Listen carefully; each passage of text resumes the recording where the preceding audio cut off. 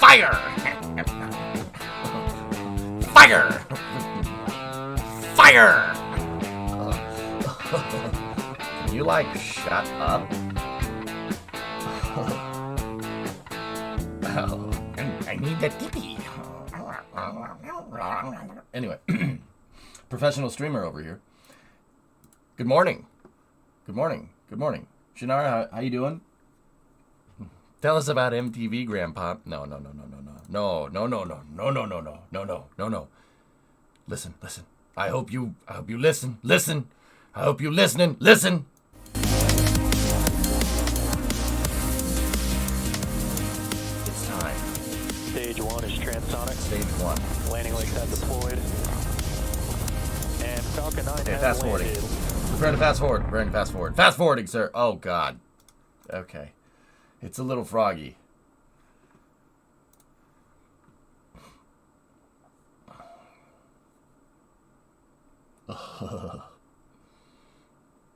Discovery, go at throttle up. Hydra Gaming. 25-month resub. Thank you. Oh, well, that's... California. And the teams are currently tracking no issues with the vehicle or spacecraft. Okay. We're still in fast forwarding mode. Now, while it's a bit foggy, adjacent to our Falcon 9 rocket is the Transporter Erector, or TE, which has clamp arms currently holding the rocket in place.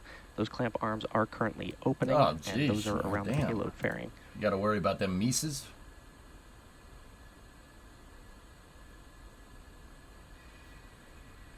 I see no rocket mod check.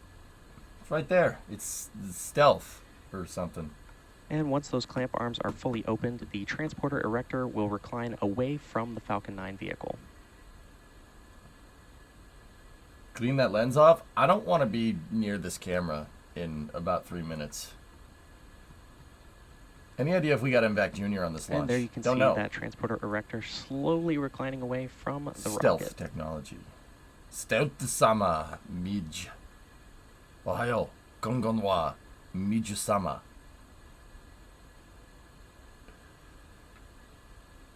Hey, Hydra, what's going on? Next, in the next few seconds, we should hear that Stage 1 has completed liquid oxygen loading.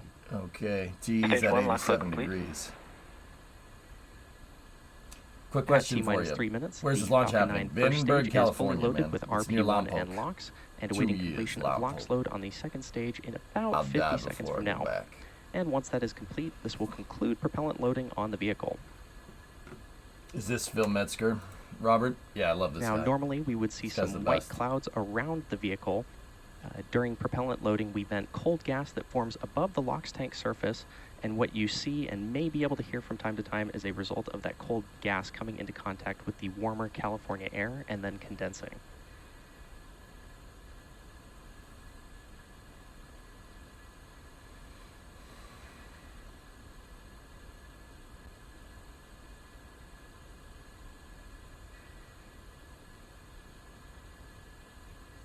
Yeah. I'll be honest with you, Rob. Phil Metzger, that's where I learn about, like, ejecta and how flame trenches work. I learned it from that dude. Yeah, his Twitter threads are ace. All California launches are towards the west. Well, this one's toward the south, dude.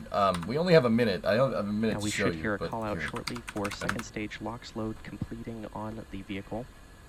And at that point in time, Falcon 9 will be fully loaded with 1 million pounds of fuel and liquid oxygen. Vandenberg's right here. See this kind of peninsula right here? The where it says booster you see on Concepcion. your screen is flying for the It's up 13th here. time today, See? having previously supported Slick NASA's 4 is Crew right 1 there. and 2, Stage Sirius 2 lock load XM-8, complete. Falcon's going to launch. CRS-23, And it's going to go this way. XB, This one's Transporters actually 4 going and to go 5, south. Globalstar It's gonna go FM-15, that way. Aero C3, and 3 Starlink missions. After liftoff and stage separation, the booster is scheduled to land on our drone ship Of Course I Still Love You, which is currently stationed in the Pacific Ocean. Falcon 9's in startup. There's that call out that Falcon 9 is in startup. And next we should hear that the launch director will be Okay, go 50 for seconds. launch. It's going to start today with a nice rocket launch. Let's do it.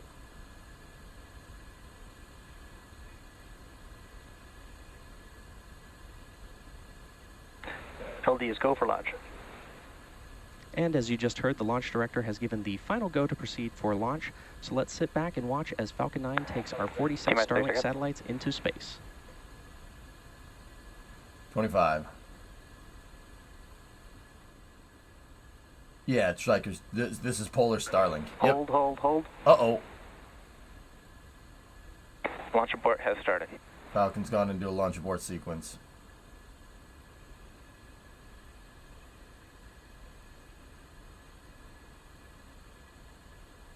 We have a hold at 16. Now, if you've been tuning into the webcast, you may have heard the hold during the countdown given just a few seconds ago.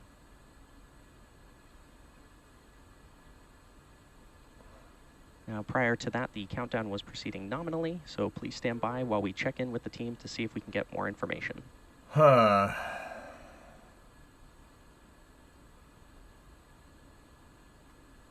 Okay.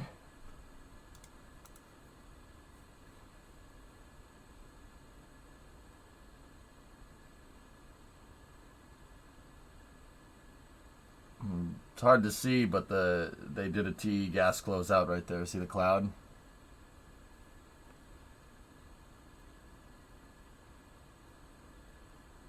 Kind of have to appreciate Starship being able to hold for 15 minutes at T-minus 40. With that much propellant, man, to avoid boil-off, it actually is pretty damn impressive. To be completely honest, Falcon 9 has been having a weird amount of aborts lately.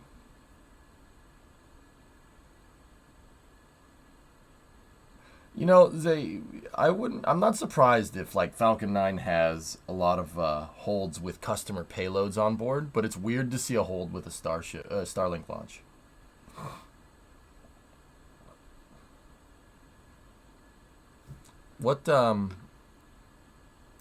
What booster is running right now? Let me take a look.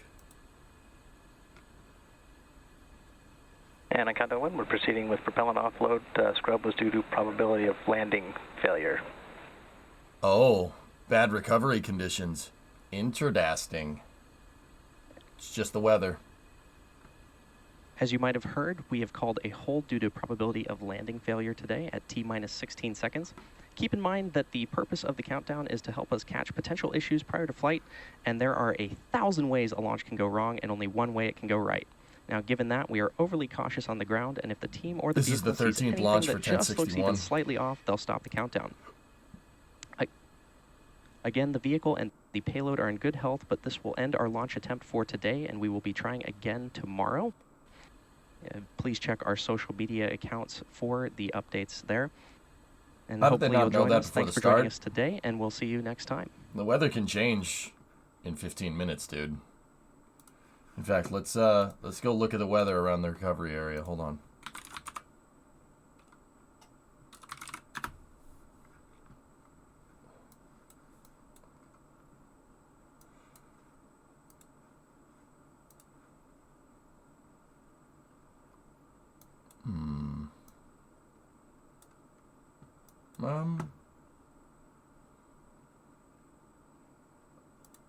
It's not too bad.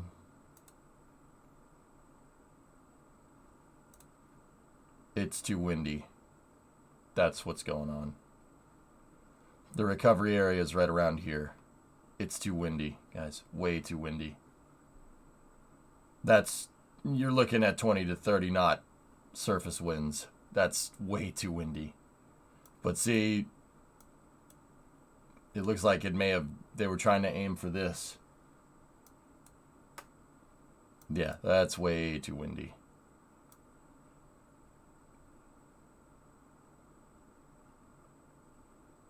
Landed in the opening right there. I can't believe that island is actually screwing with the wind like that. That's actually kind of cool. Yeah, 20 to... I don't think Falcon... I mean, some of the... This is like very green right there. That's like 25, 30 knot winds. That's... Yeah, that's no good. Yeah, oh. The gusts are 30 to 40. Yeah, okay. Yep. Nope. Nope. No. New. New. Yeah, what are you kidding? Yeah, we're not doing that. Yeah, it's too windy. Well,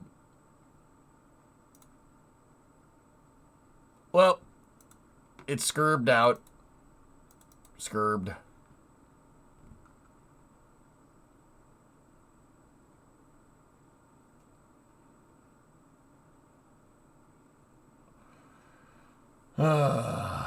Yeah, I mean, guys, if it's too windy, it's honestly, it's not that, like, Falcon 9 couldn't do it. I bet you it could land, but there's a probability that it's going to get hit with a wind gust, right?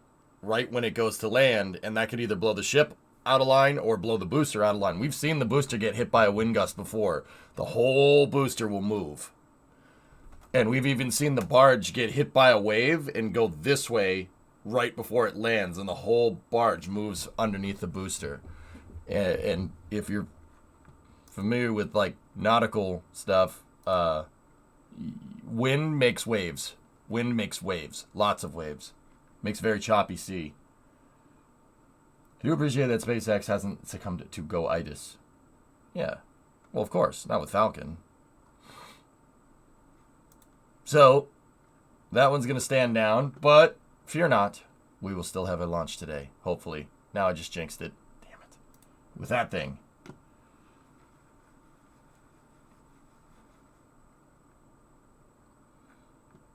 That just looks wrong. That, I don't...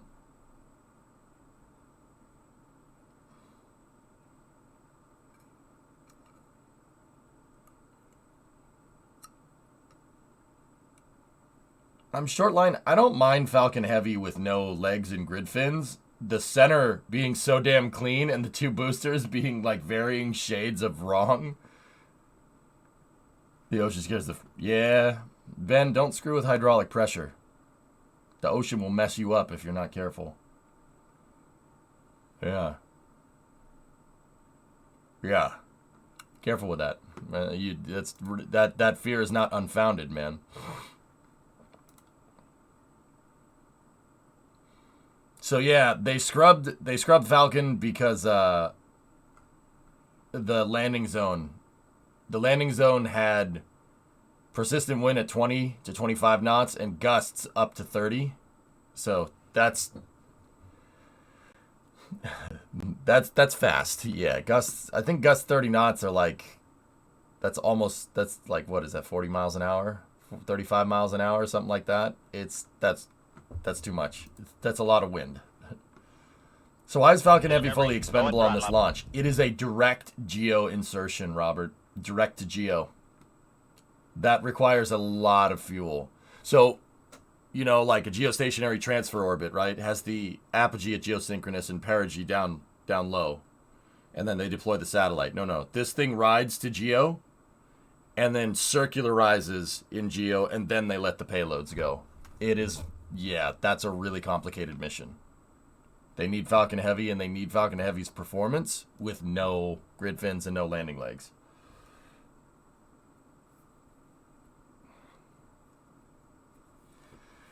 Has Falcon Heavy ever had all three segments land? Yeah, all three segments landed once. Yeah, what was that, Arabsat, guys? I think it was Arabsat. It landed once, all three of them. And then rough seas tipped the booster over on the drone ship and it fell into the ocean. No joke. Yeah. On the demo mission, it missed the drone ship and went into the water. Yeah.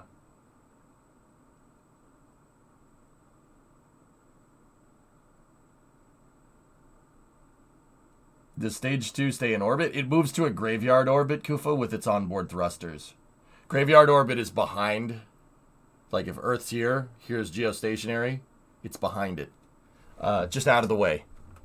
There's a lot of space up there. There's plenty of parking.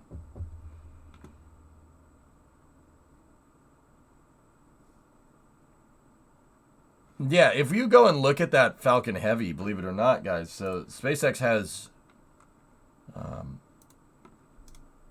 they have a thermal protection coating on the second stage RP-1 tank for propellant conditioning. That's to make sure the propellant doesn't heat up. I don't think I need to say why you don't want to heat up kerosene.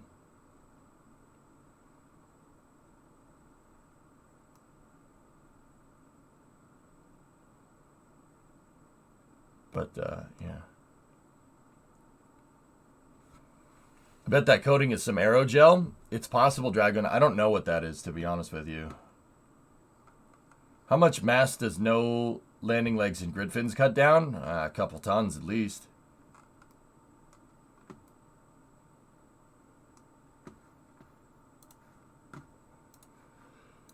What time is Falcon Heavy? We got a 50... Oh, no. We got a 57-minute launch window, which opens at 7:29 p.m. Eastern, and weather conditions are currently 50% favorable for lift.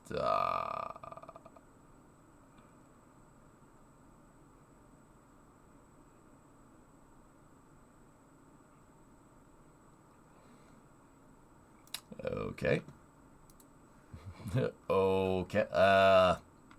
Okay.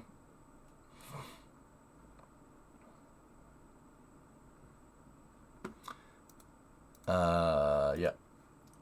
At least it's not like 2 a.m. Max, you don't understand. No, you don't understand. No, I'm just kidding, man. The Bruins start at 7:30. I want to watch hockey. I'm going to stop the stream after that because I want to watch hockey.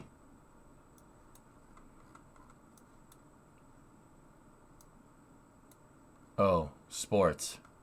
You don't understand. You don't understand. Hockey, you can punch someone in the face and it's completely cool.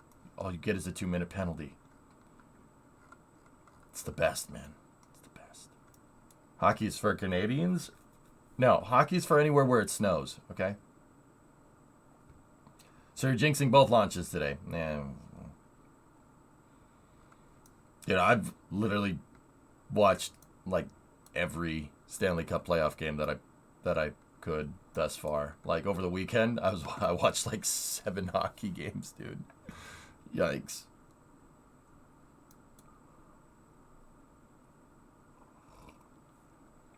Hockey is for the Finns. I told you, it's okay to play hockey anywhere where it snows. But the weird thing is that we have hockey teams here that come from places like Florida. That's very strange. Very strange. Do you play it, though? I never played hockey, Kufa. No, I played American football, baseball, basketball, track and field, high jump, long jump, 100-meter dash, 110 hurdles, 55 when it was indoor track. I played a lot of sports, man. I didn't play hockey because I didn't really see the appeal until, I don't know, about 15 years ago, something like that. I was playing Counter-Strike, right? And I had nerd raged out of a Counter-Strike game, and nothing has changed. And I went downstairs, and my dad was watching the Stanley Cup playoffs, and the Bruins were playing the Canadiens, and I saw Milan Lucic just absolutely lay out Mike Komisarek on the Canadiens. Just absolutely just total this guy. And I'm like, wow, he's going to get suspended for that. And my dad's like, what? What are you talking about? What do you mean? I'm like, he's going to get suspended. You just punch that guy in the face. My dad's like, that's allowed. I'm like, what? He's like, yeah, you can do that. No problem. I'm like, what kind of sport is this? Do you play golf? I do. Yep. And I was like, what kind of sport is this? He's like, yeah, all he gets is a 2-minute minor for punching somebody for fighting. I'm like, that's what What is this game? Tell me more, sportsman. And yeah, I've liked hockey since. I really wish I'd played it. Great sport. And I found out after that it's much more than just the fighting, but the fighting is what drew me in. Yeah.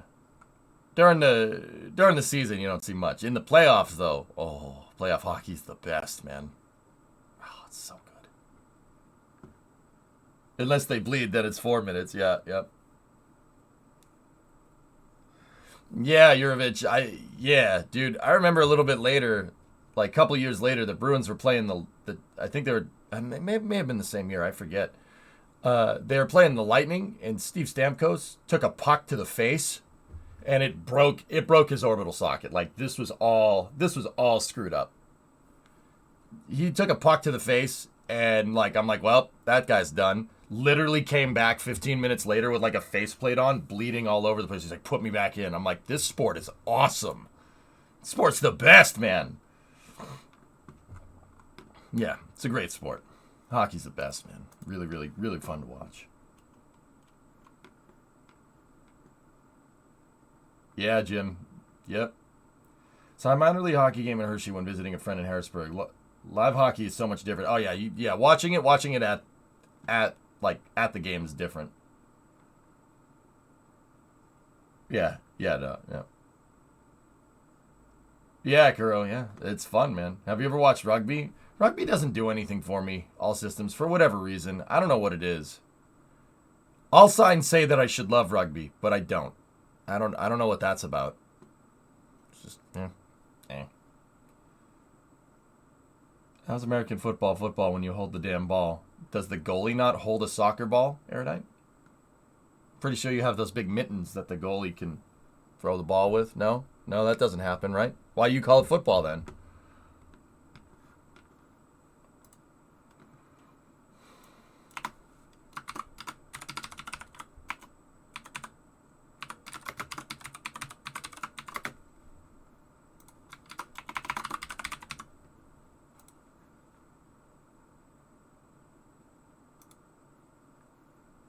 Have you watched Australian football? Negative.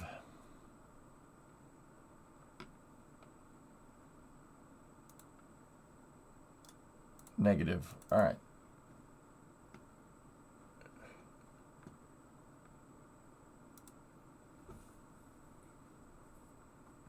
Okay.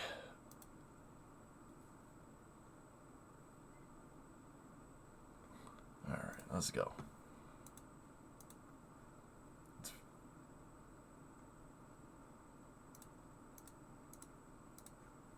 City's time. Kanal started down hand and dock.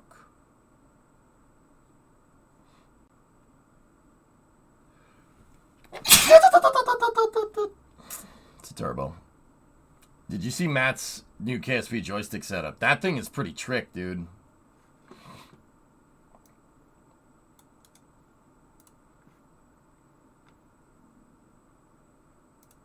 Oh, that's an awful thing to say, Yura.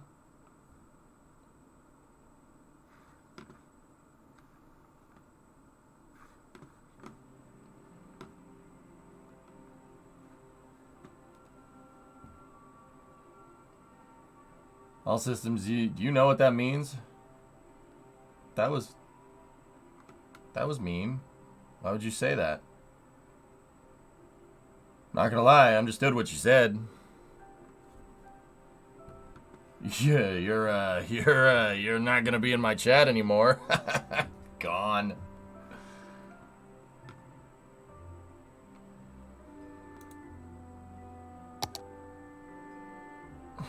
Samir Naga not gonna work here anymore. You're gonna fire Michael and Samir. Yeah, it scrubbed Jurovich. It was too windy in the recovery zone. Wind gust up to 30 knots. Rocket is kill. Niet.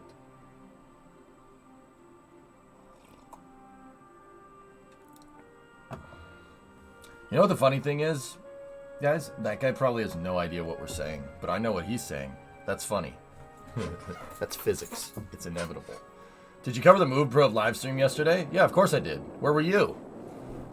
Dude, I'm not saying that I predicted that thing was going to run out of fuel, but we had that nailed pat. We had that down pat pretty damn good. I'm like, it's going to run out of fuel.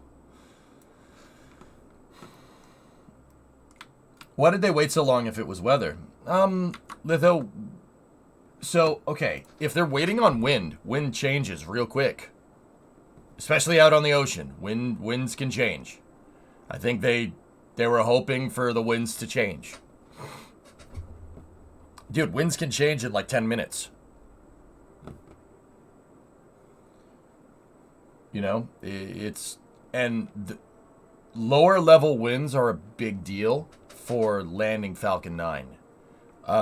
Like I said, like I was saying, we've seen wind gusts where it blows like a wave moves the entire drone ship sideways and the rocket goes to land on it and it has to adjust. Simultaneously, we've seen wind shear, lower level wind shear move the rocket sideways. That's absolutely happened. So you don't, if it's too windy, you don't want either of those. All right. Welcome to Amsterdam, Hindenburg. Oh, yes. We're working on our new city district.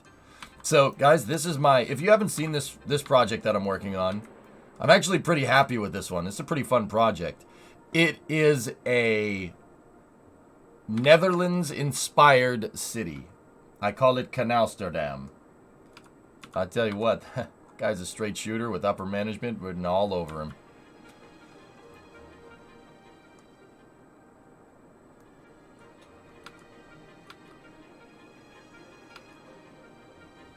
Winds off the coast of California are scary quick to switch. Yeah. They were gusts on the surface constant at 20 knots, up with gusts up to 30. That's no good. And there were wind was blowing, so we had 20 knot winds gusting 180, and then 20 to 30 knot wind gusts also in the same direction. So the winds were going south. So that's a tailwind for the rocket. That's no good. That's not favorable for recovery, as they would say. You still need a decent highway bridge to connect the two islands. Wait, Alex. We built S154. Look at this. This was here last time. See?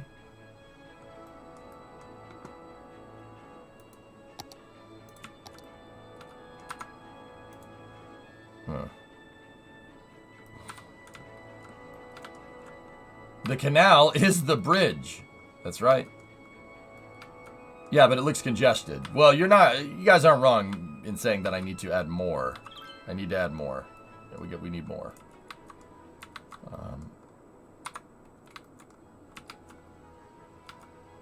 Oh dear. Help.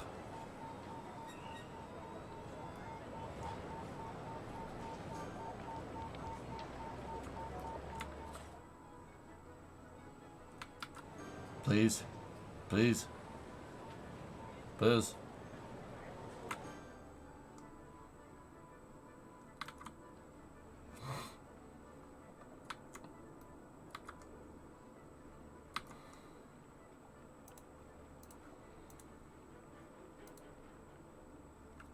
Yikes. This is all influx, guys, because I just made Broodroosterstad. Broodroosterstad.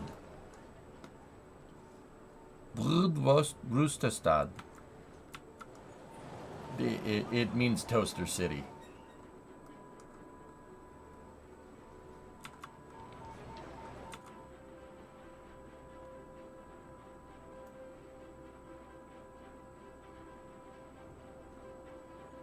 Yeah. Toaster City.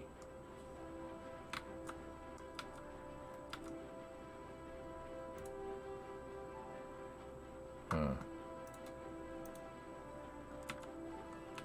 Come on. No, don't stop.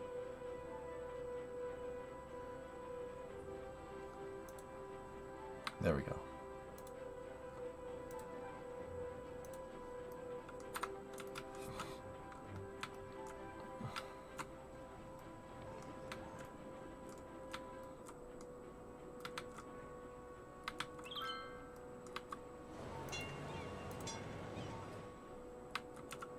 Where's the...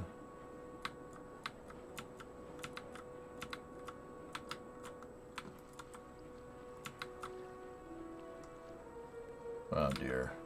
Yeah, that's gonna take a little while.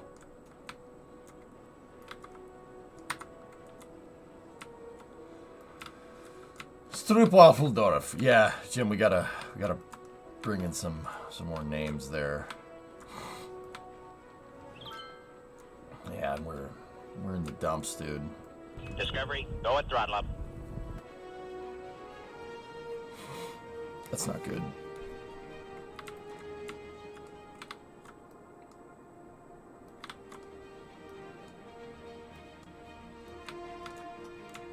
Huledorfstrudel.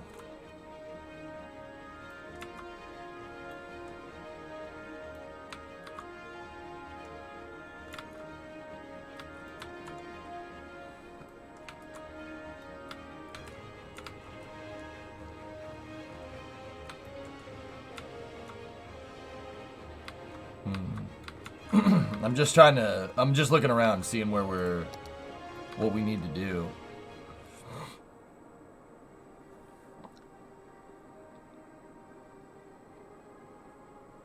It does look the part, that's for sure. Are those wind power? Yeah, it's wind power. Yep.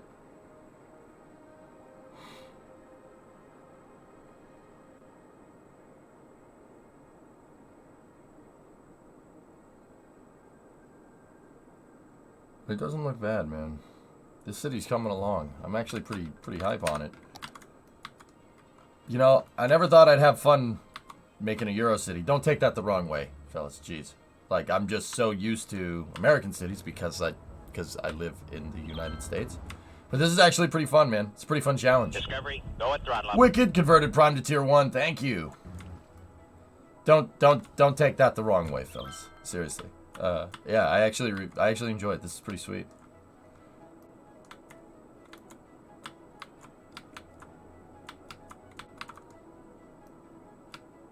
Discovery, go at throttle I up. need to poop. 34 months.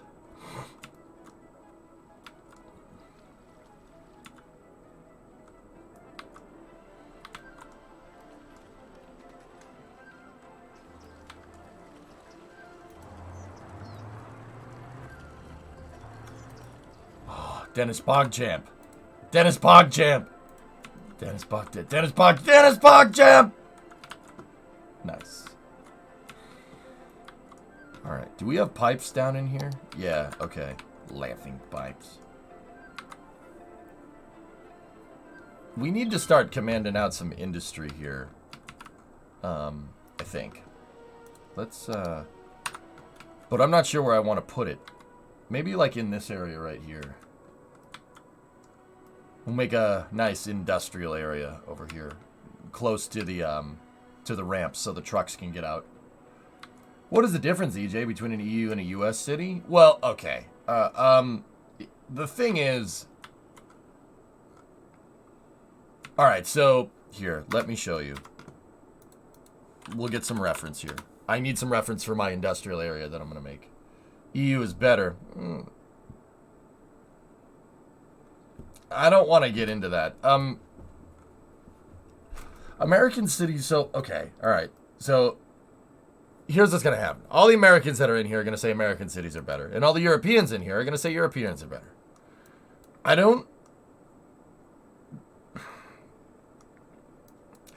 What I think the real thing comes down to is population density, okay? So in Europe, you tend to have cities that are a lot more tightly packed than you do in the United States. Now, my city is kind of no. The city that I'm from is, you could call that pretty densely packed. It's population density, dude. So Boston, like, has public transit. We have bike lanes. We have subways, above ground rail, light rail, commuter rail. Like, you know, we have buses. We got everything. Anything that you'd find. I mean, it doesn't work very well, but that's for other reasons.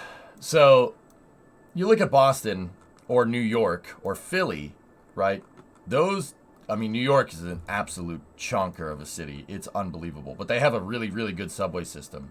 You know, except it smells like piss, but whatever. We don't like New York. I'm from Boston. Of course I don't like New York. No, New York's all right. You guys are cool. So, first and foremost, American cities are way bigger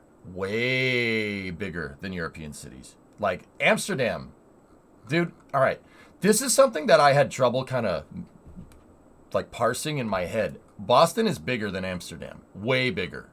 Yeah, way bigger. Yeah, there's more population in the greater Boston area than there is in the greater Amsterdam area, which is strange. But here's the thing. Amsterdam's a lot busier because it's way bigger tourist city, right? And it's in the center, like almost in the center of Europe. Well, not in the center, but you get the idea. So you tend to get way bigger cities in the United States. Like Amsterdam's the size of Providence. Seriously, Providence is not a big city. But look, that's a lot. For Europeans, that's a lot, right? That's just because it is single housing. What, Boston? Boston is not single housing. No, absolutely not. There are apartment blocks everywhere. All these houses, they were houses at one point. They're all multiple residency places, right? These are all apartment blocks, guys. Yeah. It's mostly dormitories for the schools. There's a bunch of really, really nice schools in Boston, but so I noticed that American cities are way bigger. Like Chicago or Detroit, they're huge. These cities are gigantic compared to European cities. Like Chicago is the size of London, man. It's quite big. Detroit is pretty freaking huge. I was just there. It's pretty big. A lot of industry there. So I noticed that the American cities are way bigger. Like Houston is an absolute chonker of a city. That is a big one. And for the space folks, NASA's down here. See, that's Johnson Space Center for the space folks. You could tell it's Johnson Space Center because of the way it is. Is New York City bigger than London? I don't know. I think it's bigger by population, Shaw, but I don't think it's bigger by size. London's a big one. We have more cities that are like London than anything. Londinium. So, I mean, London's nuts. I haven't been to it, but I flew over it because I had a layover at Heathrow. Holy crap, that is a big city. It's kind of absurd how big that thing is. Anyway. So, European cities tend to be a little bit smaller, but that doesn't necessarily mean because they're a smaller population, right, that they don't see as much traffic. They definitely do. Like Amsterdam, look it, Amsterdam's not a big place. It's not a big city. Like you could go 15 minutes and you'll be in the farmlands, which you cannot do even where I'm from, right? So these European cities tend to be smaller and they tend to be more densely packed. A lot more apartments. Very, very rarely do you see single homes in the city.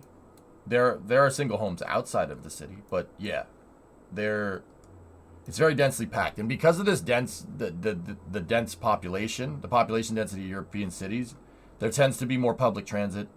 There tends to be more bikes, more walking, like because these cities are so small. And once again, I'm saying small like geographically, not necessarily population.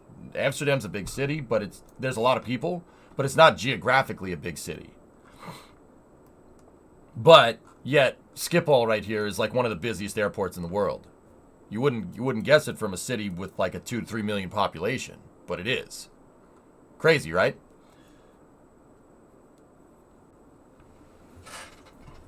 They aren't more densely packed. There's not more public transport, bruh.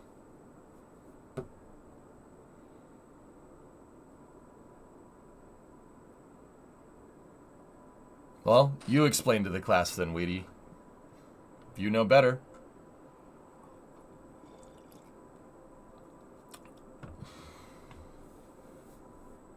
Let's hear it. Let's hear what Mama has to say on the subject. Oh, yeah. Population density is the highest in Asia, Kiranov. Yeah, absolutely. Look at Bombay. It's like 40 million people. Yeah, oh, I know. Bombay is an absolute chonker. Never been there, though. But I know. The cities that are in the east, way bigger.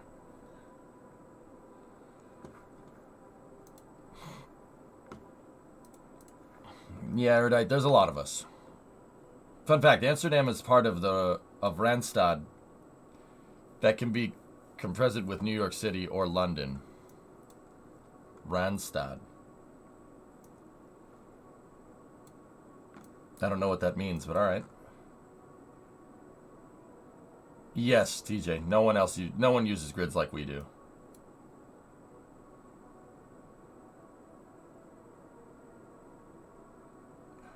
Well, Jim, see, and that brings me to that's why the main thing is population density and geographic city size. European cities tend to have higher population density and smaller geography. And that favors public transit. That favors public transit systems or using your bike or walking, which is fine. There's nothing wrong with that. That's a really good way to do things. Dude, when I was in Amsterdam, I was in awe at the train system. I'm like, I tend to be like, you know, you've seen me play cities. I tend to be like, oh, only operate the trains if they're profitable, right? Like, I tend to be pretty damn like, no, it doesn't make sense. That's going to cost too much money. But I went there and I saw the trams and the public transit system and all the trains, and I'm like, why the frick can't we do this? This is dope. I love trains, man. You know, like, I was like, oh, I like this. Oh, look at all those trains. I like trains, you know. No, I understand the reasons, Stovetop, but this is still pretty damn impressive. And the main difference is like I said, geography. So like physical size of the city and how many people are in that city, right? That's the big thing that I've noticed. Here's the Wikipedia article about Randstad.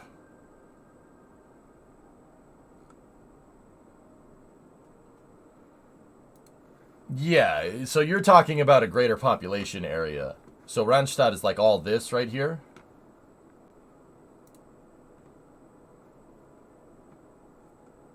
What's the population? Population is 8.4 million in this area, W. Okay, 8.4 million people. New York on Manhattan only, 14 million people.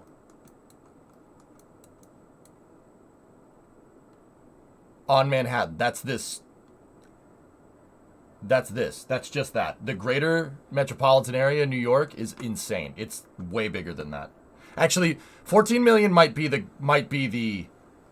greater New York area. I'm pulling it off the top of my head, so I could be wrong. Looks like the Leave Her 1300 is getting erected at Starbase. Got it.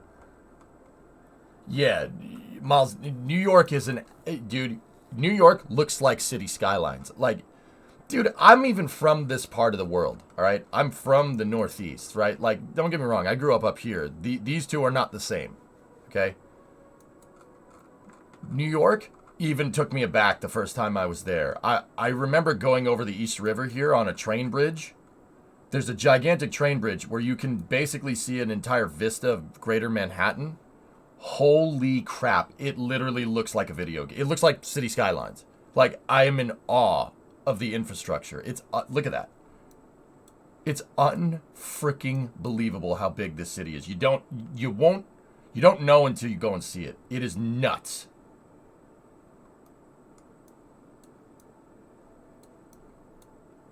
Like, dude, and it just goes on and on and on and on and on and on, all the way to downtown. Unbelievable. And that's not even including like Hoboken. Yeah, the Dutch people went, what? What is that? Wait, what's it called? Look at some of these names.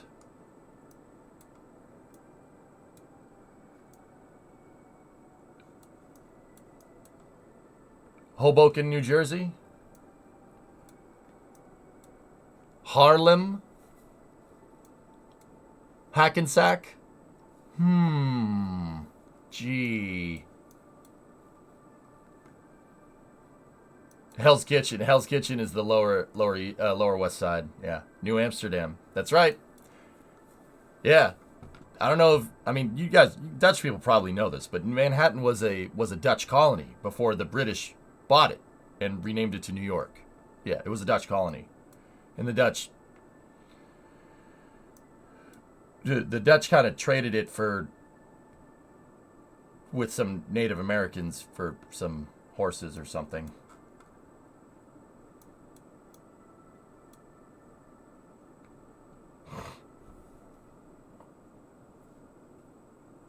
Yeah, just like it better that way. Yeah, look at some of these names. Weehawken. So there's a Haarlem outside of Amsterdam, and I'm like, oh, that makes more sense now. Yep. No, it was for coffee, I think, GNAC, if I'm remembering right. They traded for the entire island of Manhattan for some coffee. That's off the top of my head, too. I could be wrong.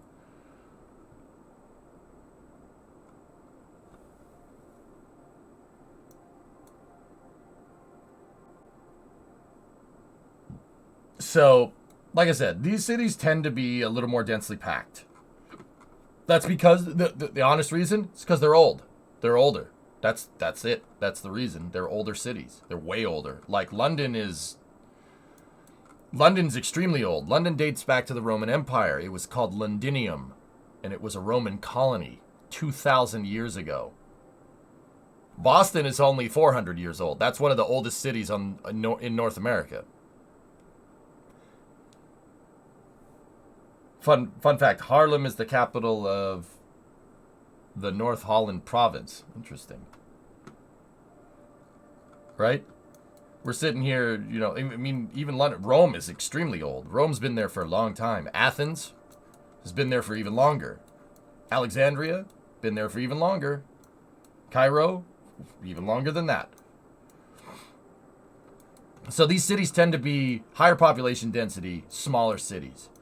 And the thing is that the thing about cities, guys, and this is just kind of an idle observation that I have, right? So don't read too much into it, I suppose. But I've noticed that higher population density, smaller like a smaller area, usually favors public transit, and that's right. That tends to be correct. Now, like I said, in the States, we don't have that problem. We have a lot of space. There's a lot of space over here. Istanbul, Constantinople. So yeah, if you want to go back to Constantinium, right? And then the Byzantium Empire, there you go. Yeah. So that tends to favor public transit. The cities, once you get out to the western parts of the U.S., they spread out because they had the space. And I'm not going to sit here and say that like public transit doesn't make sense, but it's really hard to have a good public transit system that over a large area. It's tough to do. I'm not saying they can't do it. I'm saying it's a little more difficult. But everything that's, the more difficult thing is usually worth it, right? So like if you look at like Denver, Phoenix, Vegas, Salt Lake City, Boise, these cities are spread out. They look big. And don't get me wrong, Denver is a pretty big city, but they're very spread out. It's tough to build a transit system for a city like this. I mean, the greater Denver area is quite large. I'm not saying it can't be done. Don't get confused. But building a transit system like this, especially retrofitting one, is a little bit more difficult. Yeah, so they tend to sprawl, exactly. Los Angeles is notorious for this.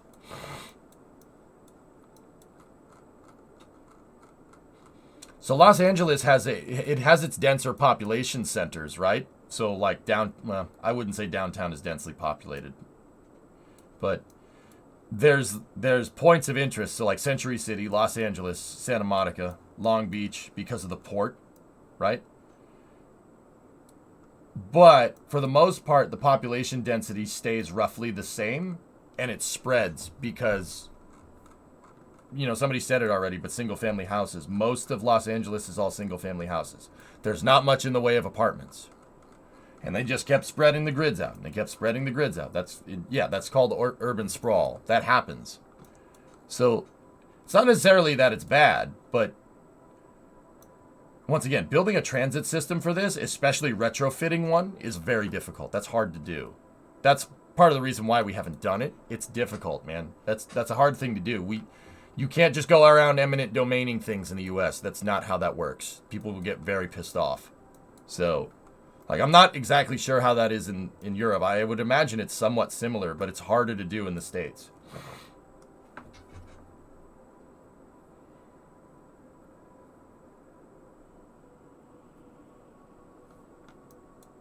Yeah, retrofitting is difficult. So that's kind of the reason why we don't have it so much. The funny thing is that the cities that were built with subways from the start, New York, Boston, Chicago, Philly, those transit systems work. They work pretty damn well. But those are like the only cities that do. Like I said, we have a pretty comprehensive passenger train system in my city. Like, the reason why I keep mentioning my city is because I know it. But see, pretty damn good rail system.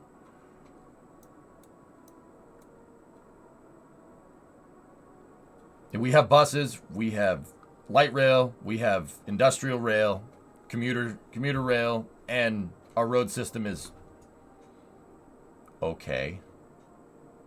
It's literally the worst in the world. Yeah. Yeah, we have commuter boats. You can take a boat from Hingham to Boston. Yep, there's commuter ferries that go across the inner harbor. Yep. It's plagued with traffic issues, guys, because they never finish the highways. And this is what I mean. This is exactly what I'm talking about. They wanted to build the highway, right? And the people NIMBY'd it. They NIMBY'd the highway. It's very difficult to build a right-of-way for a highway, especially if you're moving people's houses. It's very hard to do in the United States. It does depend on the state, but it's difficult. So we ended up with half of a highway system. Oops.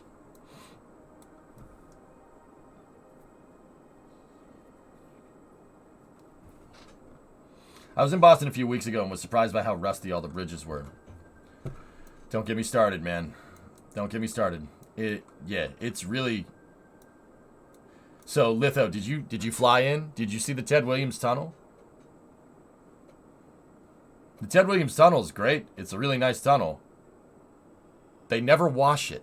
So the inside literally looks like Falcon 9 after a reused mission. There's so much road grime all over the walls, they won't wash it. I don't know why they don't just go in there with a pressure washer and... Right? Like, they won't do it. But they installed nice new LED lights in the tunnel. That's great. So we got nice LEDs that just illuminate how crappy the tunnel looks. That's great. Great. Good. The camera didn't like being in here. Yeah, the walls are covered in road grime. And they won't clean it. But they installed new LED lights, though. Not sure if I went through that tunnel or a different tunnel. Oh, don't worry, Litho. All of them are like that. Yeah, it's kind of stupid.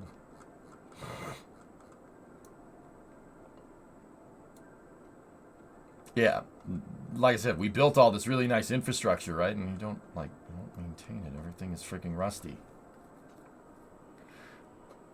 It's strange, dude. I don't know. I don't understand. But yeah, they didn't... In the 50s, they wouldn't allow us to complete they wouldn't allow the government to complete the highway system because everybody voted it down, and now we have a terrible road system because of it. I mean, the ocean will do that. Yeah, no doubt. No doubt. It's called load-bearing grime. I really hope that's a joke, but I don't know enough about that to know if it is or not, but I hope it's a joke. I don't know, man. You'd figure that, the first tunnel that people go through, right? If they fly in from the airport, they're most likely taking the Ted Williams Tunnel or the Sumner and the Callahan Tunnel, right? You'd figure that, maybe we should not make this look like Dookie and not make it look like poop for the first impression for people, but no. Road grime. Discovery, go at throttle up. Someone gifted Zero Smith a sub. Thank you. Total joke. Okay, good, man. Good. The walls were removed last time I passed through. I don't know, brother. I don't know, dude. I don't know what they're doing, man.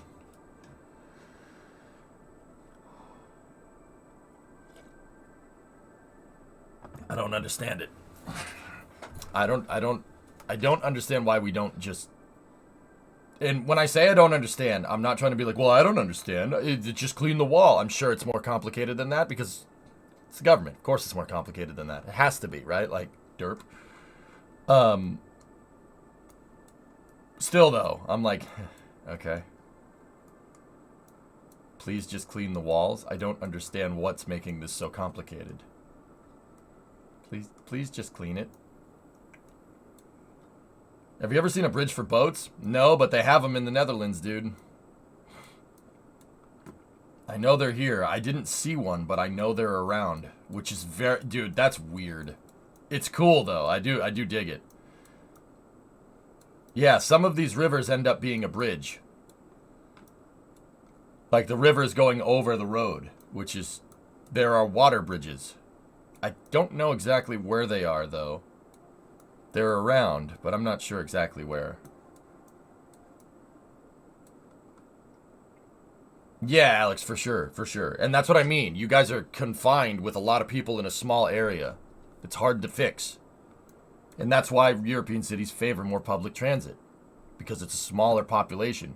We don't, like I said, we don't have that problem in the United States. So we tend to not have as much public transportation. Now, I will say that that doesn't mean that we shouldn't have public transportation either. You know what I mean? Harder way. I worked a couple summers on the Pennsylvania Turnpike, and we had trucks with brushes that cleaned the tile walls. Yeah, I really wish we would do that, you know.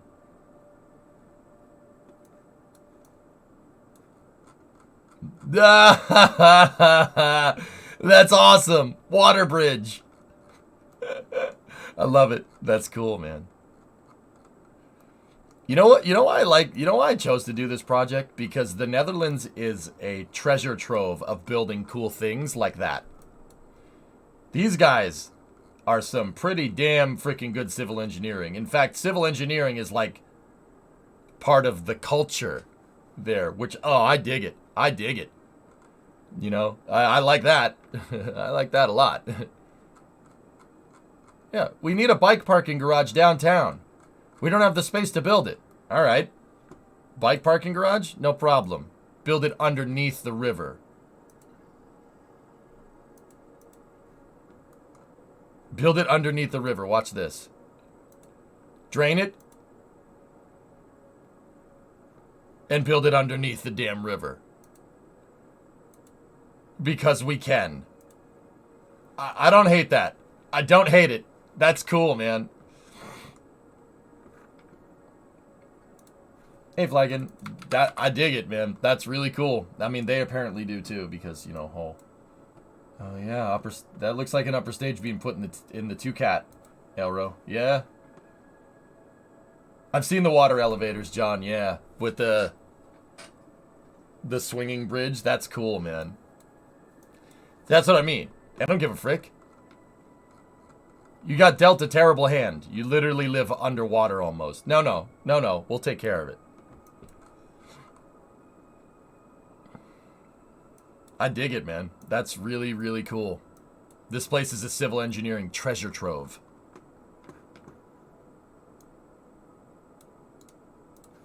Go to 52.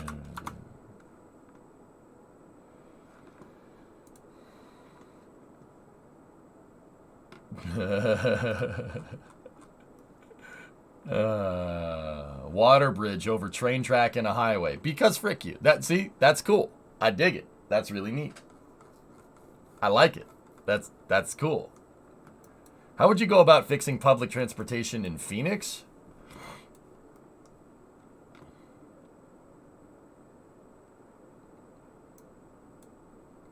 Yeah, well, I need to get more...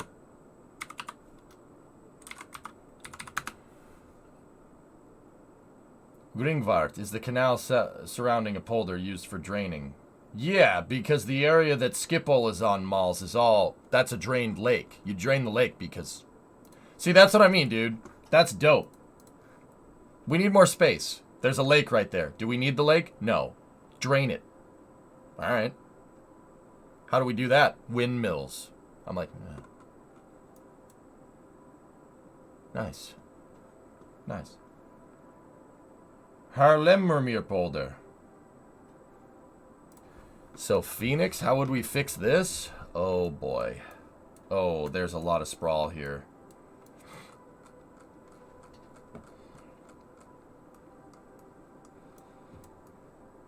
So you seem to have a right of way here that's train tracks.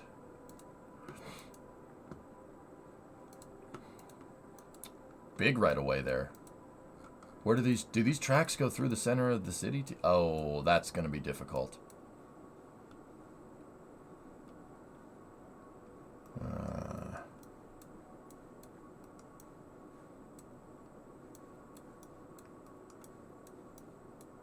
Yeah.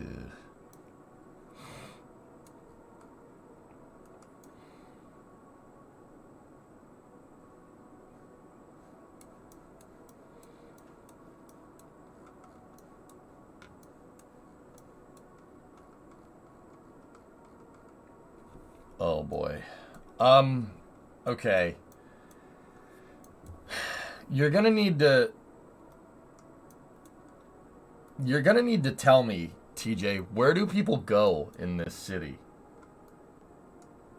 I see a lot of industrial areas over here. Obviously the airport is high traffic. Does downtown have a lot of traffic, dude?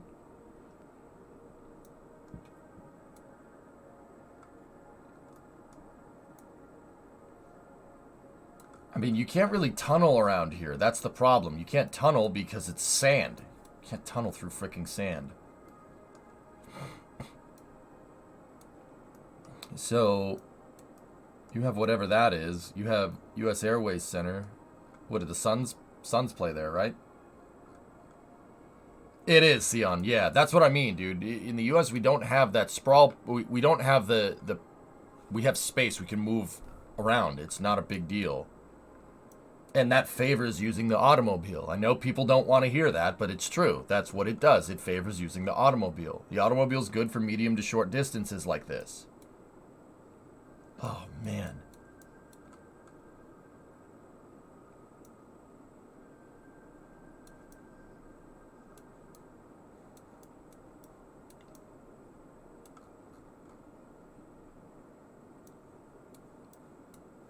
Ooh.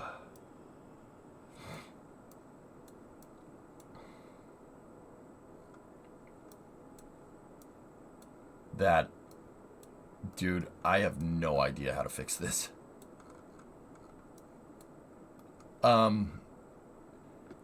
would start by seeing if there's a way to make a train, a light rail that goes from here, from like Queen Creek all the way to Surprise. That it's called Surprise. You have a place called Surprise that's built, looks like it's built on an airport. It's called okay. Who wants to wait for a bus or a train in that heat? That's a good point, Wywalk. Yeah, that's a good point.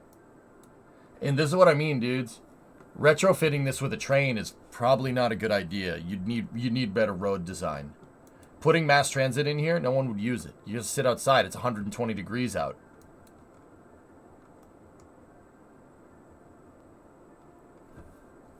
See, I would want to retrofit roads here. Honestly, that's probably a good way to do it. It's the only thing that really kind of makes sense here. I'm not saying we couldn't build a train for it. And once again, people don't want to hear this. I know people don't want to hear this. Everybody ideally wants every city to have a huge public transit system. That doesn't make a lot of sense here.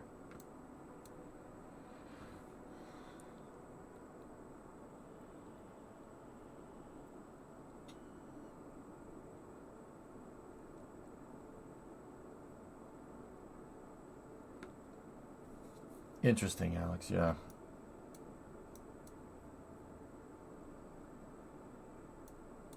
Yeah, a subway would be favorable here, but I don't know if you can tunnel through this. Monorail, it worked for spring monorail. A subway would probably be favorable because it's naturally cold underground.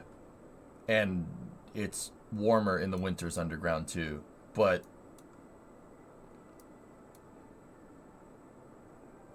yeah, the only way to get a subway is to dig a ditch and bury it. Yeah.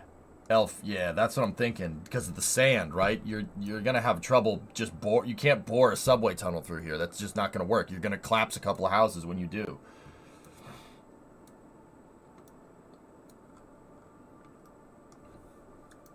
Dude, and see, like, okay, here's the other thing I noticed. This is a zoning nightmare. You have industrial mixed with residential, mixed right with commercial. That's really, that makes a lot of traffic. Makes a lot of traffic.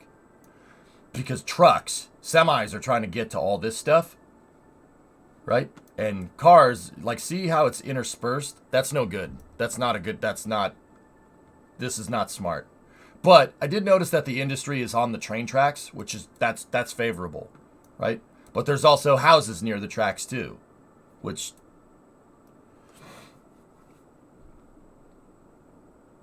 Phoenix dirt is like concrete, so it hates being broken up. Oof.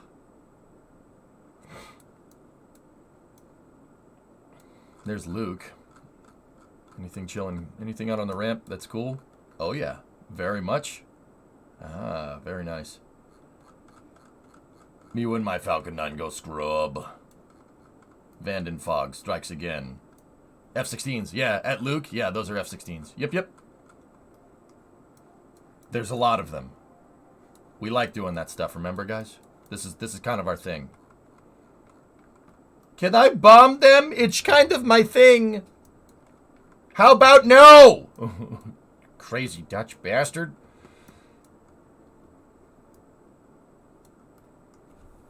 So, TJ, dude, I wouldn't even know where to start, to be honest. I'm not familiar with Phoenix. I've been there once on a transfer.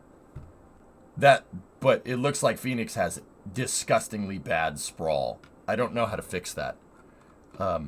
Highways would probably be the way to do it. Building trains and subways here is probably not cost effective comparatively.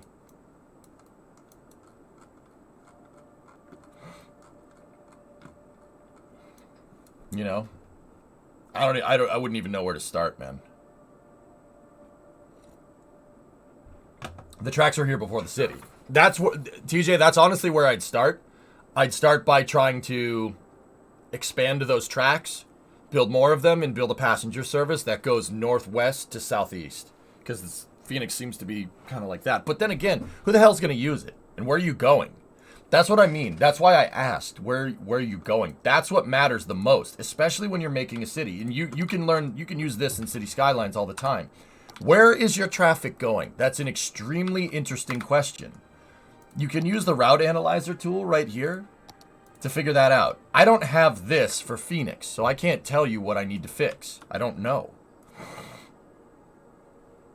Now, with a city like Boston, I know Boston pretty well because I've lived here for 32 years, non-consecutively.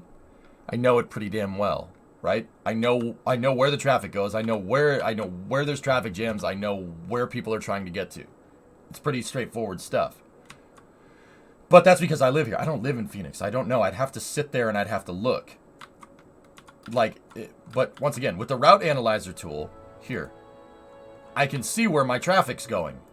And now the interesting thing is that a lot of the traffic is getting off here. And some of it, passenger traffic, is finding its way this way and going to Bananenstadt, so Banana City over here. Which is interesting because definitely going over here is faster. But that seems to be the way that the game wants to go, which is quite strange. Fix the 90 to 290 interchange. Bro, frick that interchange. Frick that interchange. Like, dude.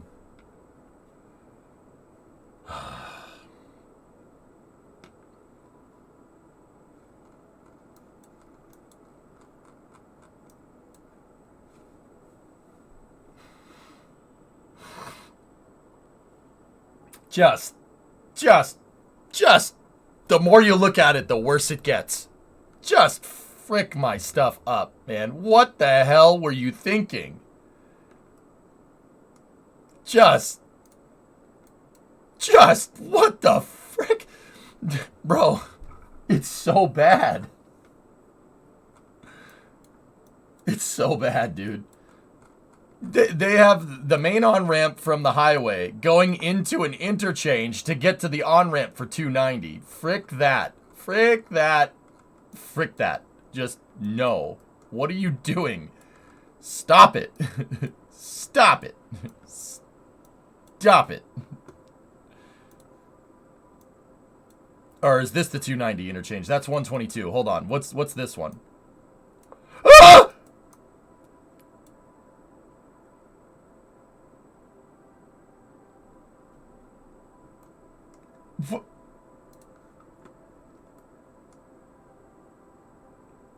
Discovery, go at throttle up.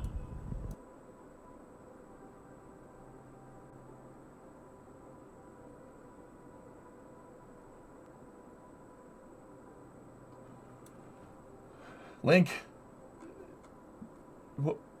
Thanks for the sub, but... Oh, Fozzie, this is even worse.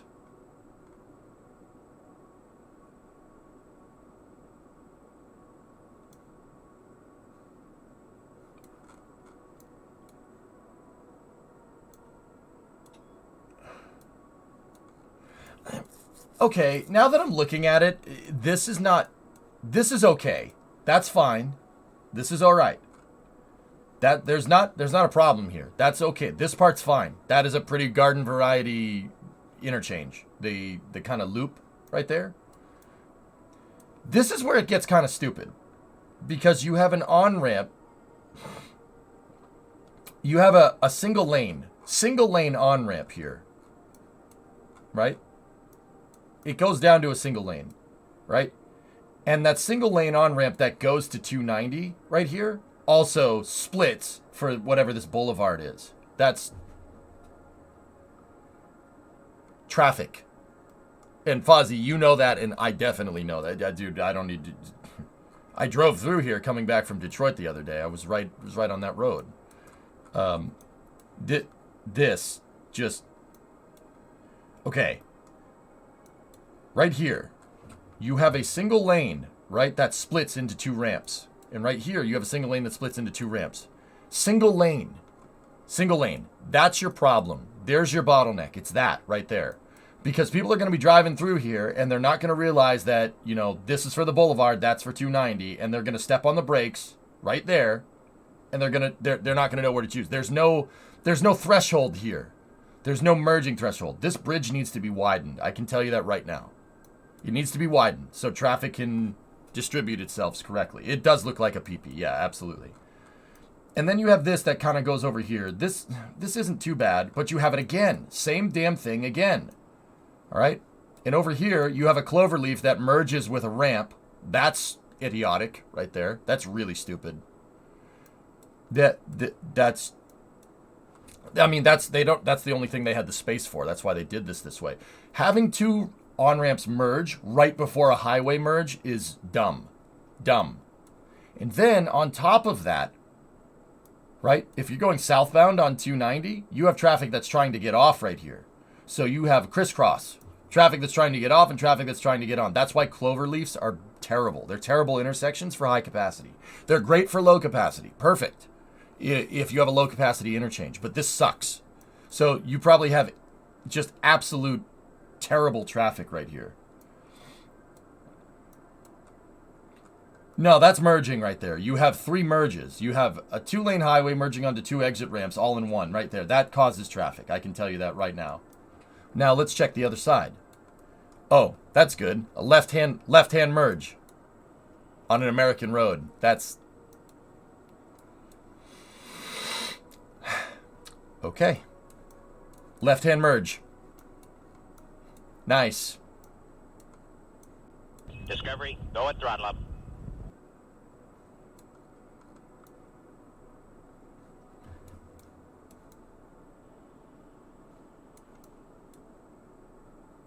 This is 290 interchange, Orion. Yeah. Vinius, 48 months. See what I'm talking... Dude, that probably is traffic central right there. In fact, the funny thing is, you could tell if there's a lot of traffic on roads just by looking at Google Earth, just by how much oil stain is on the road. Look at the oil stain. And this part of the road has grooves in it. You can literally see the grooves where cars travel.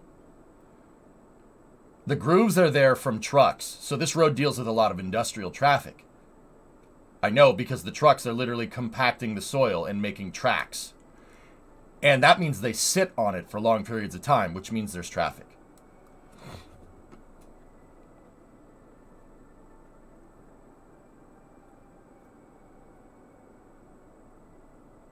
Non-contiguous. Flykin? Yeah, I'm not sure where, but yeah, I've heard of that too. I've always enjoyed this interchange. All of them north of the water past City Field. City Field, belt box.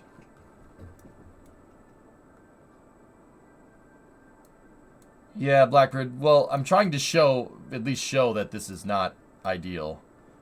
So, check this out. You have a lane going off and then another lane coming on. That's not too incredibly bad, but looks like tomorrow you're going to get a new badge. Thanks, Adam. That's cool.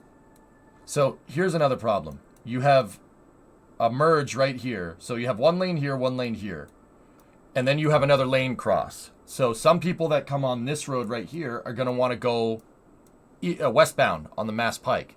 And some of them are going to want to go eastbound. And people coming off of this, some of them want to go this way, some of them want to go this way. So they have a wide berth right here, 2 lanes, right? But I can already tell you right now, I can tell you a couple things from this road. Discovery, go at throttle up. Most of this traffic wants to go westbound because look at the stains on the road. And also because most of the traffic wants to go westbound here, that this road pinches. It goes from 2 lanes to 1. It does not. Wow, that's terrible. Okay, that's not a bad merge right there. That's okay. But look at the grooves in the road from all the trucks, man. Wow, heavy industrial traffic here. So a lot of trucks. But no one uses the right lane. Why would you 2-lane that all the way? That's not how you fix road I'm getting upset. Let's go back to Amsterdam. Making a road wider is not how you fix road problems. That's not how you do that. Making the road wider is just going to make the traffic worse. That's like saying I have a clogged pipe, I need a bigger pipe. You did not address the inherent problem that there is a clog.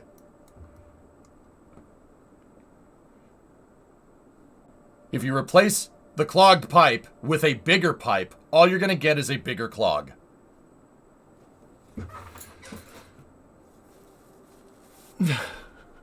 Belt box. We'll check out that intersection, and then I'm going to get back to cities. But bigger pipe!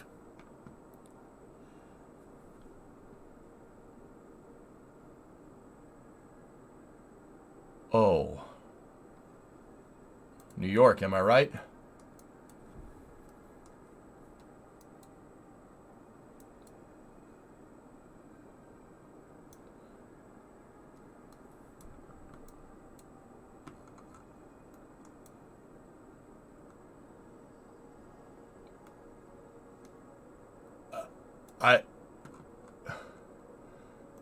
Oh, Belt. Oh, no. How the...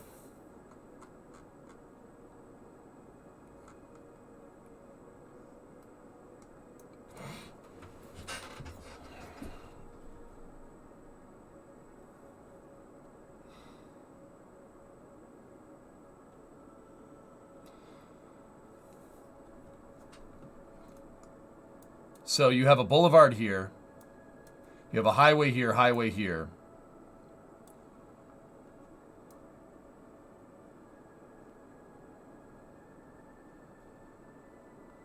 And then you have a sunken highway here with on-ramps.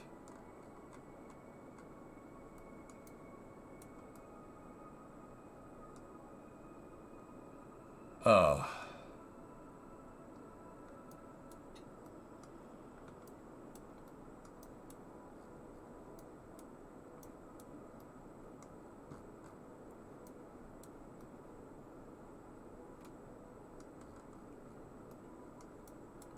Oh. And then on top of that, you have a maintenance depot for the subway, for the MTA right here.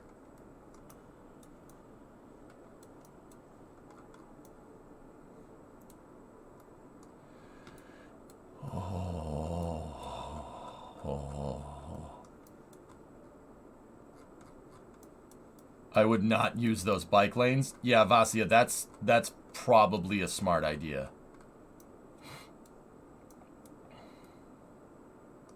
See the stains on the road? That tells you... So the stains on the road, right there, dudes, are like using the route analyzer in cities. That is literally telling you where the traffic goes. It's like using this. Because the road that's more traveled will have all the oil stains from cars because it's more traveled. And there would be grooves in the road. See, what would this look like? There'd be grooves that go this way on that road because that's where most of my traffic is going, right? You can see where most of the traffic here is trying to get to. They're going down here and then they get on basically a glorified street with 0 lane markings. And that street with sidewalks turns into more street with sidewalks, and that... Oh.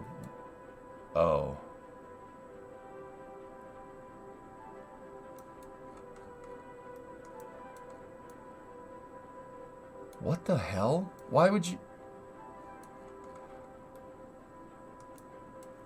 Hang on. I need to untangle this mess. Where are the... So, Belt, we have a road that goes here, right? That's a sunken highway with frontage roads. That connects into there. You have another highway that's going here to here. And then another highway, I'll use the path tool, that goes there to there.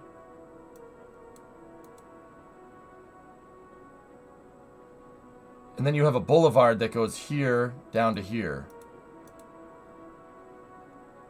Oh boy.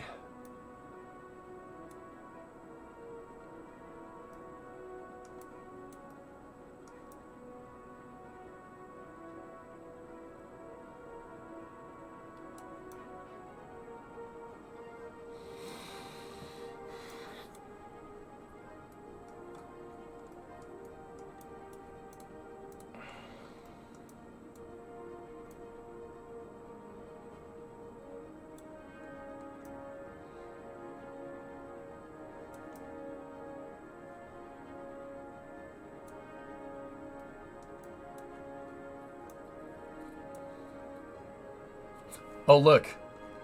Triple merge. Highway merges with 2 on-ramps. Oh, man. And that highway with 2 on-ramps merges into another... Oh, my God. That sucks. Dude. Dude, how do you even fix... You don't fix this. There's no way to fix that thing. I'm not going to say that there's no way to fix it, but they're widening the merge threshold. I can see what they're doing right there. The reason why there's traffic is because those 5 lanes go down to 1 lane real quick because they're widening the merge threshold, which does make sense. That's smart. That's literally like the only thing you can do here. That's terrible, man. Dude, that intersection sucks. Oh my goodness. That's terrible. Oh God, not 95, 695 Creeper. I used to drive through there when I would drive down to Florida. Oh no. These images are when they fixed it. I think they did good considering the options. So their solution there, Beltbox, was to widen the merge threshold. All right? I saw what they were doing. They were basically making the exit ramps longer. And making them longer has more time for people to get up to speed. So the ramp traffic can match the highway traffic and they can merge easier. It's a ramp threshold. The threshold for the ramps are a lot longer. That's smart. That's very smart. That's a good way to fix that. Was that before they added the express lanes to 95? Probably.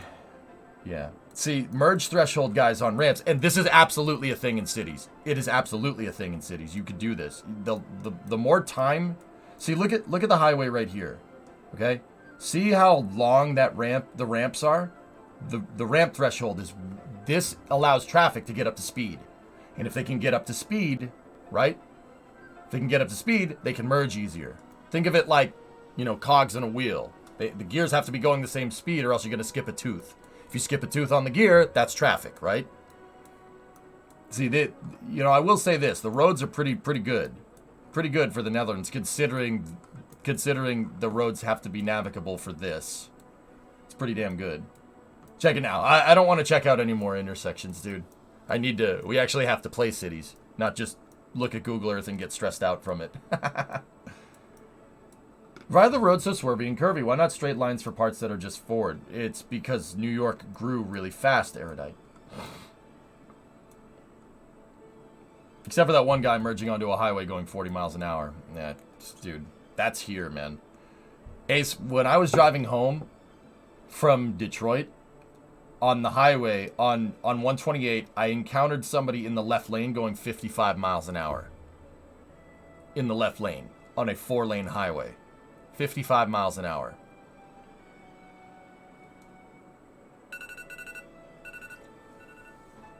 Time to wake up. Was it Sammy Hagar? No, he can't drive 55, dude. Fran, I don't want to look at any more interchanges. Because if I look at any more, A, I'm going to get more stressed out, and B, we're not going to get anything done. And I don't want to turn this into EJ tries to fix real-life interchanges. Let's actually make some interchanges of our own. You know? We'll do that some other time, dude. I'll just go on Google Earth, and we'll look at traffic interchanges and just be like... you know what? That's actually pretty good content. It's not a bad thing to do. We should do that. All right, so let's go work on Kanalsterdam Heinendok. It's not a traffic interchange. Why you gotta bait me like that, man? That's so messed up.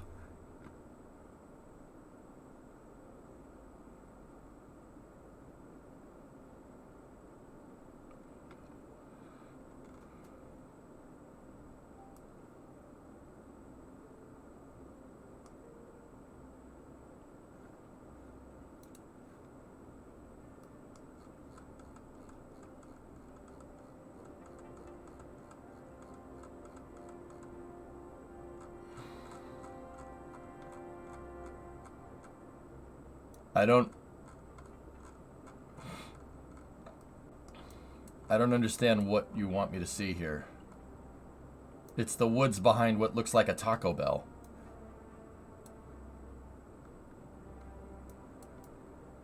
Arby's! Tenemos carnes! Oh!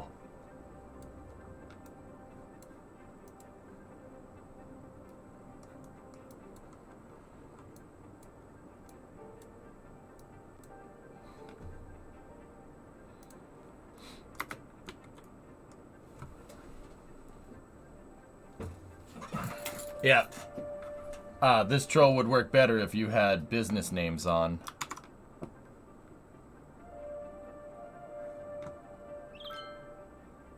No, now I don't want to do that. Back to Amsterdam. You. Okay.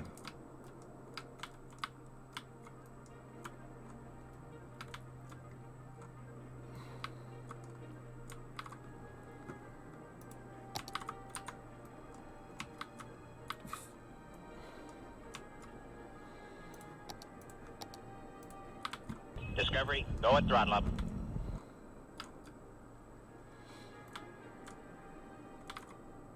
Hey, Dave. 72 months, 6 years. Dang. Wow. That's nuts. Can't believe that. Okay.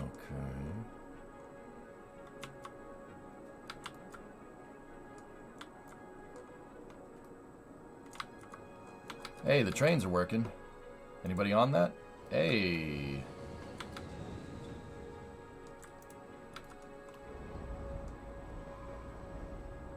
Very nice. Very nice.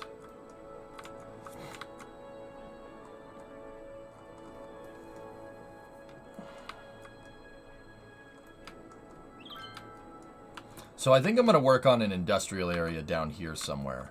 I did put a train track down here. You guys can see it right there.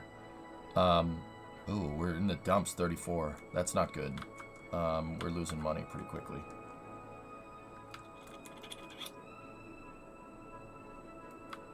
I'm not replicating it, Flava. I'm trying to make something that looks like it.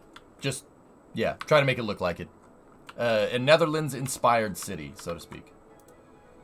Emptying is finished. Good. Get rid of it.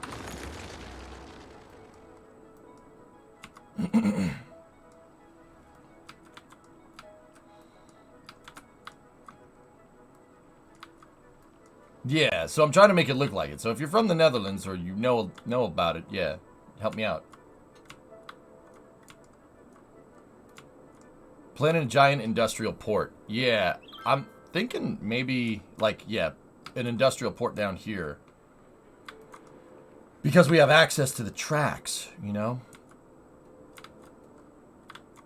You have all the water, use it. Yeah. I should probably get this under control, though.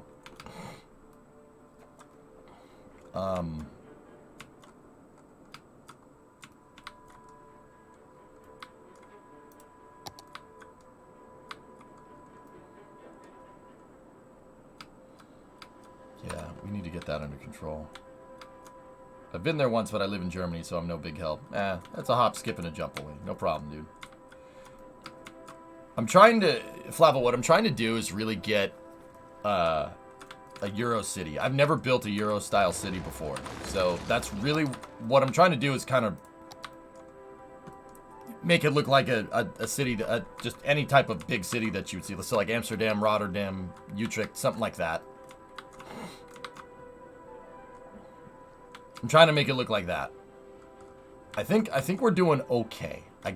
We need more. It's actually not densely packed enough. Yeah.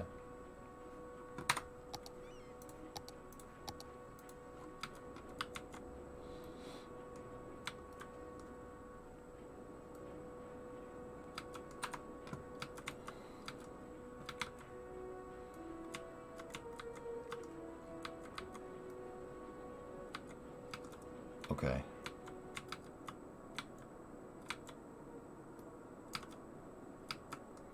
I'm looking to see where people are trying to go.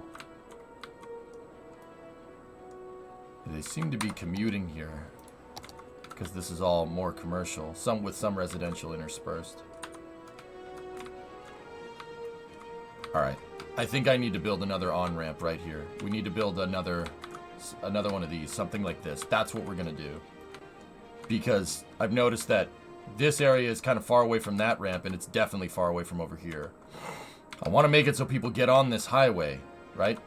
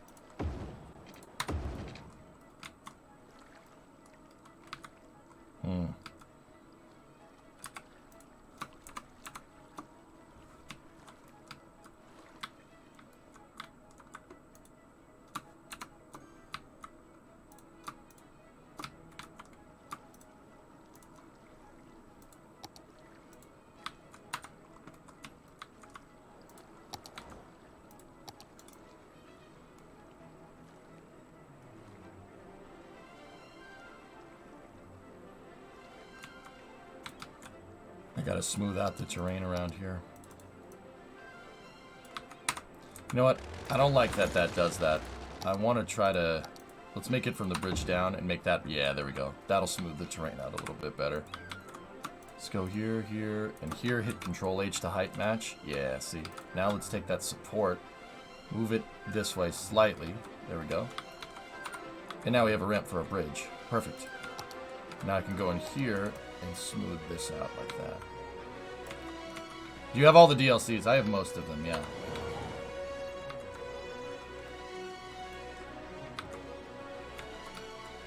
Alright, so let's go on to the other side here. Oh, I have most of the area flat.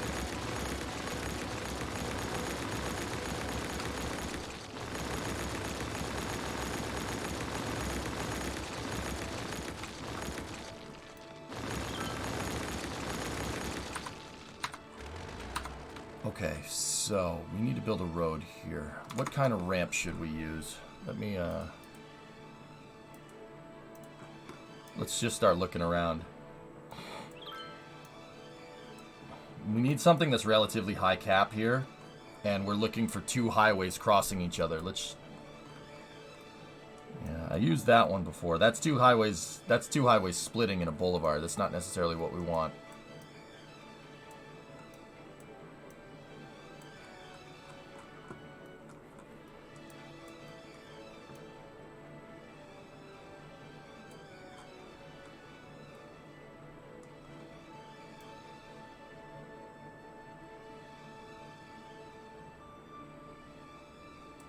Is that tram? Is that a tram line? Oh no, it's bus. That's a bus. That's bus lines.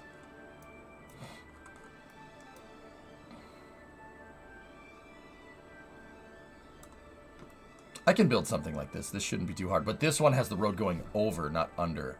So... we're gonna... That's not exactly what I'm looking for. What the heck is... What the heck is this?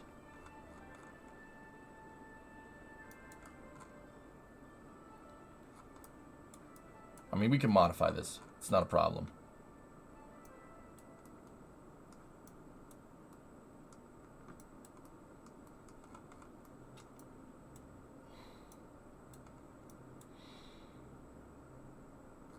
All right, that's some good reference there.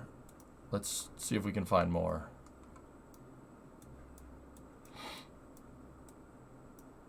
What's this one? Ooh.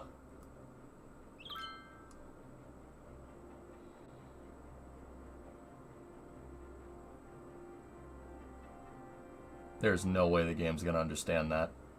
It's a nice intersection. There's no way the game will understand that. I do like it, though. Yeah, I've had no issues with it, Orion.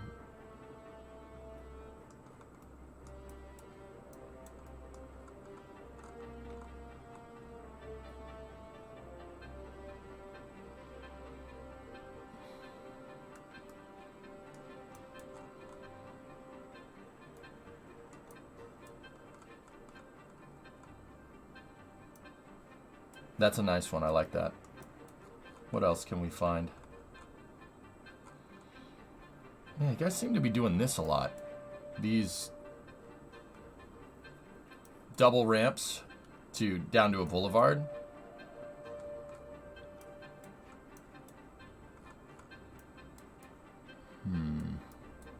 Passed there today, Mokum. Cool.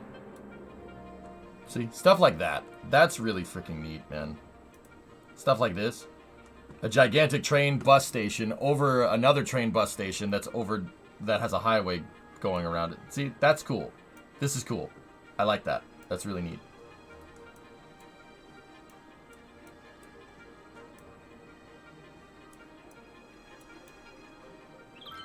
Coal.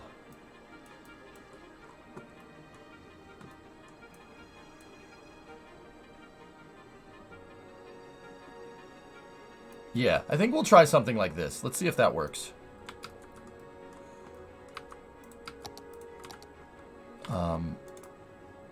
So I want to start by flattening the terrain around here.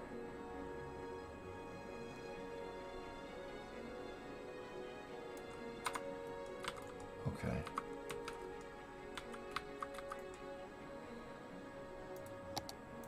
And the first thing we'll do is make the road go through. So I need to do a little bit of cutting and pasting here. So let's get the highway tool, and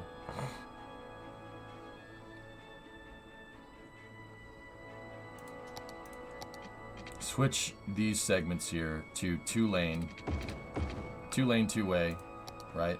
And then give me an on-ramp that goes from there to there. And then give me a ramp that goes from there to there, like that. And then dump that. Those cars just fell. That's good. Right? Alright, so now I need to go in here and build two-lane, two-way again. Actually, we don't need to... I think I flattened too much terrain. We don't need to flatten that much. Pretty much only to there and there. That's fine. Okay, so let me get smaller brush here and just... I noticed that the Netherlands, with their bridges, they leave a wide berth, a very wide berth, between like where the dirt is. One, because there's like canals and stuff, and yeah, see what I mean? There's the dirt mound is over here. There's no way that you need that road to fit in that area. I think if I'm looking at this right, it's either some type of building code for flooding or something. But see how there's an extremely wide berth for two-lane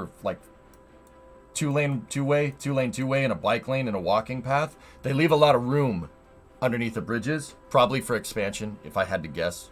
They did that in the US with the highway system. With our interstate highway system, they made it two-lane two-way at first and left a huge median in between in some areas so they could expand the road if needed. But I did notice that. There's a lot of space underneath the bridges. So I'll do the same thing. I'll leave a lot of space.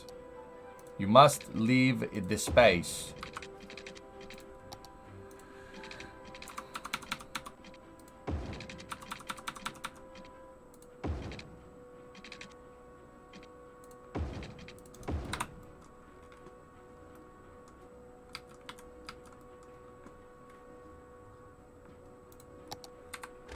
So we'll dump that, and then give me an on-ramp, and we will change the convergence direction. This is going to be going like that, and then going like that.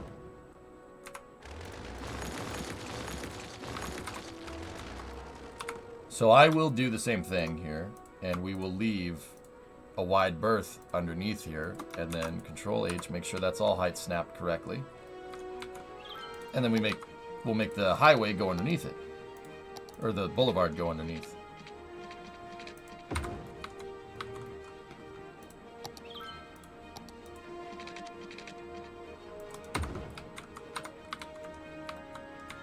And then this part of the road right here, we could switch back to two-lane, two-way.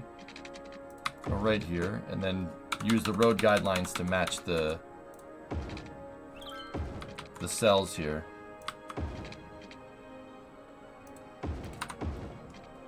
Yeah, sometimes it doesn't understand that too well. So go here, go like this, go like that, go like that, go like that. Height snap, snap it. There we go. Now we can get rid of our crossroads here and switch this back to two-lane, two-way. And now we have a bridge. I don't like pausing the game, if you guys know. I don't like doing that. That's not fun for me. I like finding ways to move the traffic around, just in case. Oh, hang on. I gotta move it so the street light is in between the bridges. There we go. Excellent.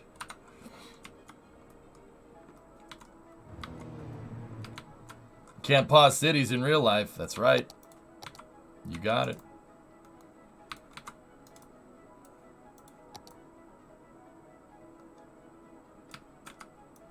So smooth out the berms here. If I had to guess, the Netherlands probably uses the highways as for flood control. If I had to guess. Oh, hold on. I am going to pause it real quick because I don't want that to be like that. I made a mistake. Whoops.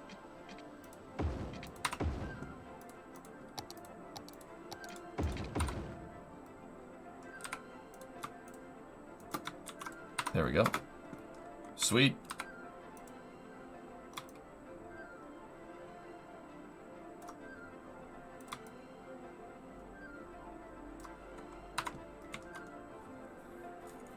Cool.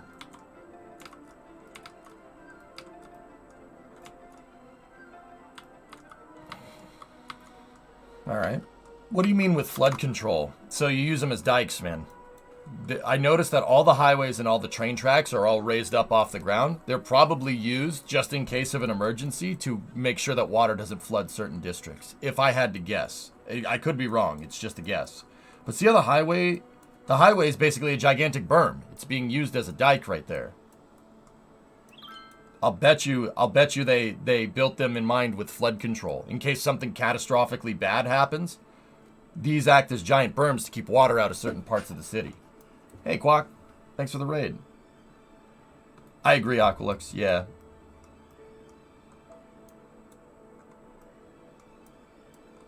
In fact, I'm willing to bet that was probably taken into account. I mean, there are multiple reasons why you'd want to raise or lower a highway and not have it at ground level. One is noise. Two is flood control. For the highway, not necessarily for the area around. Highways are usually raised up and they're crowned. So the water drains off because you don't want standing water on the highway. That causes big problems. Right? 3, for you guys, Mokum, see how everything is raised up and it has a canal next to it. All the highways have flood control, right? So all the water drains off into these canals next to the highway. The reason why they dug these canals is because, well, they needed some dirt, so they dug down into the ground and made a canal. That's a retention canal for all the water that drains off the highway when it rains. But also, it's probably there in case this floods. So it protects, it basically is a big dam. It's a big dike, dude. That's what it is. I mean, I can't guarantee it, but I'll bet you they built it that way on purpose.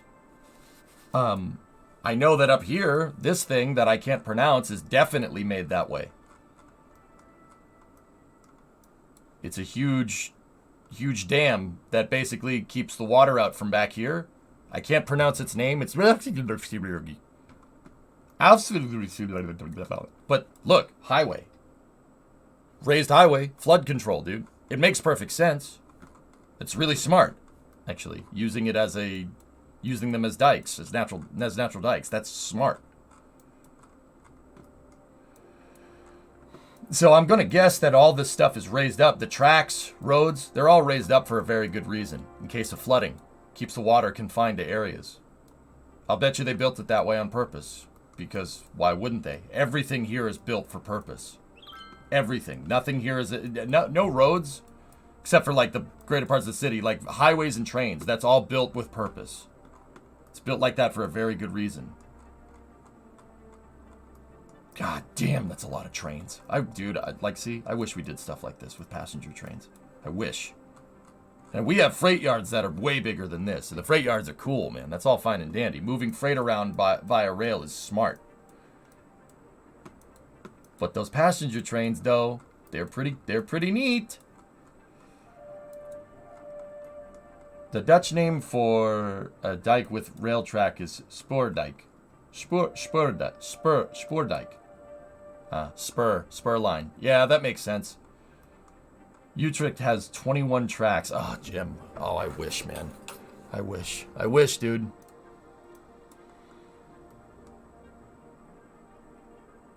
I wish.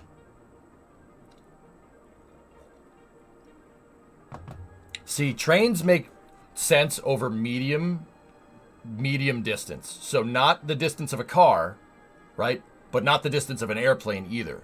Airplanes are the best for long distance, right? That's the most efficient way to move a lot of things over a long distance. Especially if time is a thing. So like people, for instance. Trains are really good at moving freight over extremely long distances because freight is not perishable, right? It's not a person. Nobody wants to spend like 8 days on a train, right? But a TV, for instance, can spend an infinite amount of time inside of a Connex on a train. No problem. Trains are really good for moving freight long distances. They're really not so good for moving people at long distances, but they're good at moving people over medium distances. So like, for instance, out of population centers or regional transit. That's really smart. So like a train that would go from like Amsterdam to Rotterdam, which absolutely is a thing. They absolutely have a train that does that. Exactly. Airplanes, Marconzi, are good for long distances. So like across an ocean or from like Boston to Los Angeles. That's a long way. Might as well be over freaking ocean, man. That's a long distance, right?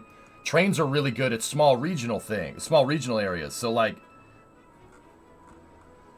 Amsterdam to Rotterdam, or Amsterdam to Berlin, or Berlin to Paris, or Berlin to Warsaw, something like that.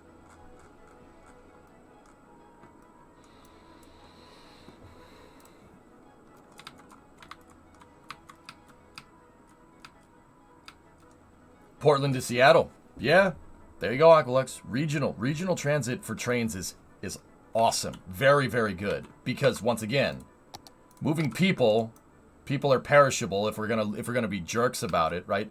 People don't want to be on a train for a long period of time, right? That means you need to make more stops. You need to feed all your people. Then you need sleeper cars. Now you're moving more things, right? You don't want that, right? It doesn't make sense over long distances. That's where airplanes make a lot of sense, right?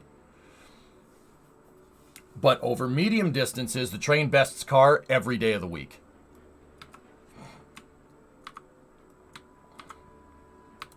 Like, it's not even close. Alright, so to make this type of interchange here, we're going to need to go... Actually, you know what? Before we go spending money moving the terrain around, because we're kind of... The coffers are kind of going down from where they were. 12,000. Alright, let's... I often make the roads out of footpaths.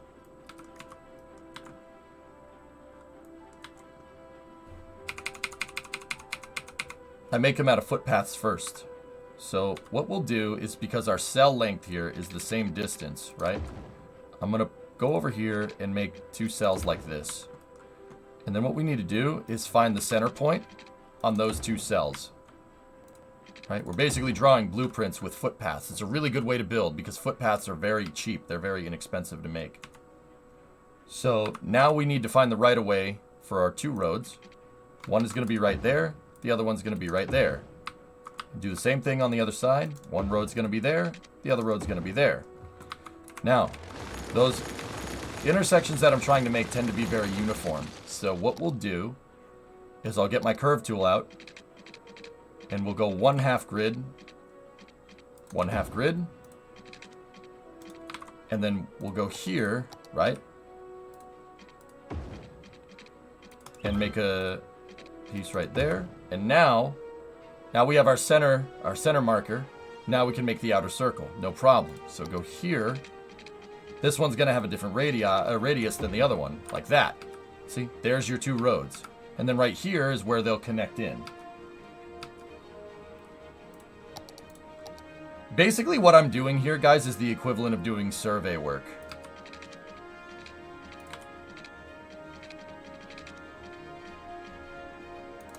Surveyors will... This is what the surveyors do. They'll basically put down points and find points of reference using GPS, for instance, to figure out where stuff's going to go. That's how we end up building stuff that's so straight and so perfect, right? Like... You ever wonder how they get the roads to be so straight? Surveying.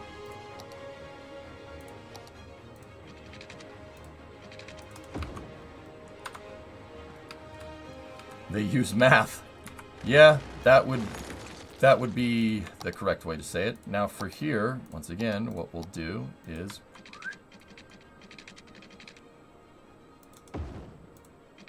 Discovery, go at throttle up. That.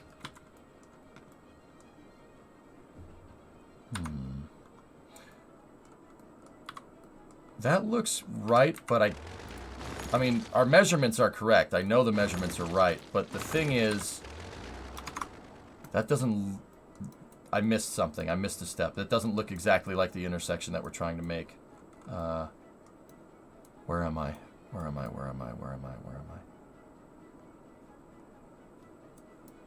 I think the intersection I was trying to make is near Schiphol over here. Okay. That was one of them, but I decided on making something a little bit different, I think. Where are you? Ah, there it is. That's the one we were using.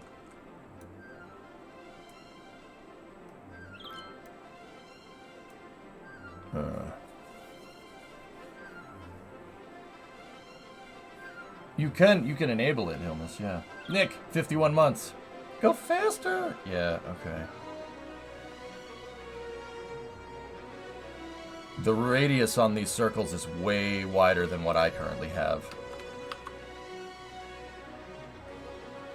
Okay.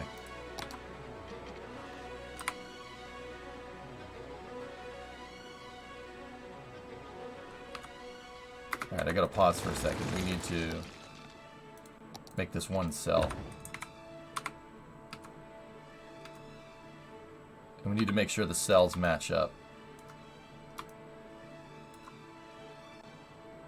And a good way to be able to do that is to put a ramp in here. And then hold left alt with the move it tool. Discovery, go at throttle up. Basically to make sure that we teed off 90 here. You want to use a regular road to do this, by the way. Yeah, okay. It's teed off 90. We're perfect. Now, we're going to do the same thing, but I'm going to...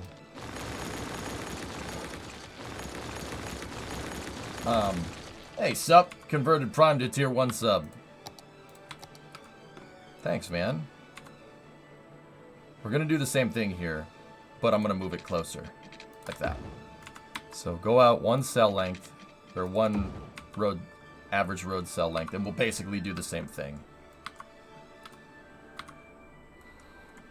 But this time I'll do out the entire road system. Let's go here, like that. Okay, so we split that, right? And then we're gonna need... Let's put down a footpath here. I'm gonna change the workflow from this just a little bit. And we'll do a centered datum line for the most part, right? Like that. Ugh.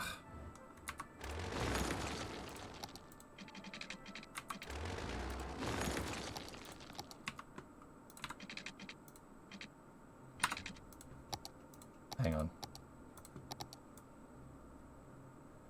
It's looking for nicer terrain here. I don't like that it made a bridge right there because... I'll tell you why in a second. Stop it! Discovery, Maybe if go we at make it throttle up. backwards? Nope. Doesn't like that either. Hey, Zombie. 6 months, man. Thank you. Been a while. See you're still doing crazy projects. Yeah, Epcot. Good times, man. Alright, let's try that. Try to give the terrain a little bit of a flat right there. And the reason why I don't want it to make a bridge, guys, is because when I go to make a road, or if I change the terrain around, it's going to screw up the bridge. It'll delete the bridge. The footpaths, you can make stuff. You can move the terrain around with them. So, like, if I want to raise the terrain right here, watch. It just raises the footpath. That's the other reason why I do it. Because you won't have to worry about demolishing a road or whatever. The footpaths will move with the terrain that conform to it. Very easy. Much easier to do. Much easier to work with them for a blueprint. And they're inexpensive to make. That's the big one. Okay, so now we have our center datum line right there. Actually, well, the center line would go to the road. So that's actually the inside. That's the inside radius, excuse me. So we would need to go here to there, like that.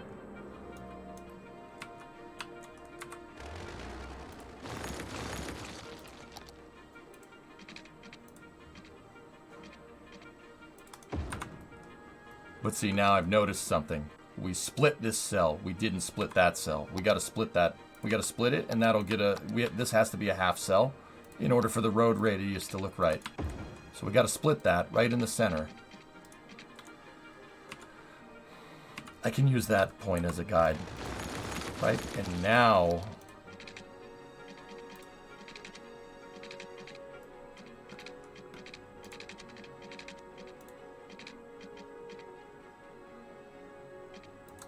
now we have a nice radius. Once again, we can use this like that, and then use that as a guide, and that gives us the center point. It just wants me to make a freaking bridge there. So what I'm doing, dudes, is I'm using footpaths to make a blueprint for the intersection that I want. That's not right. Darn it.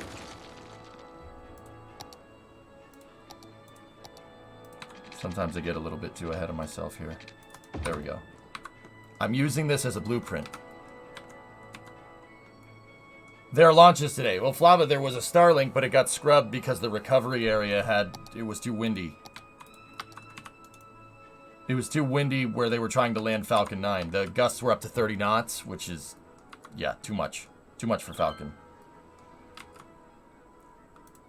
So they scrubbed it. We have a Falcon Heavy that should be launching, Visat 3. That's going to launch in about 8 hours, give or take. It's a Visat 3 America's in the Astranus mission. It's a fully expendable Falcon Heavy, but the weather is 50% go right now, which is not ideal.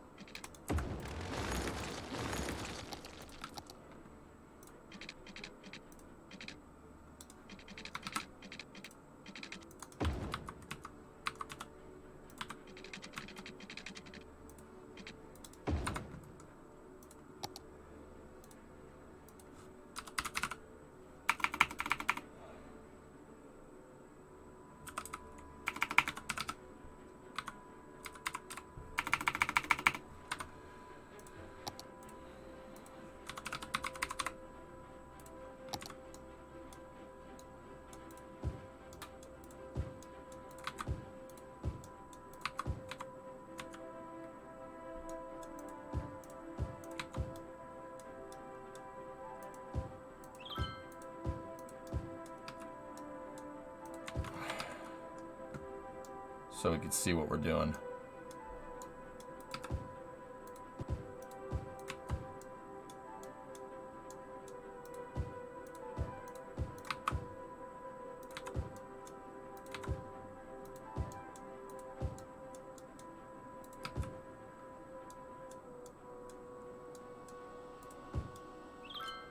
The dark in cities is definitely dark. But now we don't have to worry about that. There we go. But now David has to go. Wait, what?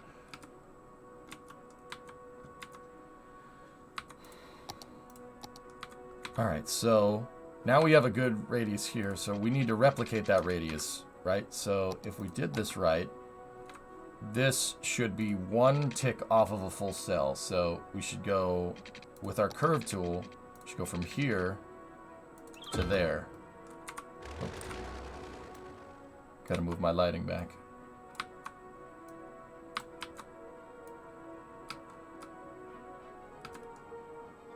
That one probably needs to move back as well. Just a little ways.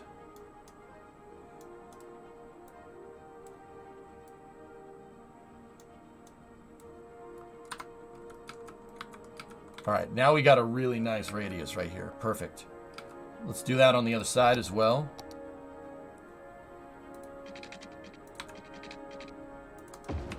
Score. See, now you can already see where our roads are supposed to be. It should be pretty easy to spot. And all I did was use just footpaths and measurements to get this right. Basically, like I said, doing the equivalent of surveying. Now, why would you do this? Well, you guys, usually I'm not building a purpose-built city like this. Like, I'm not building for a specific design. Doing this will save you money. It'll save you money in game. Because you're not constantly building and just demolishing roads that you didn't like how you placed. You're just using footpaths. Footpaths are super easy to build. They don't cost a lot of money. And they're super easy to maintain. It's 0.24 flurbos a week. So it's, yeah, nothing.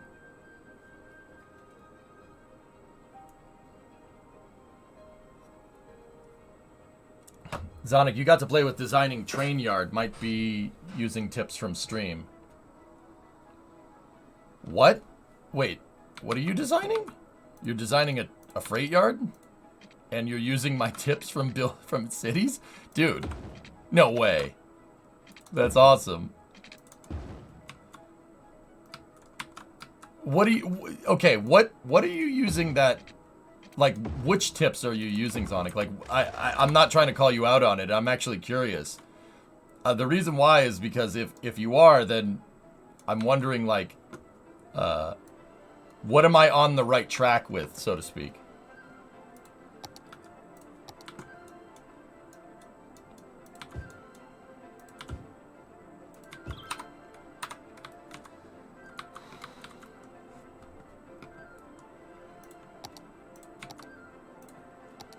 On the right track, yeah, you got that one too, huh?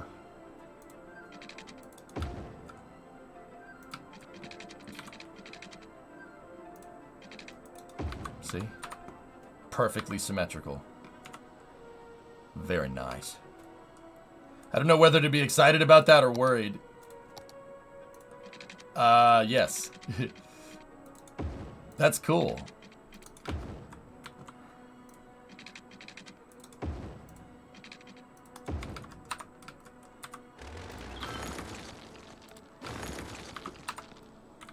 See? Now we're talking. Let's drop the quick save here. About the angles and grading and transitions, playing IRL cities. That's cool, man. So, Zonic, the real way they radius a corner in real life is, I'm sure you know this, I'm sure you do, is they use chords, which is actually super, super smart, man.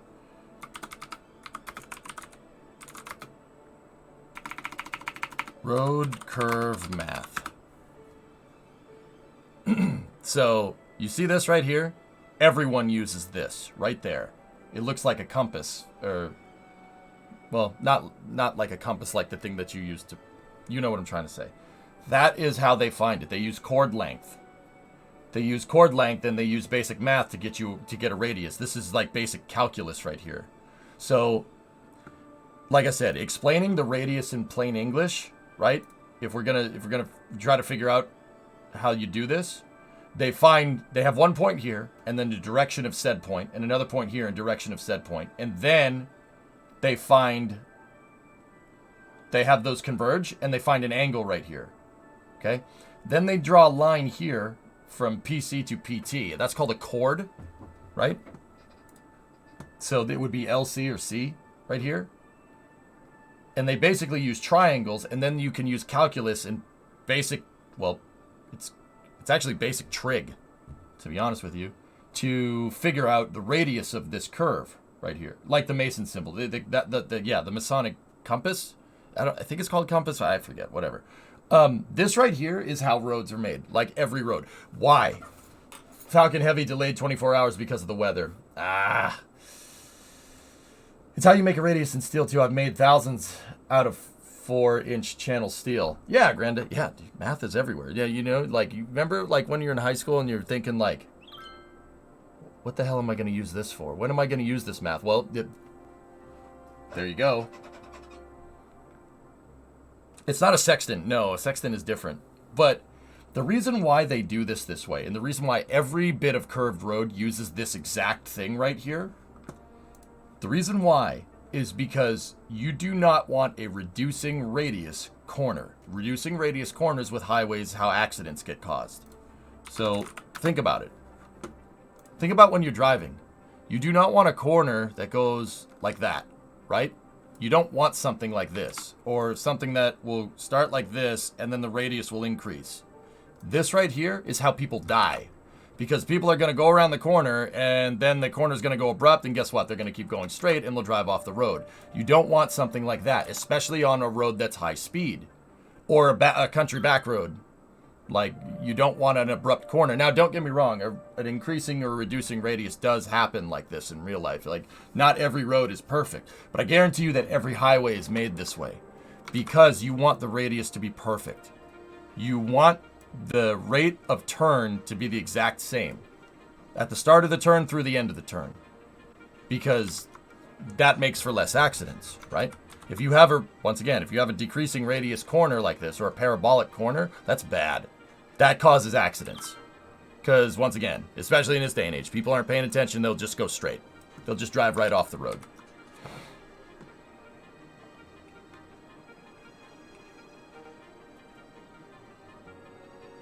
The slice of track we're timing into is by Burn to Road. I don't know what that means. Yeah, every modern highway and even older highways are designed with this in mind, because you don't want the radius you don't want the radius to increase or decrease. You can look at any road. They're all designed this way. Even on-ramps. Modern on-ramps are all built like this, because how much would it suck to be driving off of this, right? And to start going around the corner and then have it 90 degrees to the left. You'll literally go straight. Some people will just go straight, even if you're paying attention. You know? That's why, like, on racetracks, for instance, they throw increasing and decreasing radius corners in there to screw you up. Like, let's take, let's go to Italy real quick. Look at Monza. Monza is a famous Formula One track in Italy, right? And Monza has this notoriously bad corner at the very end of the track called Parabolica. It's that shape. This, dude, people crash in this corner all the time. Look at how much runoff they have here because people overestimate the corner and they think they got the apex down, right? You don't have the apex down. No, no, no, no, no, no. You have to hug the inside here and kind of stay on the inside until over here because the halfway through the corner is over here somewhere. But it's deceptive. When you're driving into the corner, it looks like it stops right here. So you drive in and you accelerate out and the road keeps on turning. And then in this black patch right here, everyone literally goes off the track. Oh yeah. That's why there's so much barriers out here because so many people misjudge the radius of this corner when they're turning in and they end up flying off the track and crashing into the barriers. It's called Parabolica. It's an increasing radius corner. There are reducing radius corners in Formula One. I can think of another one. Oh, no, not Singapore.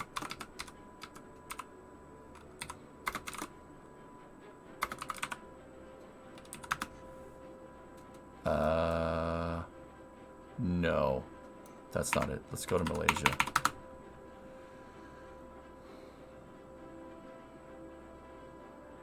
Well, they throw curveballs in that on racetracks, Nick. On racetracks, not on highways because people driving off the track.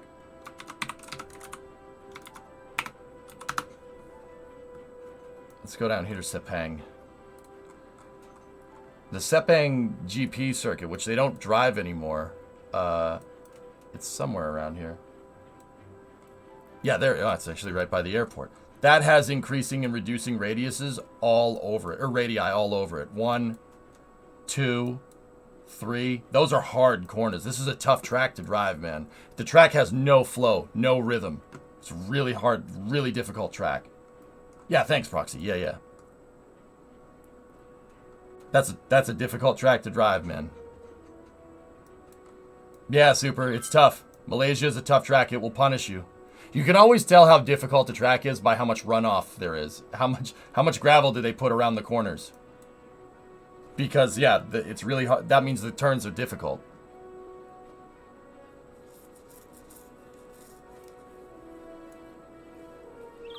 Exactly. So with highways, you avoid doing stuff like that. And that's where this formula here, finding the chord, C, right there, and the 2 radii of start and end point there. You have to go 90 degrees off your starting point, 90 degrees off your end point, make an apex of the triangle here, figure out that angle, and then figure out chord distance, and then you can figure out the radius from there. It's basic trig. It's trig and calculus, man. Yeah, pretty cool, right? I'm basically doing that here, but I have the math already done for me because we're using inverse kinematics, like, so you have splines, so I don't need to figure out radius or anything. It'll make the curve radii, it'll make it for me.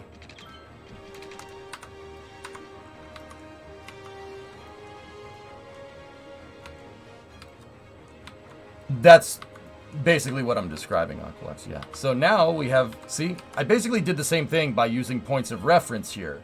Finding my start point, finding end points, and then making the curve based off of that. We basically found the chord here, which is this, and now we have a perfectly radiused circle. Or semicircle, I should say. So, here's what we're going to do.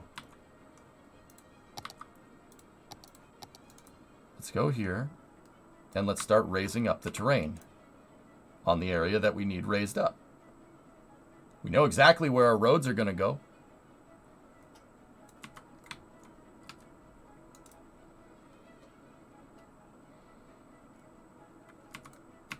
Now would be where the grading comes into play. This is where you'd have earth movers, big dump trucks that have a lot of what's called fill dirt in. I would really like it if cities did include that into the game. That would be actually really cool. like you'd have to build a road to where you're trying to fill in dirt, because that's how it works in real life. You got to move dump trucks around, and then it would take time to make the road. But yeah, Cities is not that. It's not as hardcore. City Skylines is not as hardcore as SimCity 4 was back in the day. SimCity 4, you had to wait. You had to wait to build the road. Yeah, really difficult. But where we're going, we don't need roads.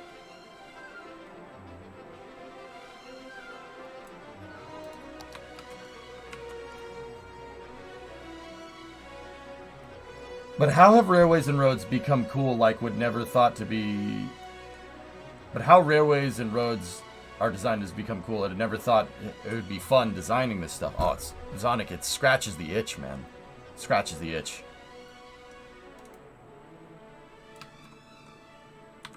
It's a city builder that plays like a factory game. Cities or SimCity Y-Walk? Hey, Fergs.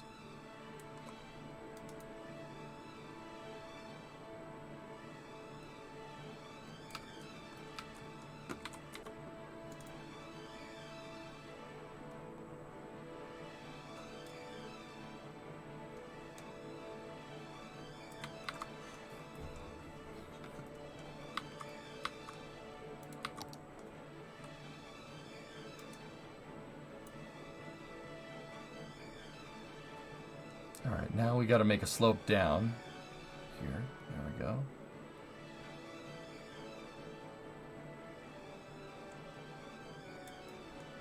For the roads. I basically started it right there and started right here.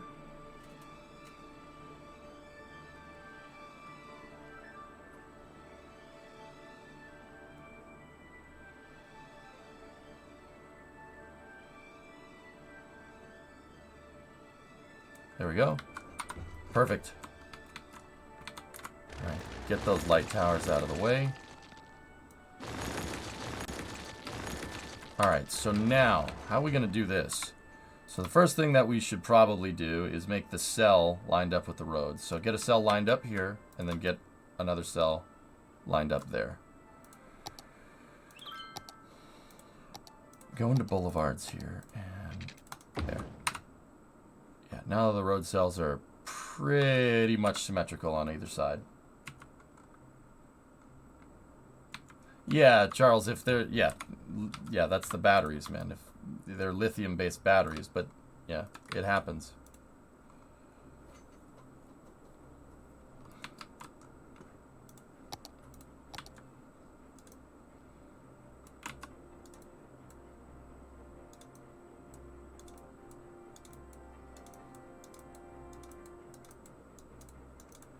I'm just trying to make this slope a little more uniform here.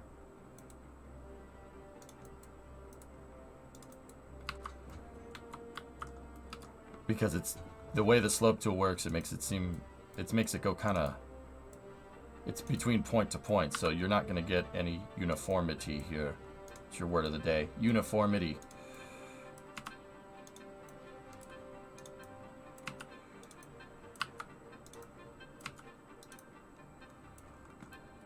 See, now the slope is going with the direction of the road. When you go to make the roads, it should understand this a little bit better.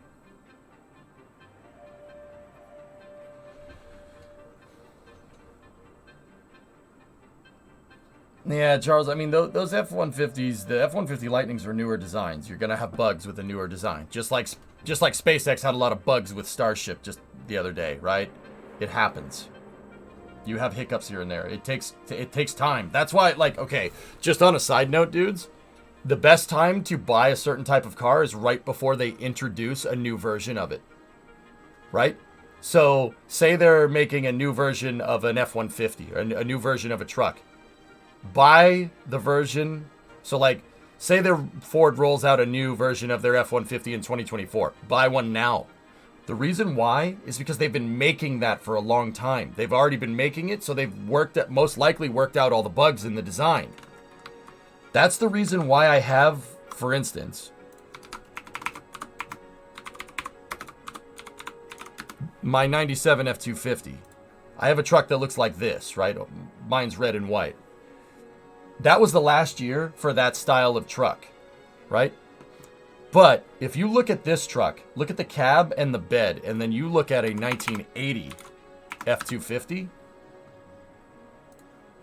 See what I mean? It's the same. It's basically the same truck with a different grille. Different motors and more modern components too. This thing looks like it's got tractor wheels on it, but you get the idea. It's the same design. Ford didn't change the design for 17 years for their trucks. They made the same cab and the same bed with the same doors. Hey, look, there's my towing mirrors. Right? So I knew that this 97, that's part of the reason why I knew the 97 would make it all the way across the country, because this truck, the design was sound by then. Ford redesigned everything in 1998. See? They redesigned everything. They totally changed everything about the truck. And then in 99, they switched to a Super Duty. See what I mean? They changed everything. The truck was completely different after that. This truck they had been making for almost 2 decades. So I knew the design was sound. Because by then you have all the kinks worked out. All the bugs with the truck worked out. 1980 F-250s had more problems. Especially in 85 when they switched to fuel injection. There were a lot of problems with the truck because they introduced new things, right? I knew that the 97 was sound because it has the engine in it Ford had been making for almost a half a century at that point. And the transmission was the transmission in the truck's ZF. I knew that it was strong enough to get it. It's a ZF. It's not going to break. Right? So the thing is with the new Lightnings, it's a first vehicle. It's the first time Ford has made an EV truck, right? First time they made an EV truck, and it's a brand new design. Now, there are certain components of said design that are based off of the original gasoline F-150, and those parts probably aren't going to break because they've been making them for a long time, but they haven't been making the electric powertrains for a long time. That's an important thing to understand. So the newer trucks are going to have kinks. They're going to have problems. This is par for the course with any car. Any car. It's not just Ford with their trucks. This happens with Chevys, this happens with Acuras, this happens with Hondas, this happens anytime you roll out a new design. There's problems with it. There's problems that you wouldn't find out. You won't know until you enter mass production. It's just kind of par for the course, man. This happens with every car. So like, yeah, the new F-250 or the new F-150 Lightnings they catch on fire. But yeah, that's kind of because they changed a lot of things. You're going to run into bugs. Now, someone could look at that and be like, what do you mean? The thing just catches on fire. That's going to hurt people, right? Well, yeah, automotive companies has been sued over that type of thing. Absolutely. Ford Pinto comes to mind. Our Tundra's had issues with the wastegate and the turbo. Yeah, it happens. There are some things you just can't test. End user testing is always going to be your best testing. And that's why you buy. Sorry, I'm tying my shoe. My shoe's untied. That's why you always buy at the end of a run of a certain type of vehicle, because that's the best version of said vehicle. It's like, think about it like buying a Falcon 9 1.0 versus buying a Falcon 9 Block 5. A little bit different, isn't it? Same idea.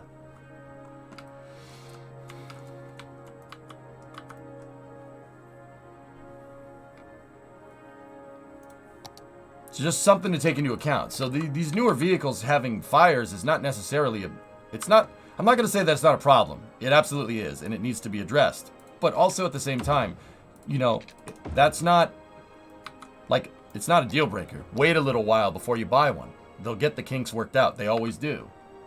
Because we just casually buy Falcon 9s. Yeah. I'm trying to figure out an analogy that you lot would understand. Alright, so now let's start building the roads. This should be pretty straightforward, pretty easy to do. All we gotta do is just use the footpaths as our blueprint. All we gotta do is just use the damn footpaths as the blueprint here, and then we're good to go, boy. It didn't like that. It doesn't like that radius for some reason. So start by making the straight roads, basically exactly what we did.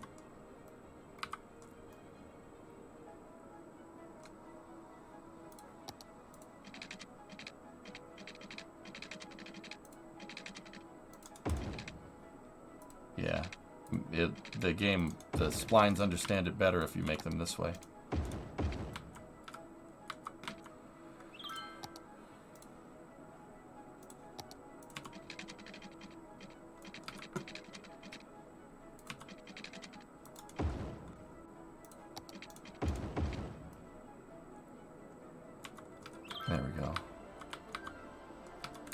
gonna redo this one.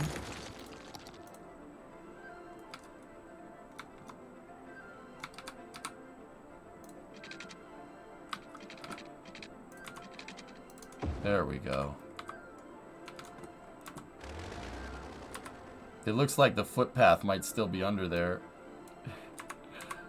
It usually should delete them, but it didn't delete it in certain areas.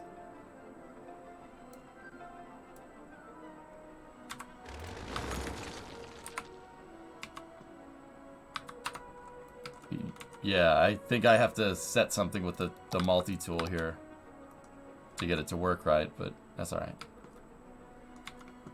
Can you upgrade footpath to a road? Nah, I don't think so.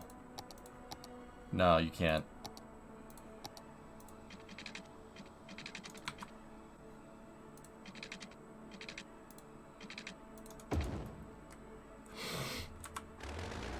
Hang on. There's a setting here that I have to switch. It's toggle collision. That's the one we need to change.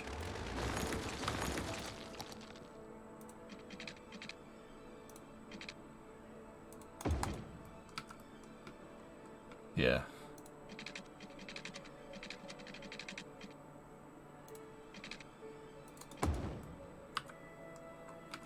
That inside radius didn't come in exactly right.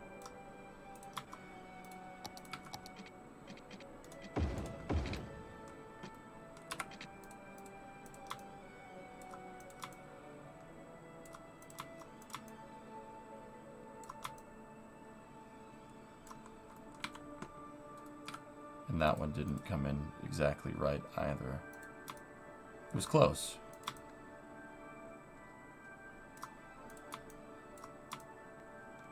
That's the footpath.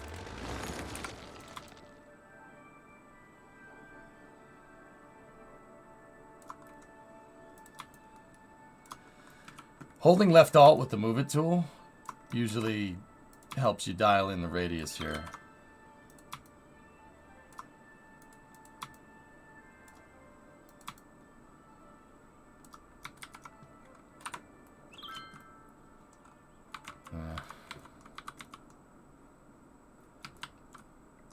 Is it allowed to have multiple trains on the same railroad going in the same direction? Sure.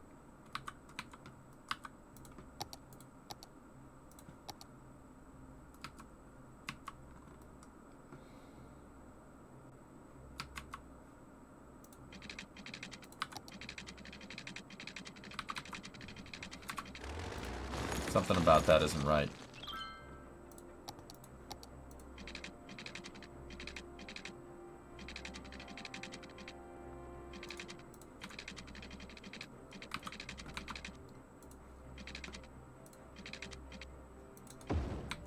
There we go. Yeah, alright. I see what was going on. The road guidelines weren't exactly working how I wanted.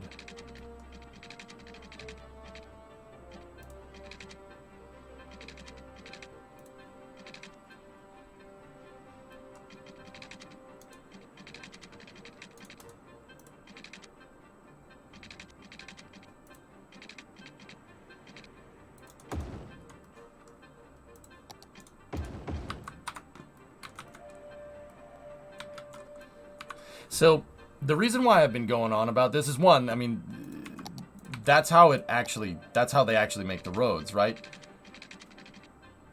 But the reason, one of the big reasons why I've been doing this is because, you know, you can do this stuff in cities, guys, and making nice clean radii for your roads will help your traffic flow better, right? Because if you tighten the radius, right, on these corners, right, the traffic slows down. Something that's important to understand. Right? If you have a nice clean radius, you know, and ideally a wider corner, your traffic can maintain speed.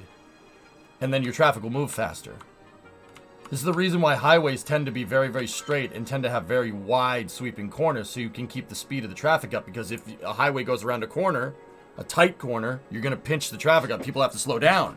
And if they have to slow down because of said tight corner, you're not going to get as good a traffic flow.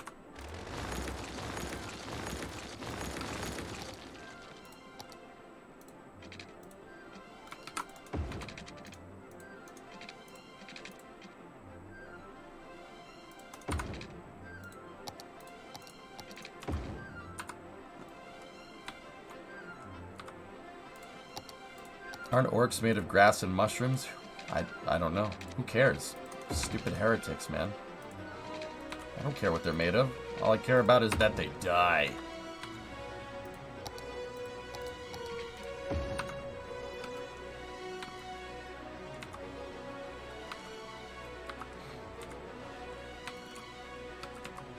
Very nice. This intersection came out very, very, very good. So all I gotta do is just go in here with the smoother.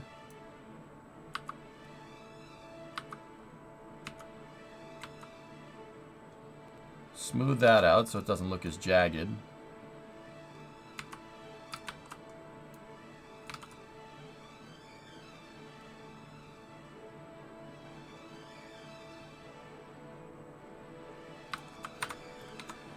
Quick save.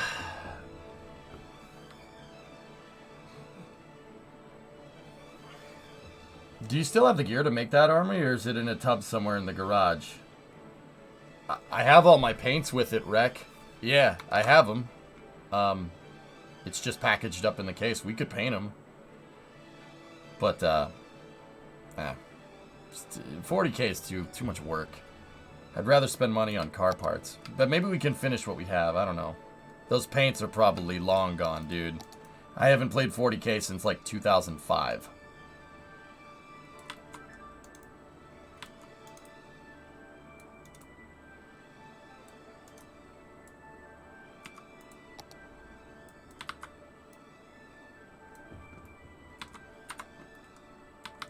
Alright, so making the intersection connections here, they do this weird...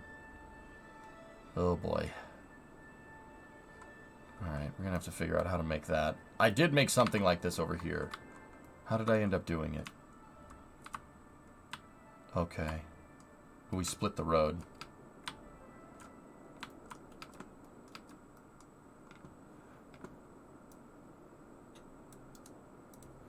Acolytes, I don't want to look at any more of this stuff, dude, because I actually want to play cities, but, last one, okay?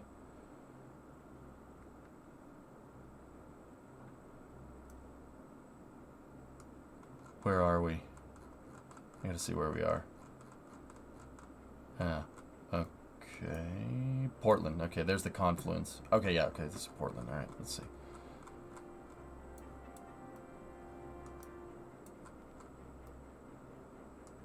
Yeah, see, this is not ideal.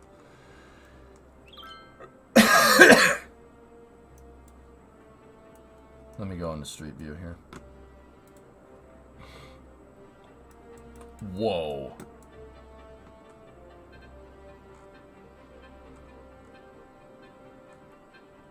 Dude, banked corner.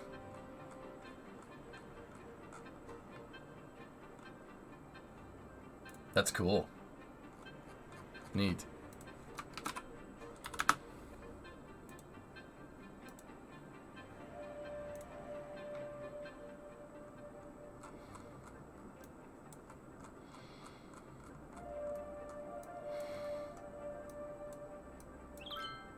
Yeah, and then I saw it. It goes into a tunnel at the end. Hey, that's the terrain, man. I'm not sure there's much you can do about that. Unless you feel like moving mountains.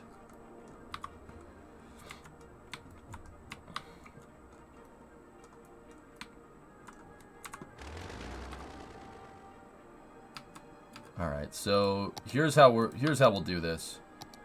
I'm gonna downgrade this road temporarily to just this style of road.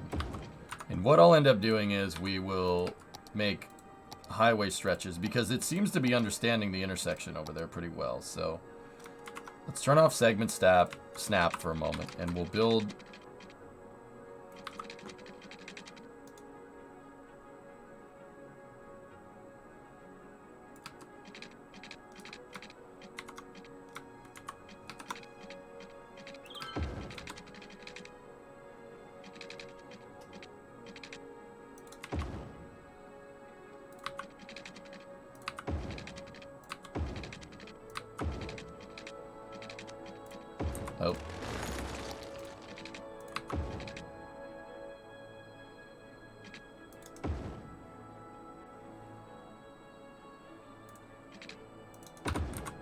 Now, get rid of the center street.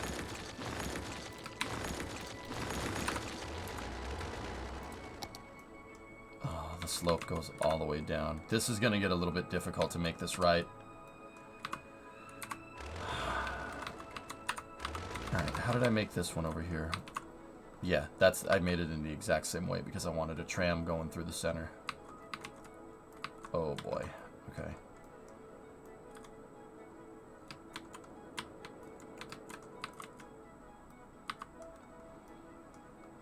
Okay, so here's what we'll do. I'm going to extend...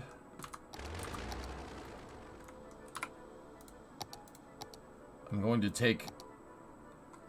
Let's just use dirt path, because once again, dirt's really inexpensive to use.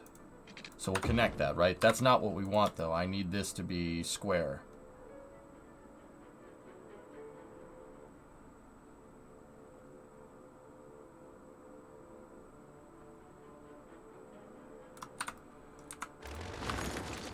Alright, so now we'll connect the highway.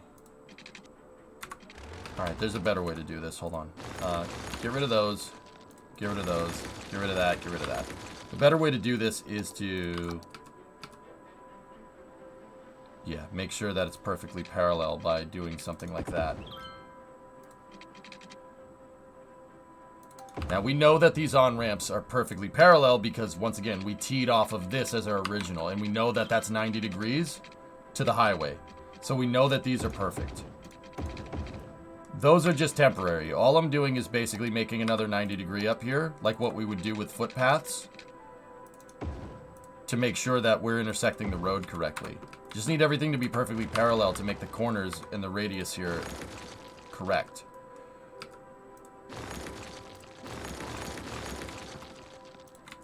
So now what we do is I take this, turn off road guidelines, and then connect it. And take this one, do the same thing over there.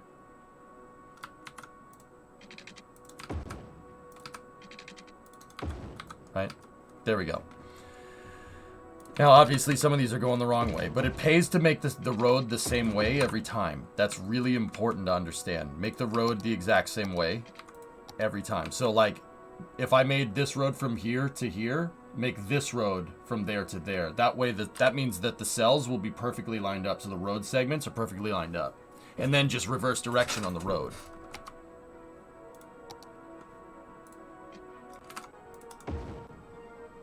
So see right here, I'm going to make that in the exact same way, and then just flip the direction, okay?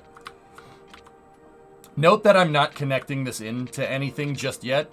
I haven't connected it because the intersection isn't done. I don't want traffic to start pathing to this and then cause worse traffic problems. We're still, quote-unquote, under construction.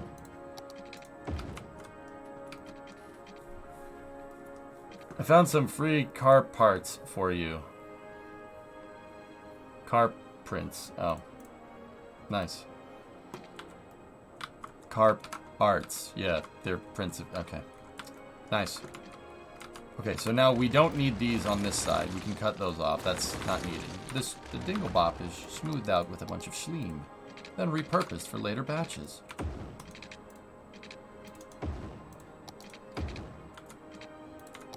They take the dingle bop and push it against the grumbo, where the fleeb is rubbed against it. It's important that the fleeb is rubbed, because the fleeb has all of the fleeb juice.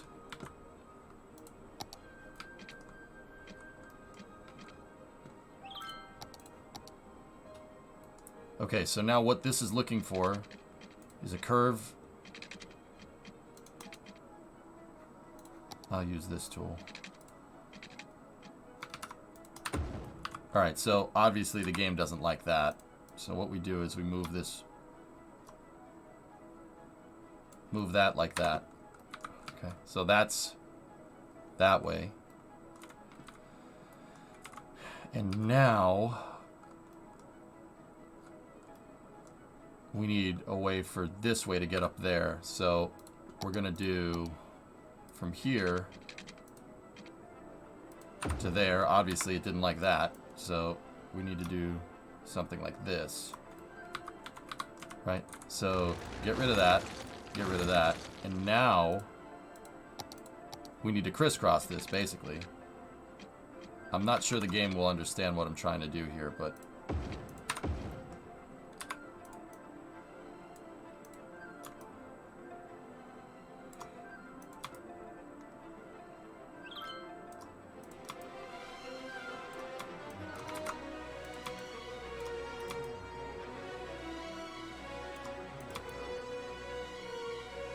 Spread the cells a little bit.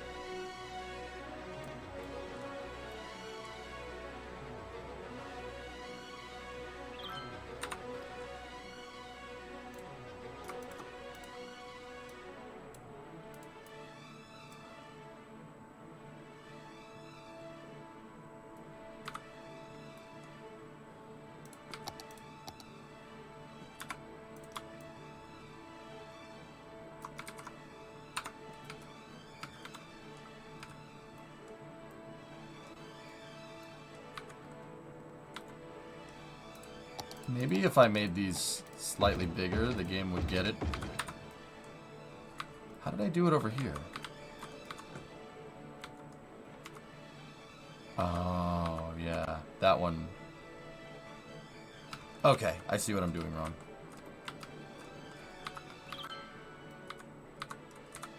These don't crisscross like this. What I need to do...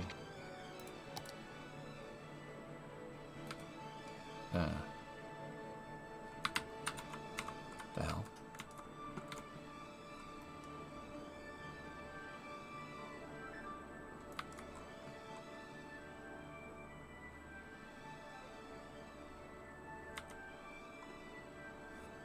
Oh, I see why that's different. Okay. Yep. Ever heard of the game X4 Foundations? Are space sandboxes your thing? I don't know, man. Really not interested in playing other games right now, to be honest with you.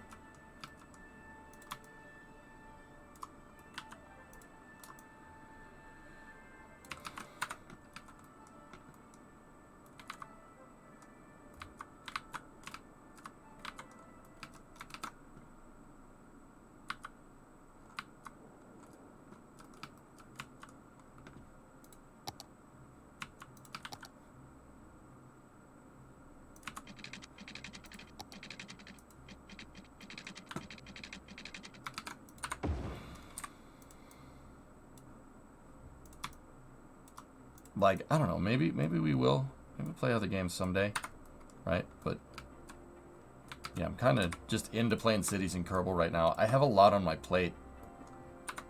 A lot on my plate right now, dude.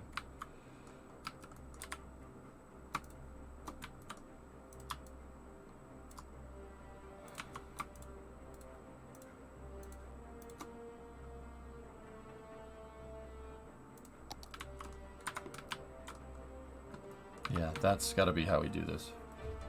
So then I got to redo the slope tool up here to there just a little bit. Grab the slope tool and just redo it a little bit. There we go. Because this road is not conforming to the terrain correctly. So slope that. See how it looks a little bumpy right there? Yeah. The slope tool will kind of fix all that.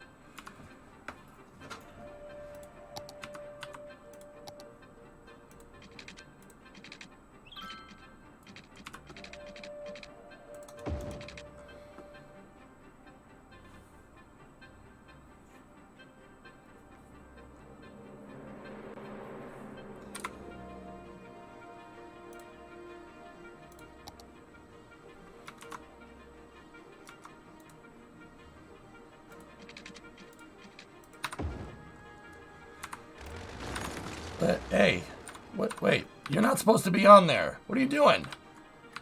Where are you going? What the frick?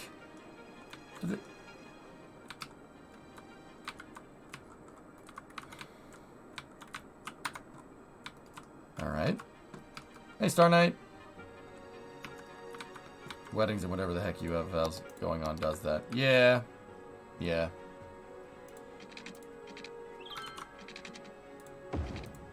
Yeah, that has to have that crisscross right here.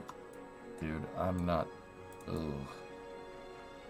Cities is gonna get confused.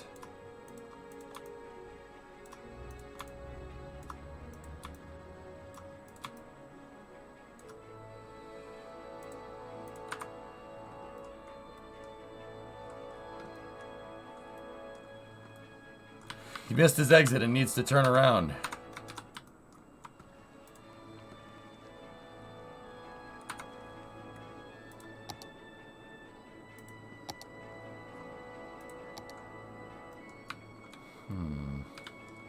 Huh.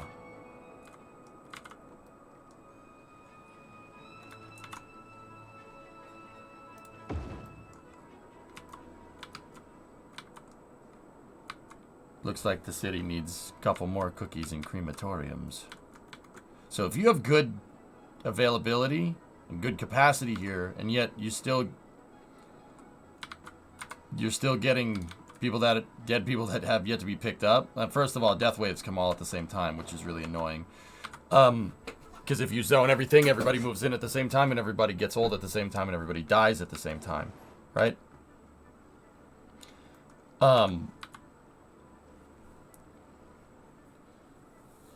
This means that there's traffic. The hearses are having trouble getting there. So let's look at one. Where's that hearse stuck? I get you. Yeah, it's stuck on 54. Dang it. Yeah, we gotta. This ramp needs to be made quick, or else, yeah, we're not gonna be doing too well. How did Starlink go? It's scrubbed. Hi, Rock. How are you? How are you?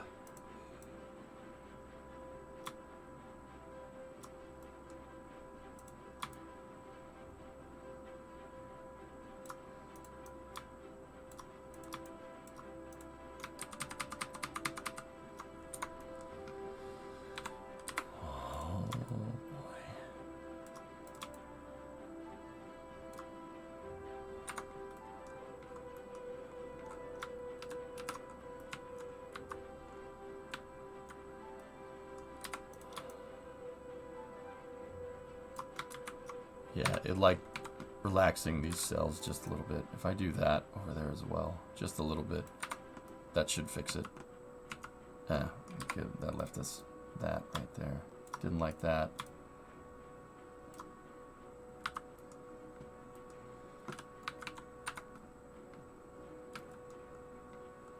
Alright, we'll see how the game understands that. I'll try to build another one over here that does the same thing. So get rid of that, get rid of that. Let's start by building these.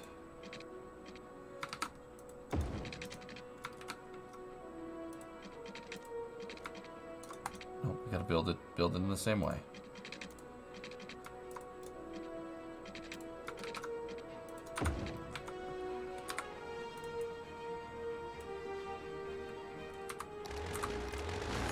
It didn't connect.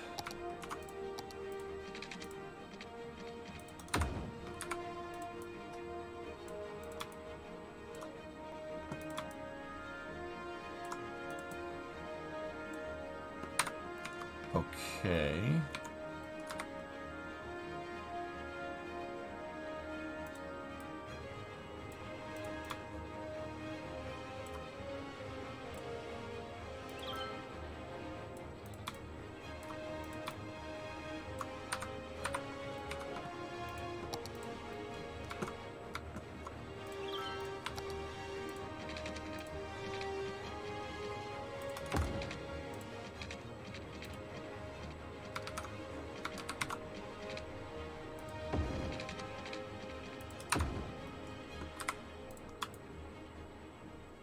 Gotta move these out just a little bit.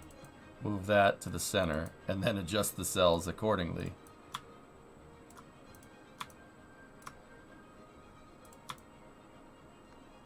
And now take this and just pull that a little ways that way.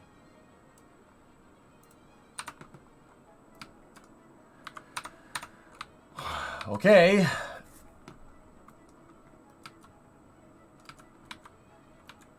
That's not the worst, man, but there. I'm not sure how well the game is going to understand this. So we're gonna need lights there. Yeah.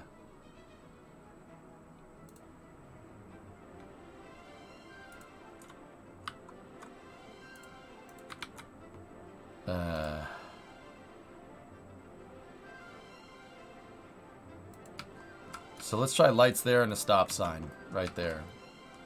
See what that does. You like the design? Thanks, XT. I wish I was a bird. Sierra Space has been... Okay, what's this course? Sierra Space has been selected by NASA to help advance technologies related to NASA's Moon to Mars objectives with the development of a low-cost, high-temperature, reusable thermal protection system. NASA will provide high-temperature testing that simulates the extreme temperatures of re-entry here on the ground and technical guidance on the project. The low-cost, reusable thermal protection system will be used for Dream Chaser.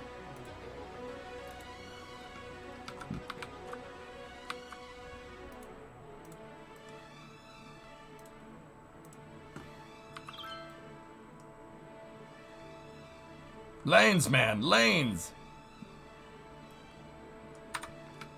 In Europe, you'd use a roundabout. Oh, yeah?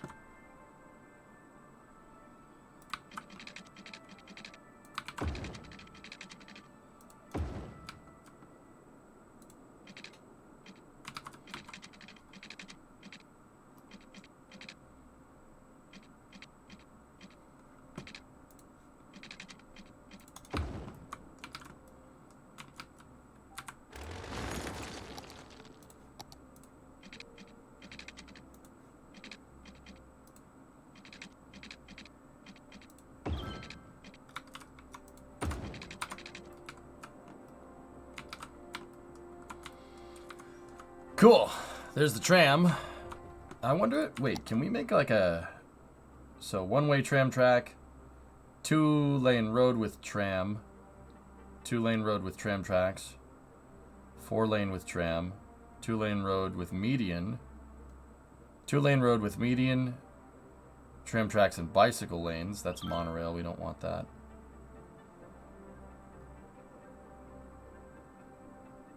Pedestrian street. Okay. Integrate a bus line and some bike lanes. I'm working on it, Mokum. I gotta find it.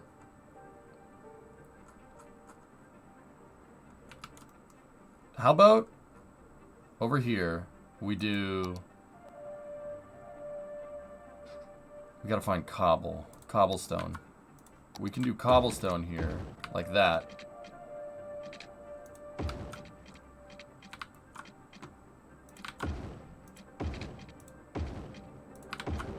Right? So that has the tram, and then it has footpaths, but is there one with bike lanes?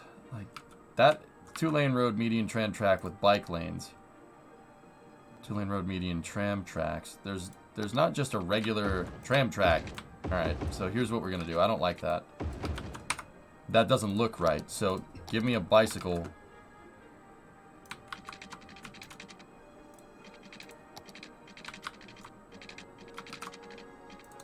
We'll just put a bicycle lane right next to it. That's the way we roll.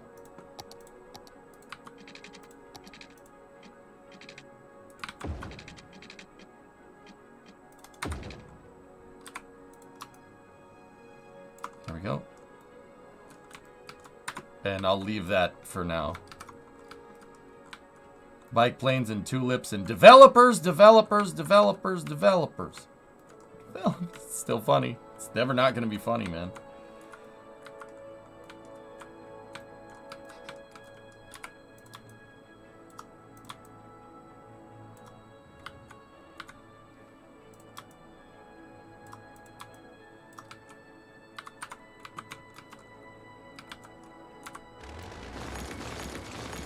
All right, dudes. I think this intersection is A-okay. We are good to go.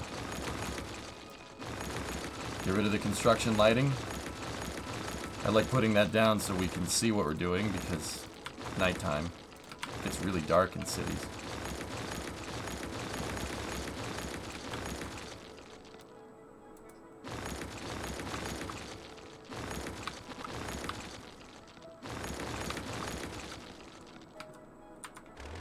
Are those different lights than what you used? Yeah, they're stadium. It's called stadium light. It's a stadium light now.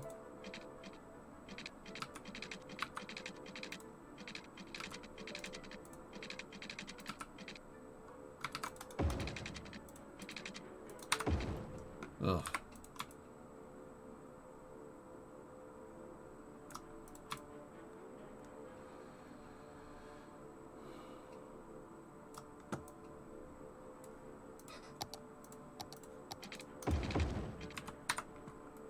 All right, we're hooked up.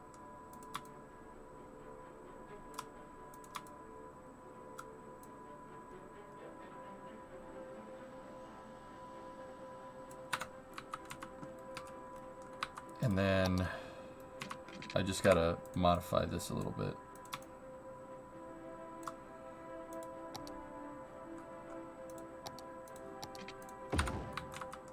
Oh.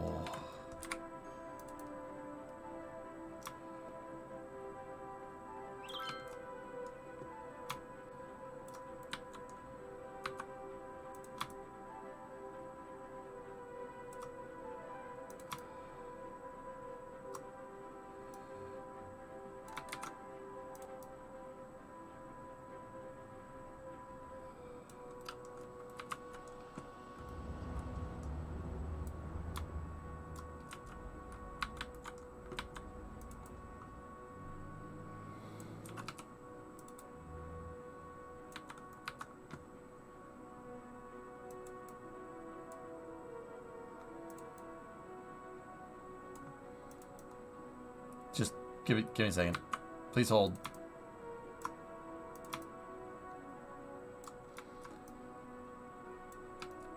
There.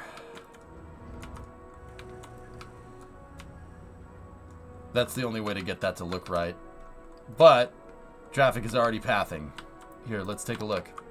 How much traffic is pathing to... Oh, pfft. Yeah. An on-ramp was needed. There, I would say. Yeah. I saw it, Hellfish. It's pretty cool. Have you heard of GIS software, ArcGIS Pro or QGIS or any others? It's like Excel levels of functionality, but for map data. I've added it as a secondary grad program and I'm losing my mind. No, I haven't seen it, Arsenal.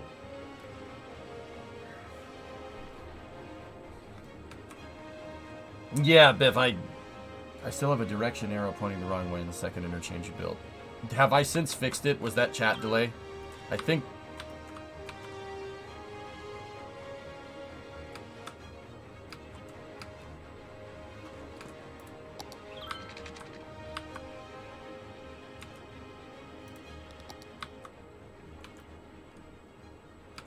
Yeah, I see it. I see it. Thank you.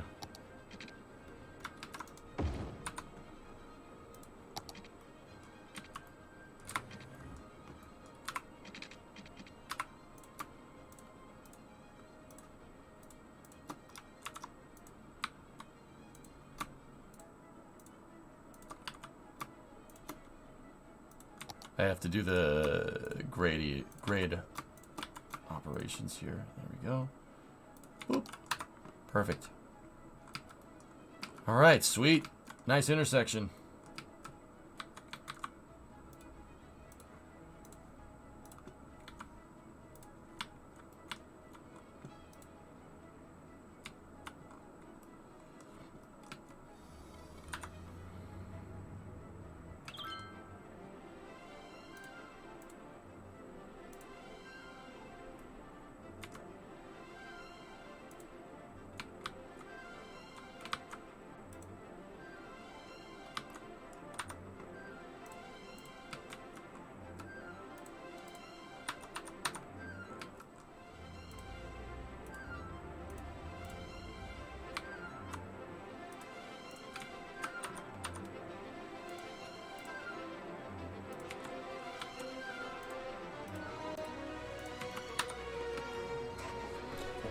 If we had TMP, this might work a little bit better, yeah.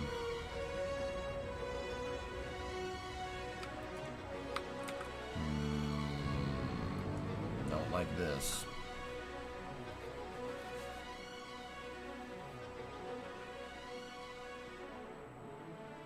EG with some basic QGIS functionality would be crazy for the stream. GIS is just a generic term for Geographical Information System.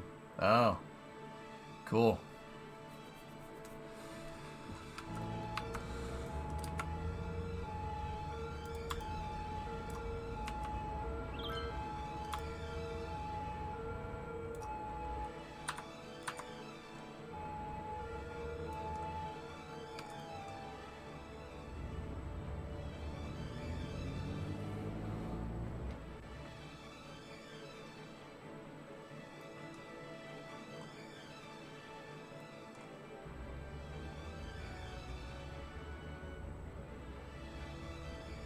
Yeah, I don't even have a stop sign there and they're still stopping. It's because of this.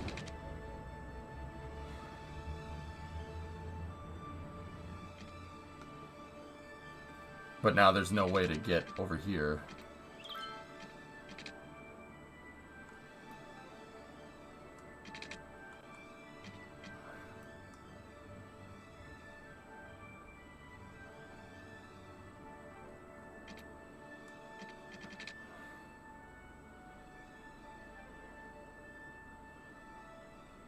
That's very satisfying to watch. Yeah, but it's clear to begin with, Sean. That's why it's kind of annoying. Oh, or are we bunching up? No, there should not be. No, go away. There's no intersection there. Shut up.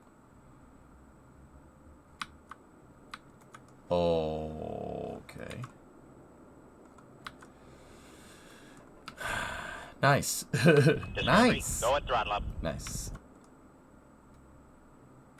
I can't think of anything witty for 91, so woo-hoo. Yeah. Alright. You know what? It's probably better that we meter this going into the city, to be honest with you.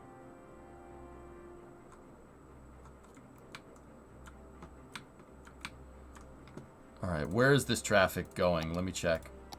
Where are they trying to get to? A lot of traffic is going straight. Oh, okay.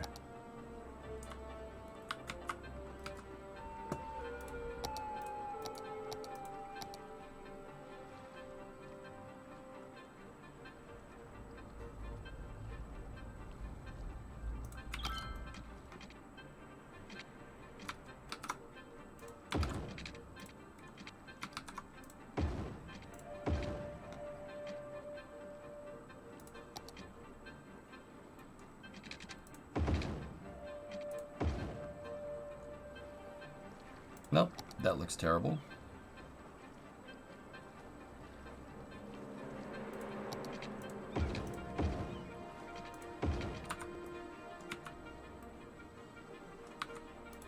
That's not ideal.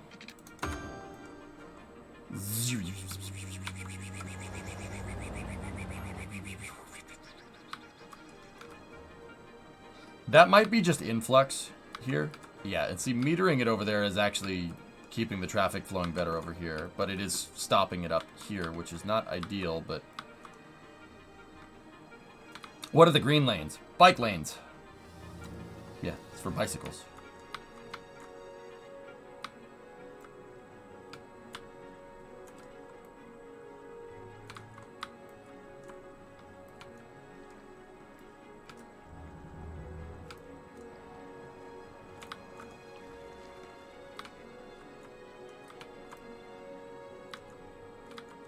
Bikes!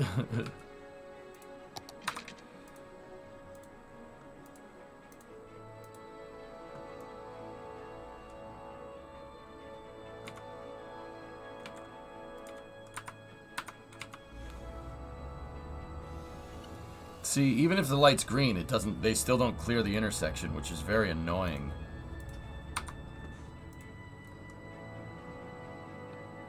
Yeah, that shouldn't be doing that.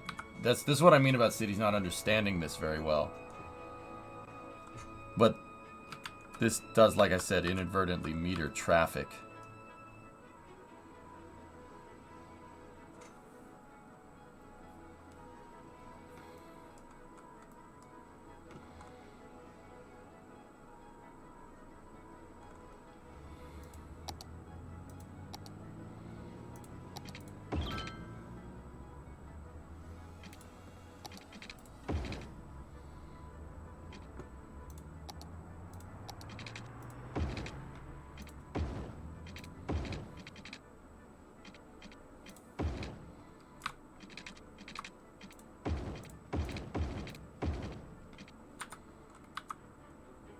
See, why would you... Alright. Alright.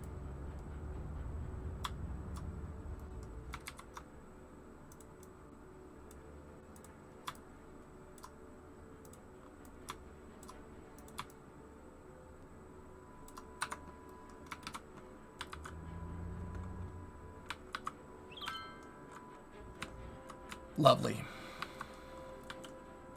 Alright, we have to alleviate it. There's no getting around it. We have to...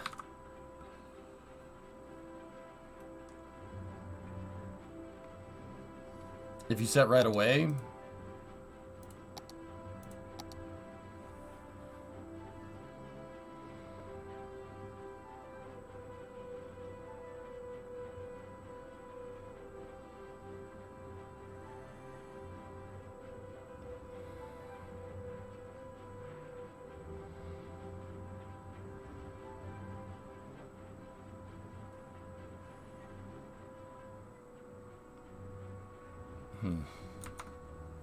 Yeah, I don't think that does it.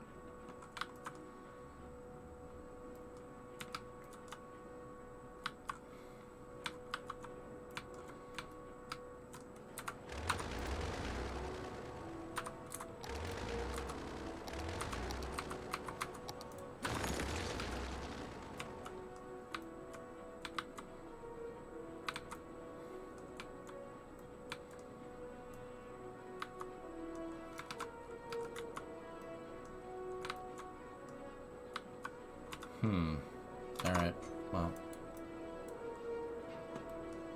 Well. Have to figure that one out.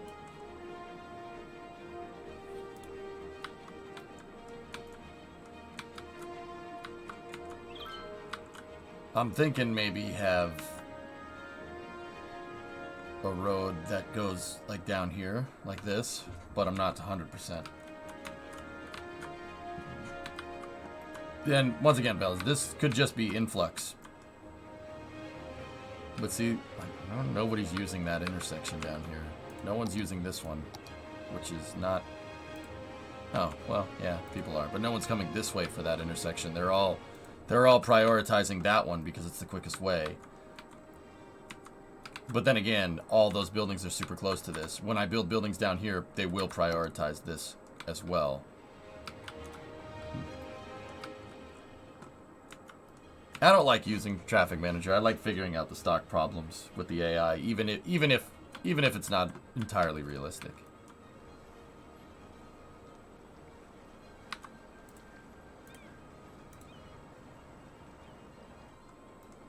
All right, so putting all these lights near each other like this is probably not needed. We just put stop signs there. Putting lights there on all these major interchanges is not... Yeah. See, having like all these traffic lights next to each other like this is terrible. You don't really want that. Like, we don't need that over there. You don't need that. You don't need that there. That intersection doesn't see anywhere near enough traffic. You don't need it for these. But it really does kind of depend on how many people use the intersection, but...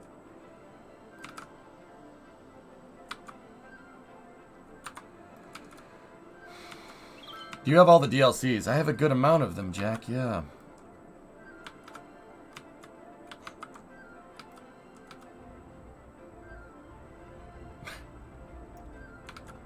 That's good. I like that.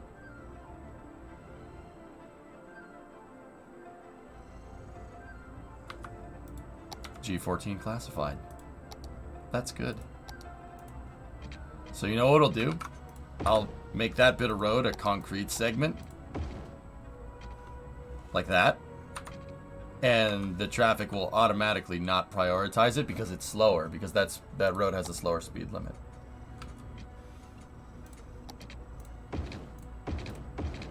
Oh dear. Yep, okay. Yeah, let's not do that. The traffic's like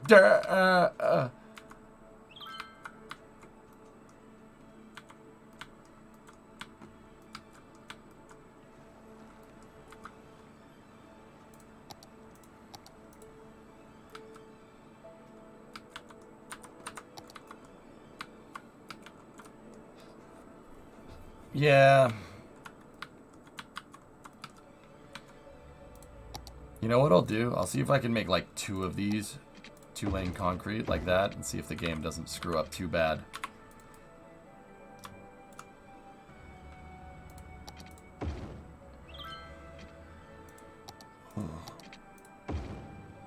Yeah.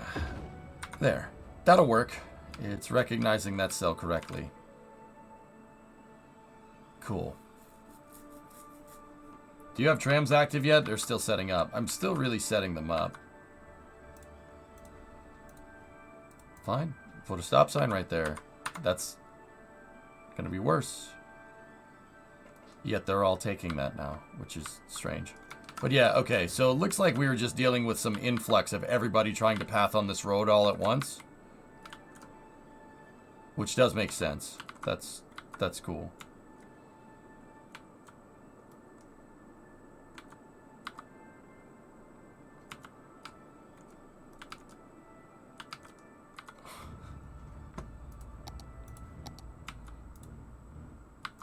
Yeah, okay. This is just left over from when I was screwing with the roads.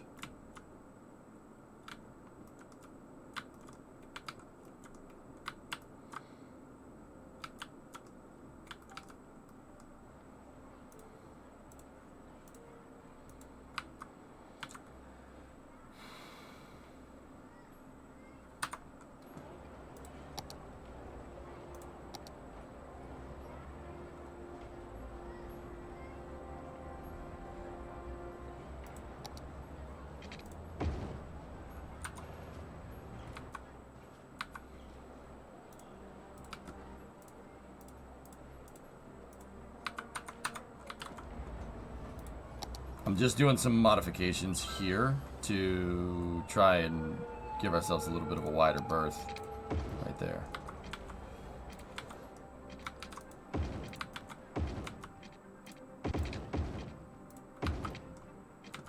Because yeah, this part of the city is kind of hard to mess around with.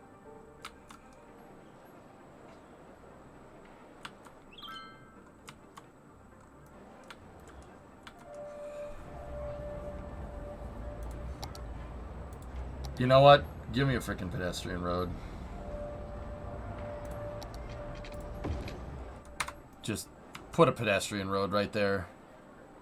It's better if all the traffic goes this way and prioritizes that intersection. There.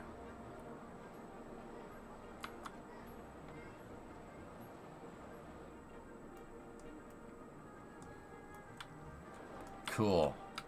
There we go. Nice.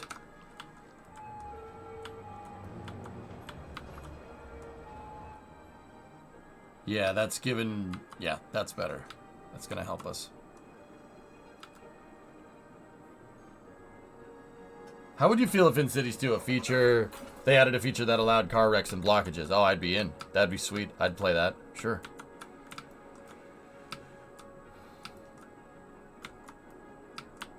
How's our turbine? It's... Yo, man.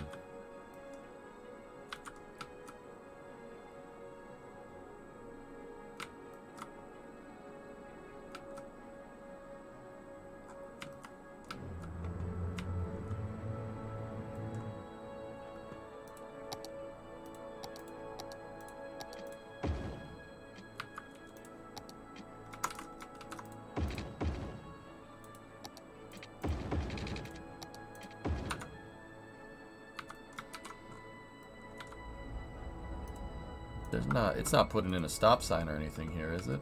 Discovery, go at throttle. No. Hey, kicking 85 months. Thanks, dude. So let's put stop sign on that side.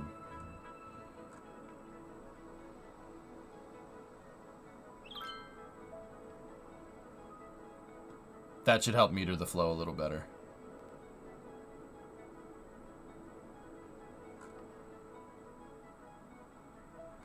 Perfect. Good.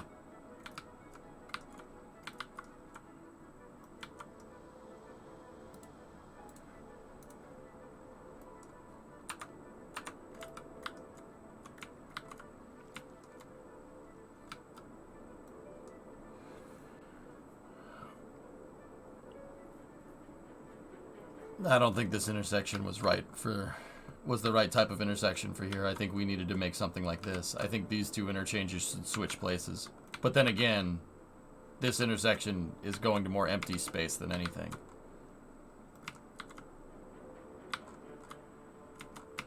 Something to think about.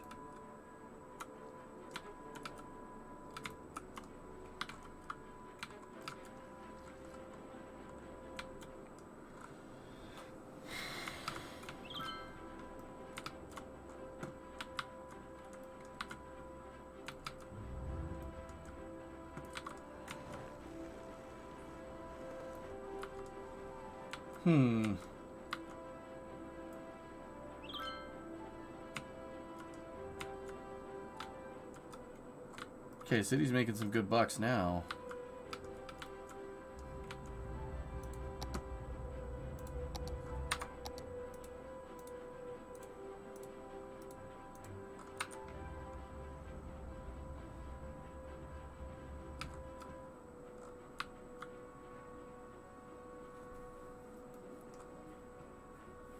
Wait, does City Skylines not have a comprehensive rail option for players to utilize? What? No, of course it does. I just haven't really built it out yet, Quasi. I have tram lines all over the place. I just gotta kind of connect them all up. Yeah, it pretty much has every form of transit option you can think of.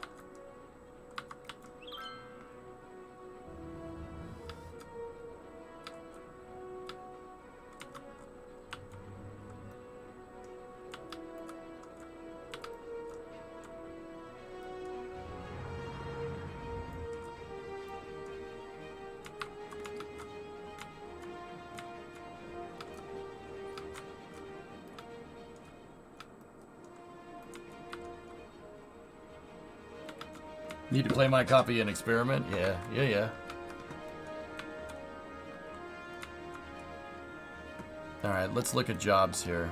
We have 10% unemployment. Not ideal. But we have plenty of jobs available.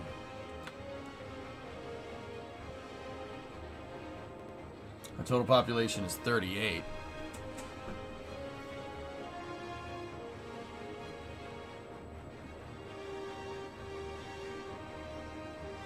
Okay. You like the gridding dimmet? Oh, cool. Yeah, thanks.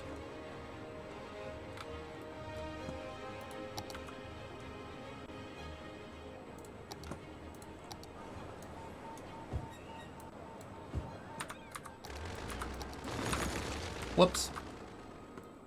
Sounds like you're having modern problems. Well, see, these numbers are kind of weird. My unemployment rate's at 10%, so my workforce, total workforce is 19. 17,000 out of that 19,000 is employed from what I can tell, because 38,000 total population is including children, teens, and young adults. Only young adults and adults work. So the unemployment rate is, that percentage comes from the labor pool of people that can work, because obviously kids don't work in this game. So children and teens don't. Young adults and adults work. Seniors don't work. So 23 and 28% right there. So about 50% of my population, right, is not, well, or about 19,000 people, give or take. That's my labor pool. So jobs available is total jobs. And out of those 19,000, 17 are employed. 17,000 are employed. So I have about 2,000 people that are out of work right now. Not good. That's not ideal. 10% unemployment will get you voted out of office very quickly in real life. That's not good. That's probably why we're getting crappy revenue, because my unemployment rate sucks. Now, if we go over to education here, 35% of my workforce has at least a basic education. That's good. 9% are well-educated, 46% highly educated, which tells me that I need more high schools. But you got to be careful with this. It's always a balancing act. The reason why it's always a balancing act is because if you go too far in one direction, you'll screw your industry. Nobody will want to work in a factory. Now, there's policies that you can do to switch that up, and force people to essentially work in the factories. I don't necessarily want to do that. I like organic growth like that with my city, but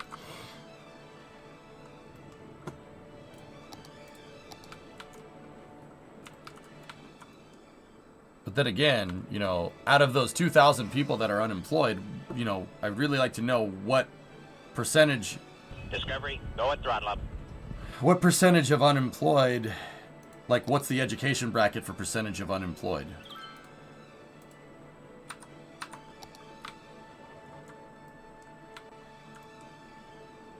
Civil engineering stuff, maybe, right? Lately, I've been hearing a lot of jokes about unemployed people, but they just don't work.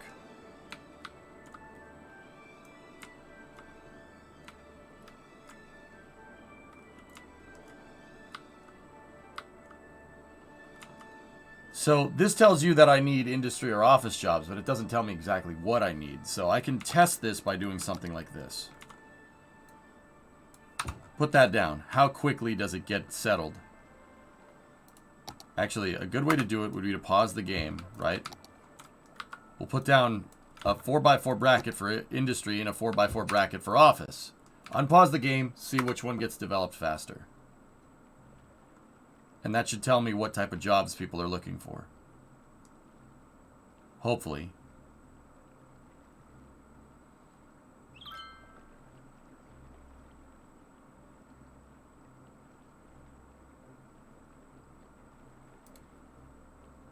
Okay. Okay. We need industry. Got it. The game's looking for industry right now. So let's do it.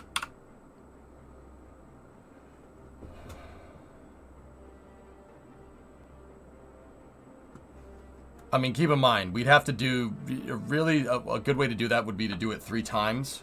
Get a data set here. But...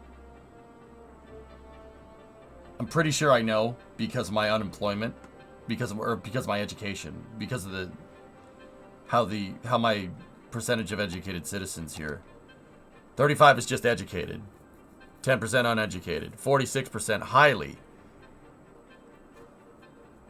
See, I wish we could break down that percentage of unemployment, but yeah.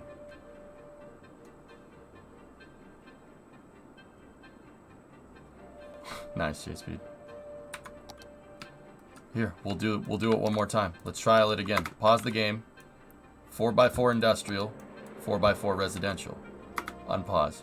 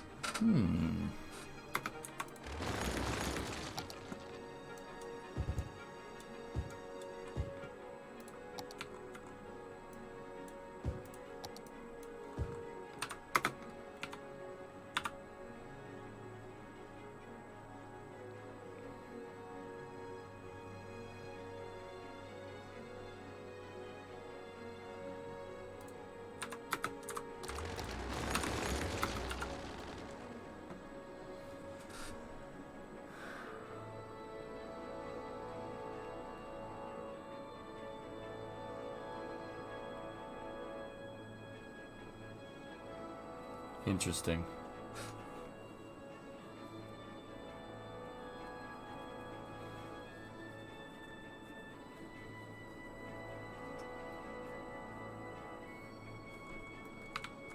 Yeah, Dimit, I'm kind of like... Now, let's take a look at the actual Netherlands. Let's take a look. How do they set up their industrial districts? So, obviously, yeah, heavy industry by the docks. Pretty straightforward stuff.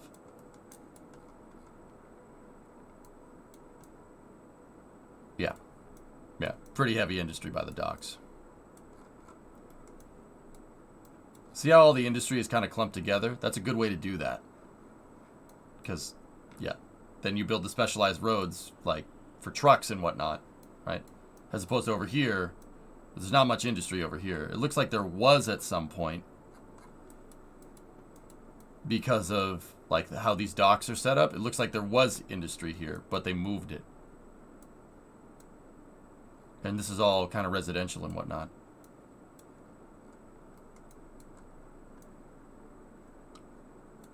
Okay, so we need to make something like this.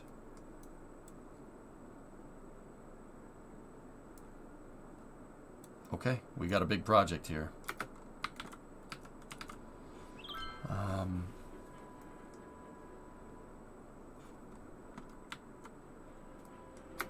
Hence the docks are there because of our colonial past?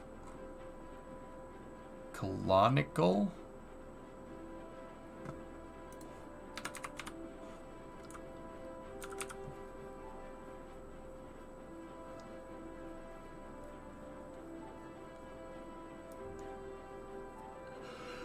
Yes, Vitos. Colonial. Oh.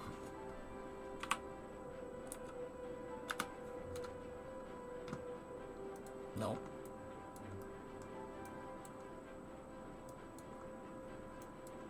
Until 1954, you owned in Indonesia. Yeah, okay.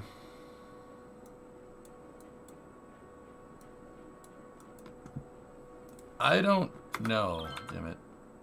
That water, I'm not entirely... Yeah, that seems to be flowing that way, interestingly enough. Good old colonic past. Yeah. Right.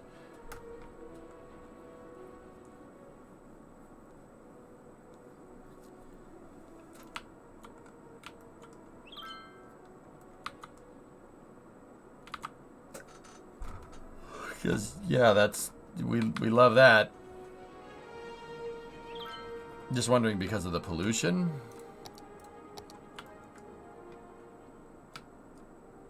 No, pollution is fine. Actually, by looking at this map, I could pretty much tell you that we need more industry. Like, way more. Alright, get rid of those. Get out of here. Yeah, we need more. I was thinking maybe build it over here. But this terrain still needs to be curated out a little bit.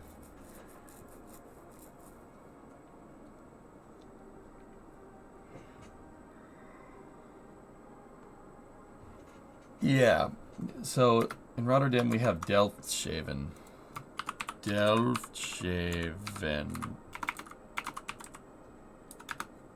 Okay, let's take a look.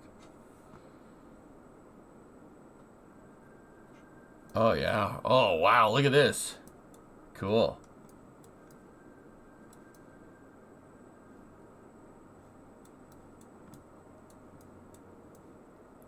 Oh, wow.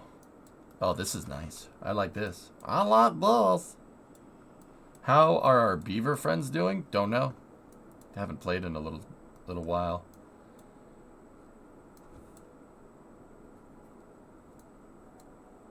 Oh, that's cool. I've seen it, Alex, yeah. Ooh, I've seen that video, yeah. Yeah, we're gonna have to build something like that. That's... Yeah. Okay. Yeah, let's... Alright, so we're gonna need a district. we're going to need an industrial district over here. So what we got to do is start leveling off this terrain.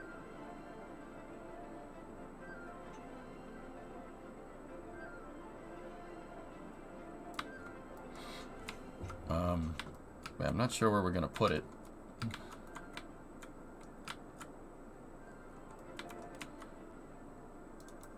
suppose I could just fill in over here for now.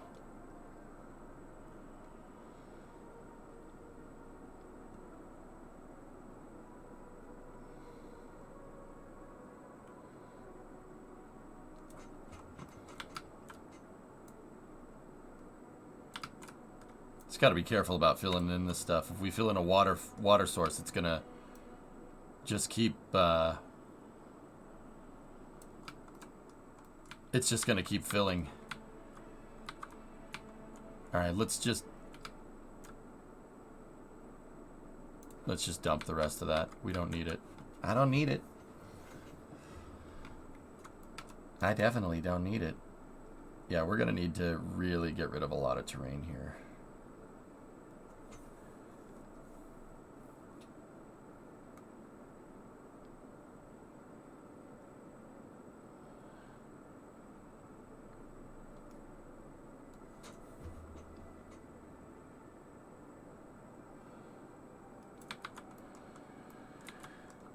And we can kind of build this area out into a port, I think. I think that'll work. So let's do that. I already have some port structure here, but we could build this into a big port and build this side of the map out that way. That would probably be good.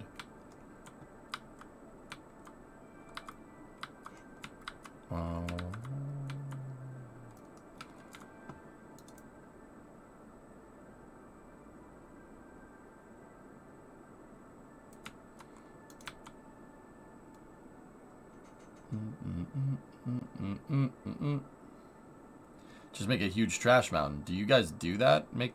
Do they make trash mountains? You guys make trash mountains over there?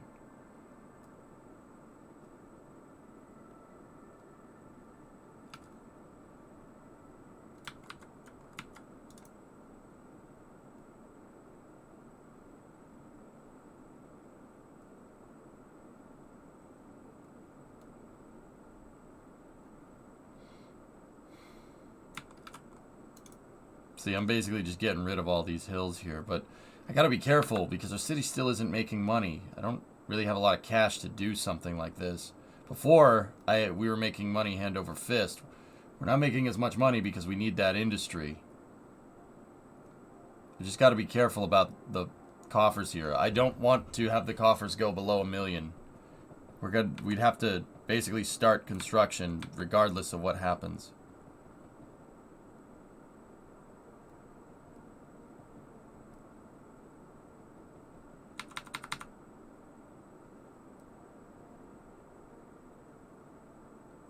Water.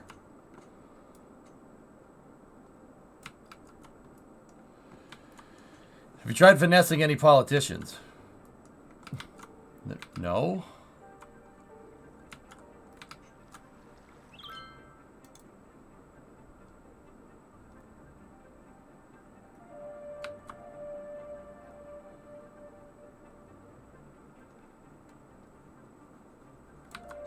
So I'm just going to keep flattening this out, and we'll see how far we can get before we get to my kind of spending limit.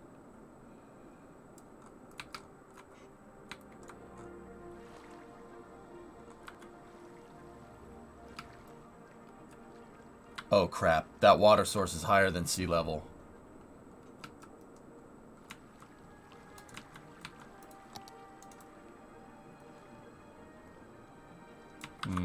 That's gonna pose a little bit of a challenge there. You can bump taxes to 11 without okay.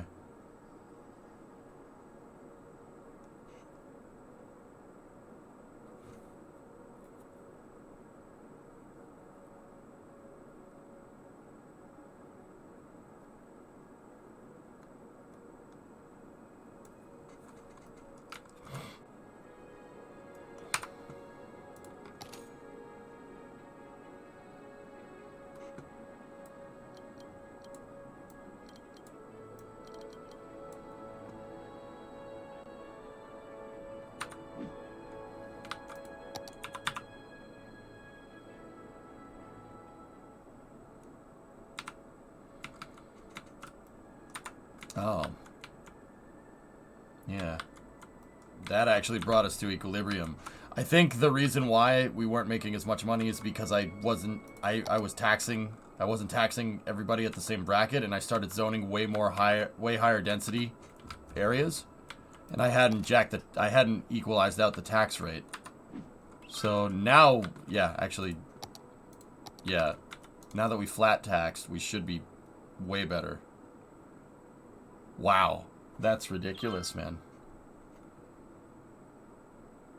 Plus 50? All right.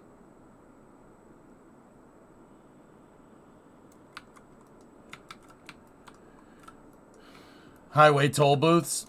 Highway toll booths don't make that much money, dude. That's the thing. They don't make you that much cash. Yeah, we made a little bit of a tidal wave here.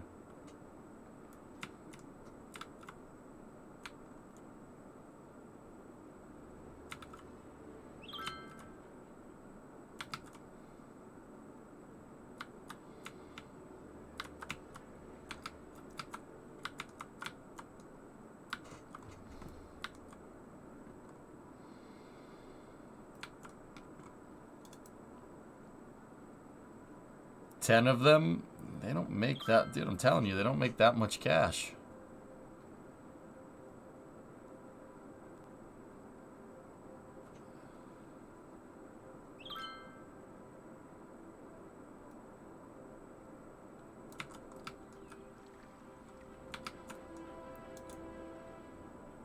Gotta be careful about this water source. A lot of the water sources on this map are above, or a lot of my flat ground is below sea level here, but that's the exact problem that the Netherlands has too, so not too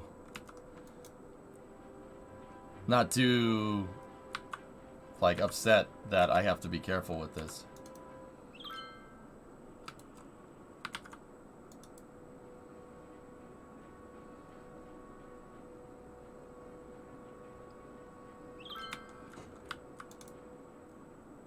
Gotta be careful. If I make too big of a tidal wave, the game will think a tsunami hit, which is funny. I actually had a tsunami strike the city, right? Even though it was just me basically plopping like 1,000 tons of dirt into the water all at once.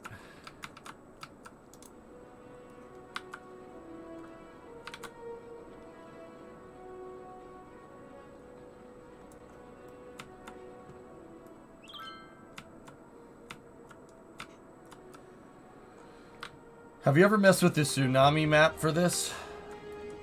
The tsunami map. I don't know what you mean.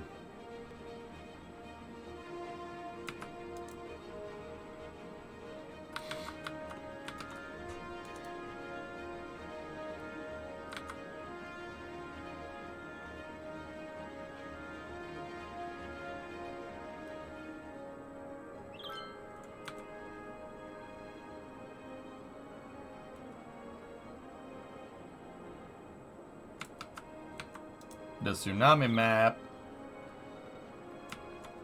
That's not a problem. It's actually our trademark. Yeah, there you go.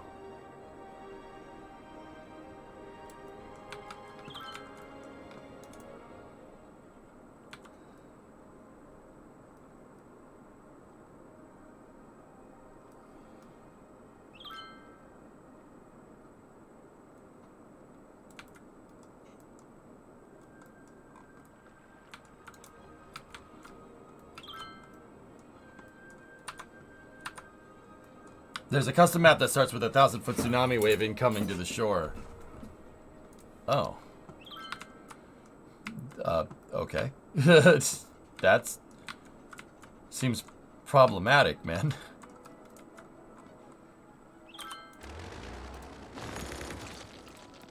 Get your stupid farmhouse out of here.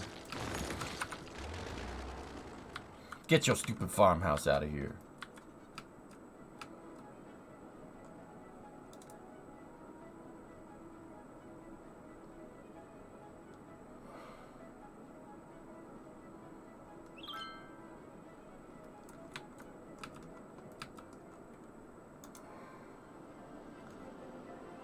I'm not sure what we're going to do about this water source here, guys. Yeah, filling it in might be the way that has to work. Got to make a little mound right there. Do you have a mod that makes terraforming faster? It takes forever on my game to smooth terrain. Go here and click that. Brush strength. Change the strength on the brush and then beat the devil out of it. Beat the devil out of it.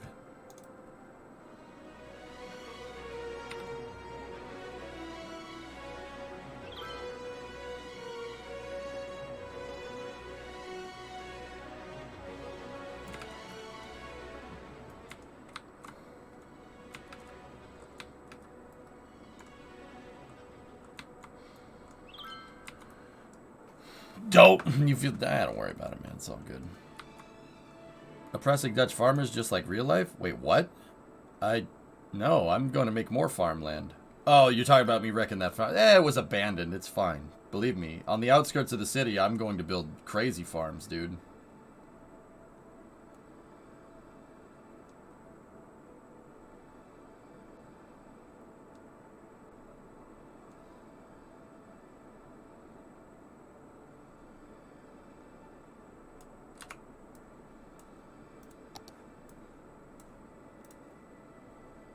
Bye-bye.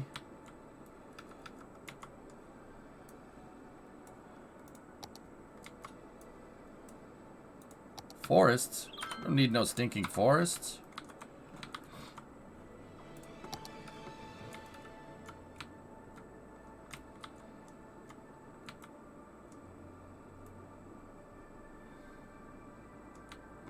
Why not pick a higher level for all the flat terrain?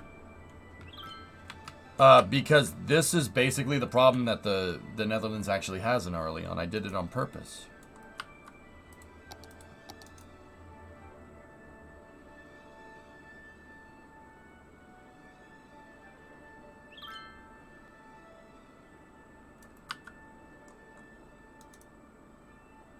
Yeah, the Netherlands is basically in a bowl surrounded by ocean. Think like New Orleans or something, dude. Same idea.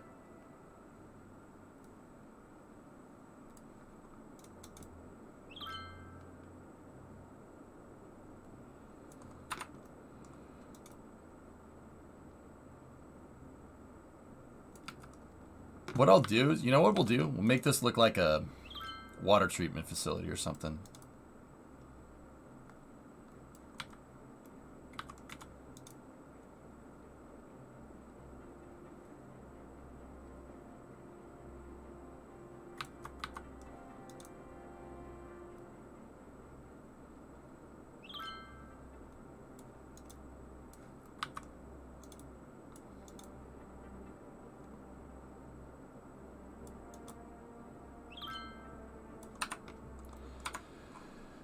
Put all the poo there. Yeah, that's what I was thinking.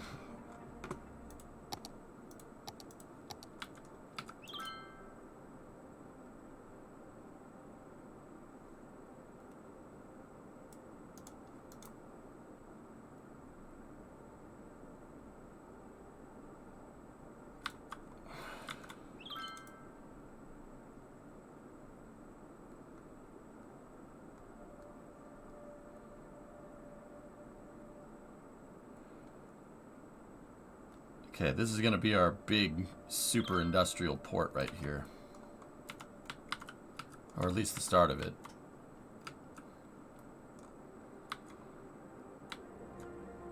New Orleans is a good comparison. Same idea.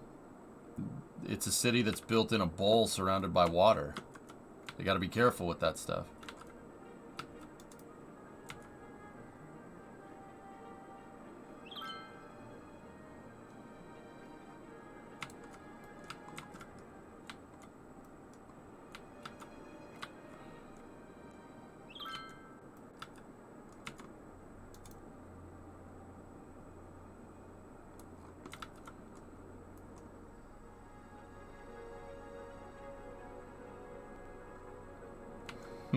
Nice, Elfish. Cool. What's crazy is that the Mississippi through New Orleans is high ground. Yeah, right? Yeah. Nuts.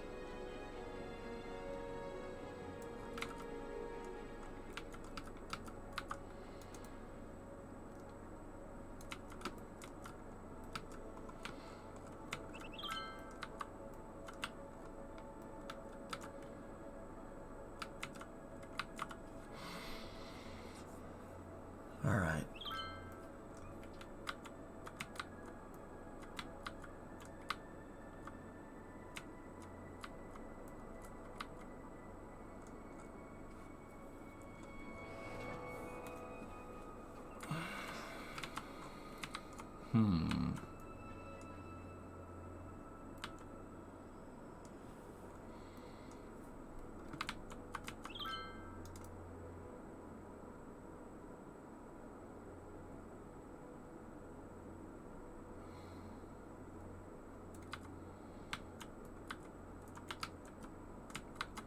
thinking maybe blank this. We don't need it. Just hope there's no water sources in here. Or else we're going to pay for that.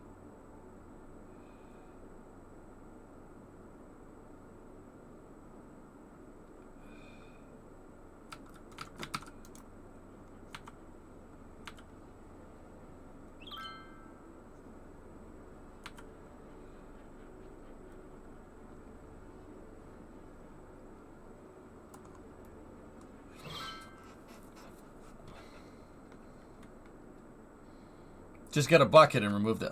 Uh-oh.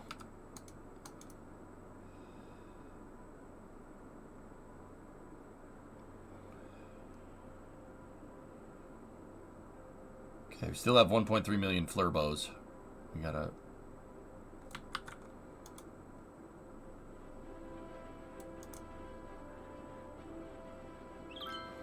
Now, the way you'd really want to do this is just pump this out, but it's okay.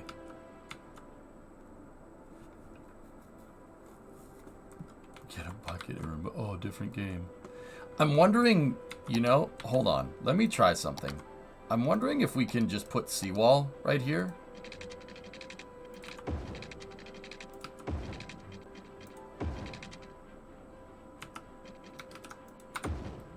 Right? And then take the terrain and flatten it, right?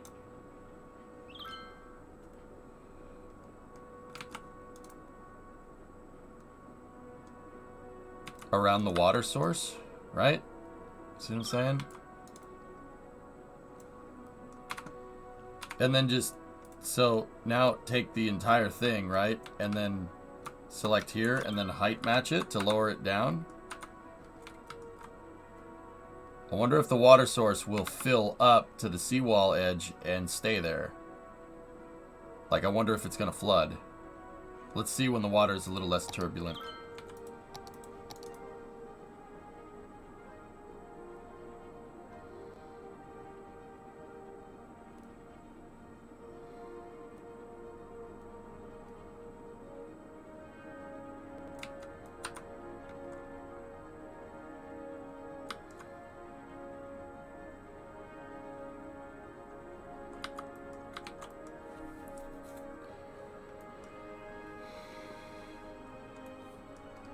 That does not look bad, man. That's actually pretty good.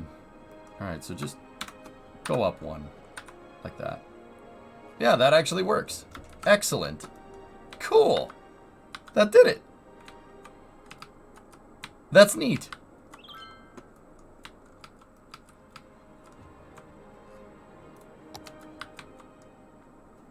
Alright. Way cool. Drop a quick save. Das ist gut. Ja. Sorry, little stretch.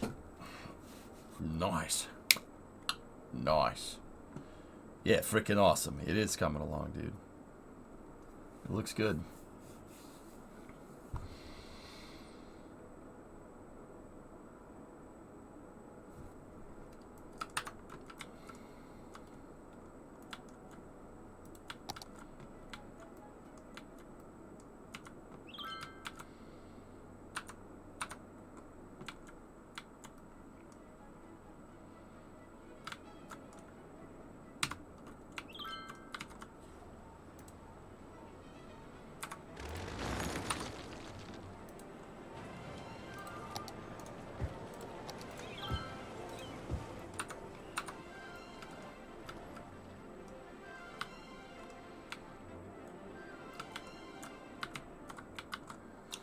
Could you use that infinite source for hydropower and then pump it back? Yeah, but I'm pretty sure that's a diminishing return. I think.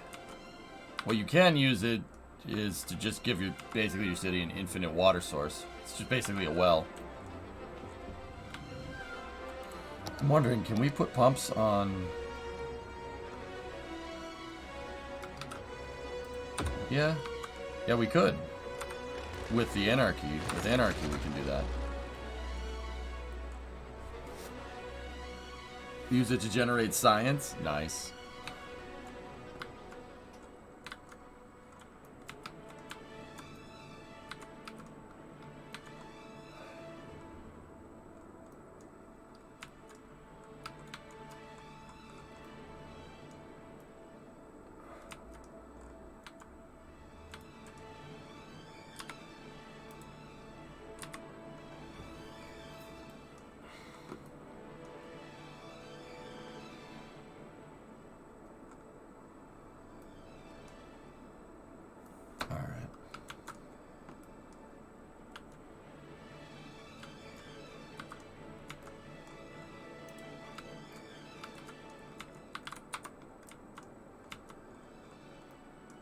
Okay.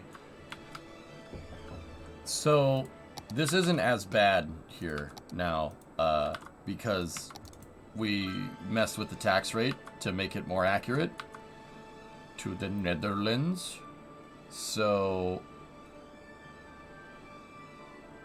we don't necessarily need to roll into that big industrial project just yet. I'll probably work on that one next week. Let's work on more small changes around the city. I was really worried there for a second. I'm like, how could the city be making so much money and then not be making money?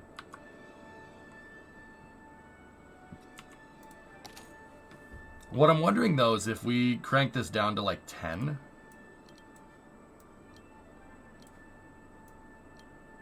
are we still going to be nominally positive? Because you don't want to raise the taxes too high. Keeping the taxes lower will give people more incentive to move into the city. Where's the red light district? I have not made a tourist district yet. Plus 26. It's only 12%? Here it's like 25? But see, putting it down, look, RCI is going up because it's giving people incentive.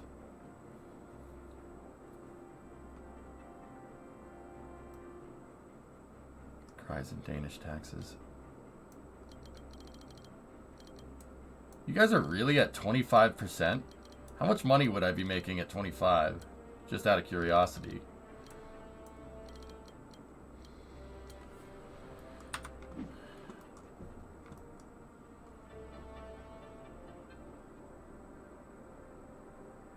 It's 41?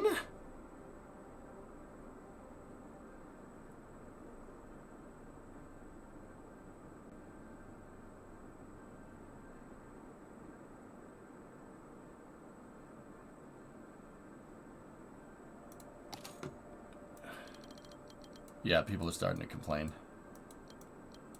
Sorry, it was an error in my system. We were still using DOS, and we've upgraded to Windows XP now. Yeah, there's just an error in the taxes. Sorry, everybody. Quality of life is probably better, though.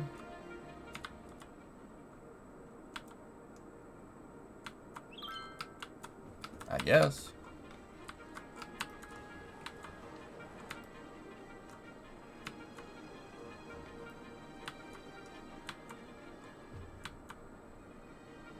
Yeah, it was the Y2K bug.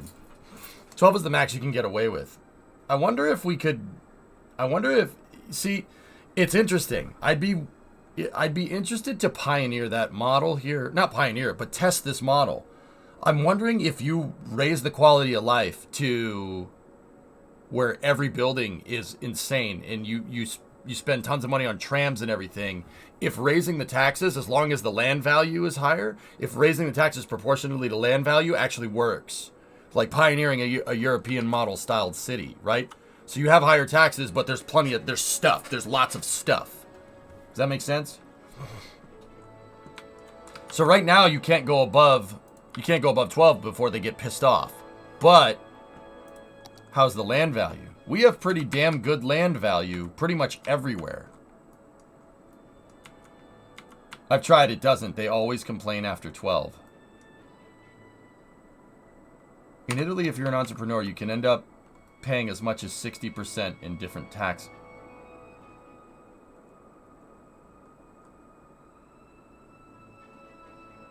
What do you think of the different dynamics between U.S. cities and Euro cities? Proximity, population density in European cities is a lot higher. It's a smaller city with more people.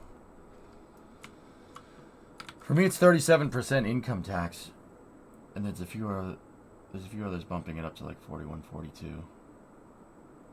What are the taxes like in the U.S.? I don't know. Hellfish, what's the federal tax at again? I don't know. 5? It's not a lot. It depends on the state, guys. It depends on the state that you live in. But everyone has a federal tax. So the U.S. government has a federal tax, and then you have a state tax on top of that. Yeah, it's not. Depending on the state, guys, yeah, the more tax states is probably going to end up, like the higher tax states is probably going to end up like 20. But in some states, it's like not a lot. You're at 30 with like state and federal, 26, yeah.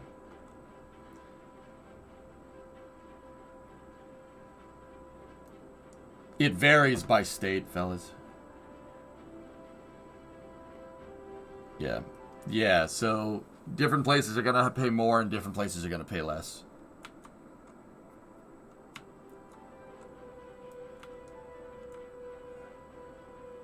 What do you think? What would you say the highest ones are? Like California or something, or New York State?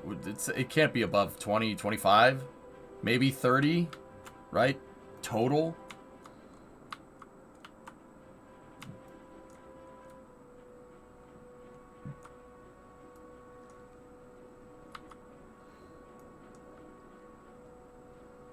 Yeah, and that also depends on income, etc., etc. Yep. So, like, guys, I tend to pay, like, here's the thing. So, this is just speaking personally, so it doesn't speak for everybody, so just bear with me.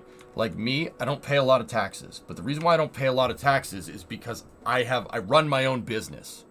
My business is driving the economy, right? So I don't pay a lot of taxes. You get rewarded for running a business, right? Because I'm an independent contractor. I run my own business.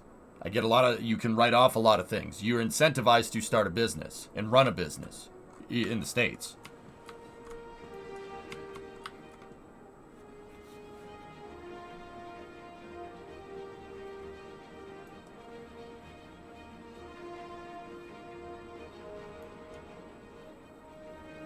Yeah, like you guys, I end up like that. The reason why I said 5 is because I end up not paying a lot of taxes because I can write everything off. I write everything off. I write off my utility bills. I write off my mortgage to an extent. I can write off proportional to the amount of surface or amount of square footage that my business uses. So yeah, if you run a business, you end up not paying a lot of taxes. So you're incentivized to work. You know what I mean? Not like work, like be a wage slave or anything. Like. You're incentivized, like you want to be. It incentivizes entrepreneurship, I guess.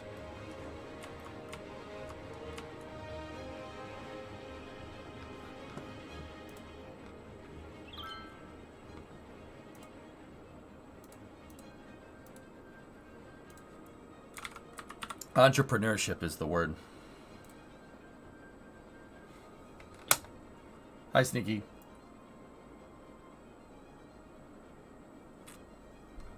That's why you got cameras in the garage. Yep.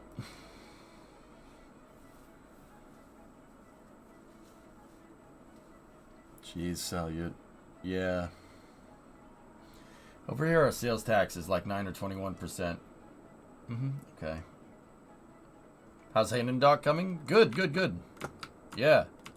I finished another interchange over here. Oh, my God. Okay. Why is that causing... It's this. What? Come on.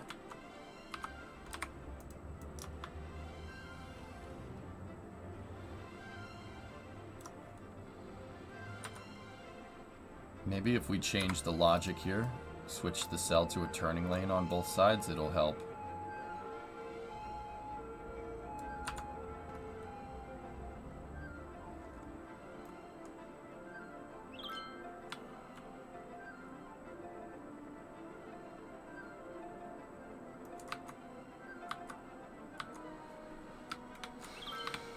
You get base tax up to 35 and up to 25 VAT in the EU if you work on a platform like Upworks. They have a 10% fee. Fiverr is 20%. Jeez, man. Don't forget we have a hot fire at Stennis today. Don't forget, I didn't know. Till you just said something. Why do cars only use one lane? They're using one lane because they want to take a right turn out of here.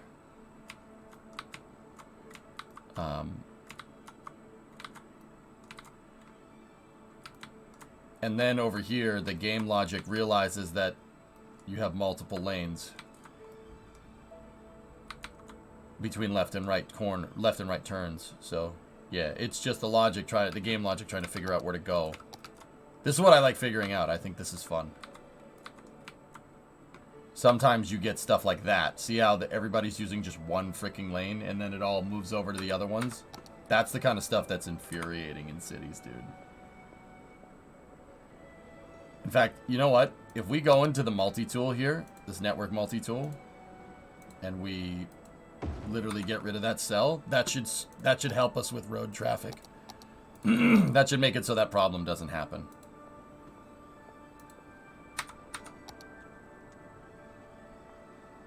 Yeah, give it a second to repath and redo the logic. That should prioritize lane right there.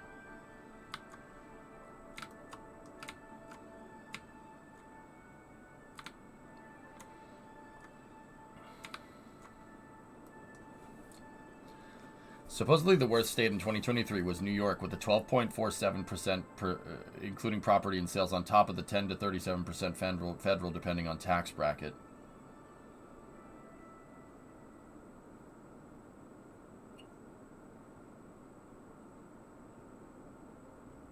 Man, there's someone out there that pays over 50% in taxes in New York State. That sucks. Sucks for them, man. That sucks for them. Do you think EA will ever make a new SimCity? No. No, they won't. They're done. They're done with that. They screwed that up.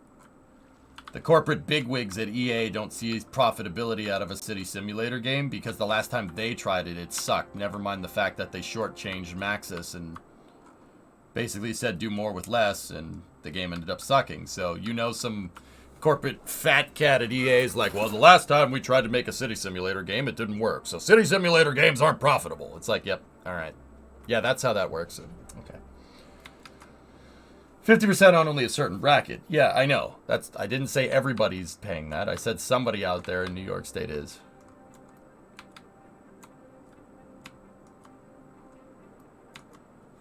But the 37% federal tax is only making more than like $700K per year. That's the point. You're not even caring about money. Yeah, Sean, I understand that. From your perspective, you don't care about that. If you're making $700K a year and they took 400,000 of that, would you be pissed off? Think about it. If it was really your money. You know, it's easy to say that when it's not yours.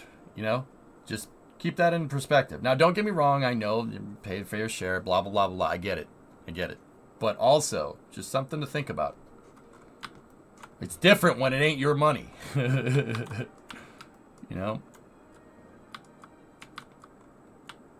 But see, if you were a smart business owner, right? I assume if you're making $700K a year, you probably own a business or something. If you're a smart business owner, you'd write it all off, so you don't have to do that. You know?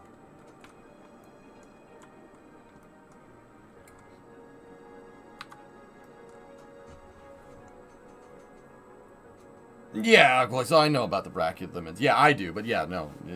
Taxes are interesting, dude. They're interesting. And, like, here's the thing, fellas. Like, here's the thing. I see it's already going this way, so I'll just kind of address it. There's no end-all, be-all solution to taxation. Taxation is something that's variable. Think about it. It's variable. It changes. It depends on what your city needs, right? So those Europeans over there, like, let's just take like a generic European city, right? It has a lot of public transit. You know, there's a lot of public transit. There's a lot of people to take care of in a very small area. High population density, small geographic area, right? So you need trains to move around, or else everybody's going to be stuck in a traffic jam all day, right? That's what the city needs. So the city needs to keep that system going, or else the city will collapse underneath crippling car traffic, right? So that's what that city needs, right? That's what like Amsterdam needs, or Rotterdam needs something like that. You need to do that because that's what makes the city work. Now, don't get me wrong. Here's the real kicker. There's multiple ways to make a city work.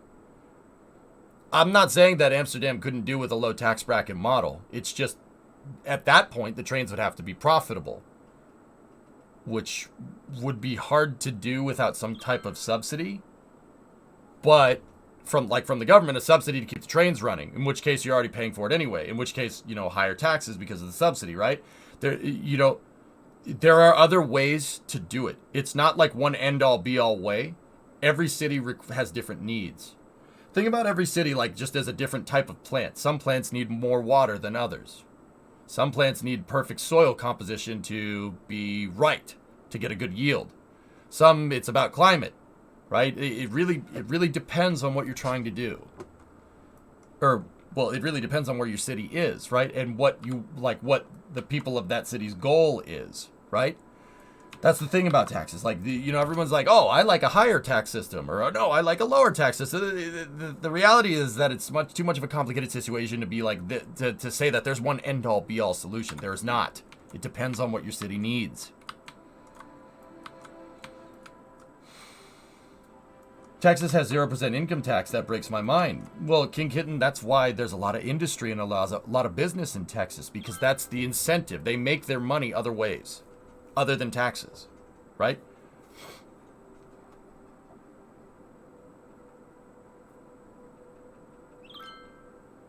The U.S. space is allotable taxable land space with huge horizontal parking lots. Surface area is not a problem here, though, Jen. Space is not an issue.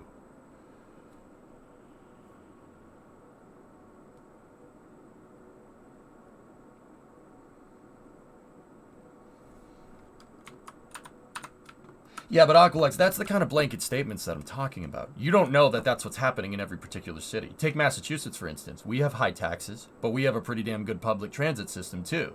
That's not always the case. You gotta be careful with that. You gotta be careful. I think that where we go wrong in this country, for instance, is like, your reality consists of the state that you live in, and another state might be different. It's something to keep in perspective, you know what I mean? Gotta be careful with stuff like that. Some people might not want to live the same way that you do. Just something to just take into account. I'm not saying that one way is right and one way is wrong. That's a losing battle, because the cold truth of the situation is that there's multiple ways to do things. There's always a different way to do it. There's two ways to achieve the same result, just like engineering. That's how I look at it.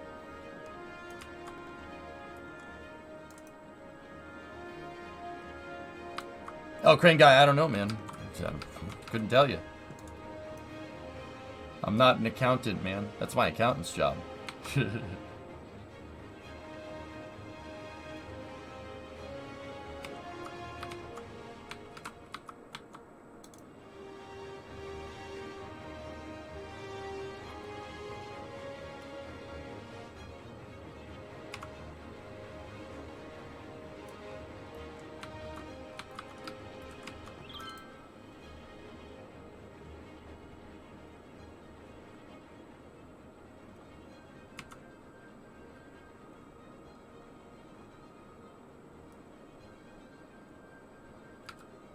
Yeah, Hammer Nails, my accountant is the reason why I don't pay a lot. That's true, but there's enough of that as public perception is the point. Public perception flatten out all those wrinkles that I know exist. Yeah. I don't... See, Aqualix, this is where I say that educating people on this is better than trying to not curb public perception. I think this is why I do what I do, because I teach people about this stuff, right? This is where education is super freaking important. Because the public can run away with a perception. Abso-freaking-lutely. And they can run away with it. We've seen it happen multiple times throughout human history. Doesn't end well. And I don't think it'll end well this way either. It's not smart. It's not a good way to do things. That's why education is so important. Teach people why this is happening the way it is, so they can understand the system. And then you can change it if you want to. That's really important. That's how I look at things. Should be taught in schools. Bingo, Gaza. There you go. There ain't no instruction manual on how to pay taxes, man. Think the average kid coming out of high school knows how to do that? That's why I talk about this stuff. Not to instill some stupid political debate. It's to teach people about how this works. Because you can only really change a system confidently if you understand how it worked to begin with. In crazy blanket statements like, oh, tax this person, or do this, or do that. That doesn't work. That's not a good idea. That's never worked.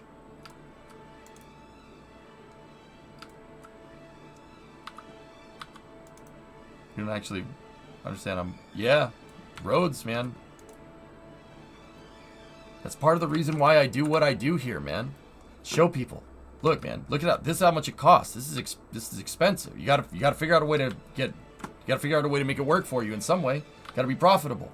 City has to make money. You can't go bankrupt.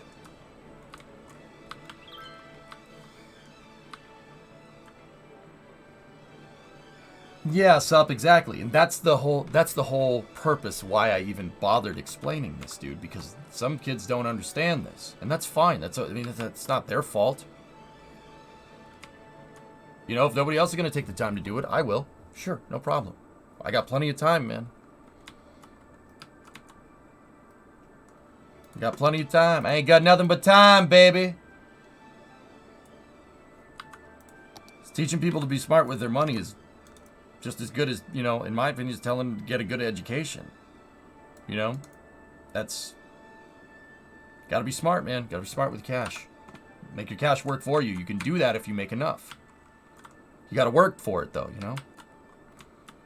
In Italy, we have a tax on rain based on the square meters of our roof because we could be using the rain instead of the grid water.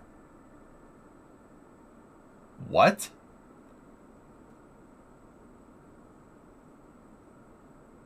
Wait.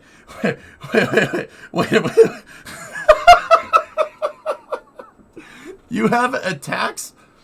You have a rain tax based on the square meters of your roof because you could be using that rain because of water collection? And if you have a water collection system tell you, do you get to not pay that tax? Let me guess. No.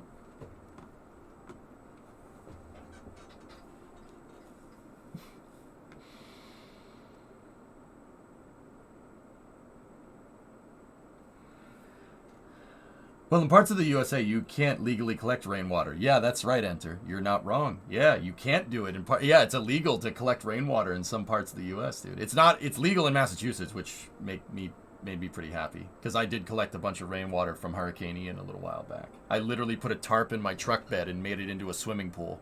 And then I just filled up a bunch of bottles. That's what I used to wash my hands in the garage. It's a stormwater fee. A stormwater fee is a charge imposed on real estate owners for pollution and stormwater drainage. I don't think this is the same thing.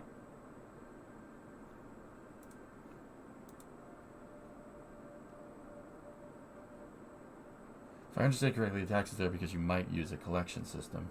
Go down to Italy. Oh, okay. Let me read. Let me bring this up on the main screen. Main screen, turn on.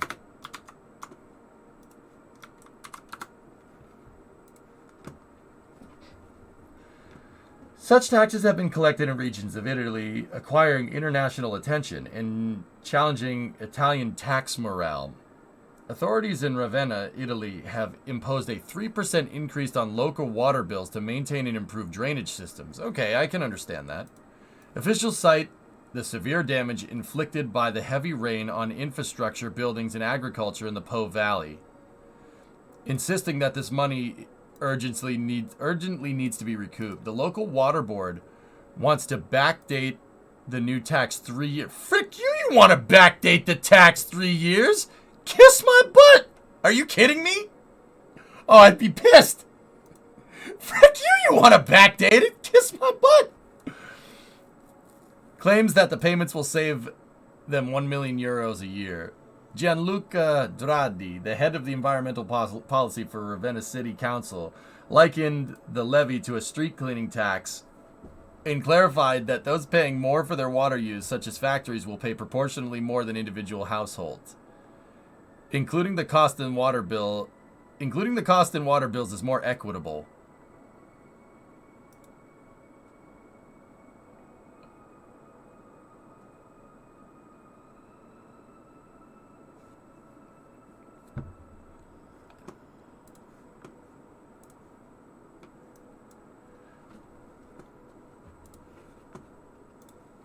I'm going to hold my tongue on this one.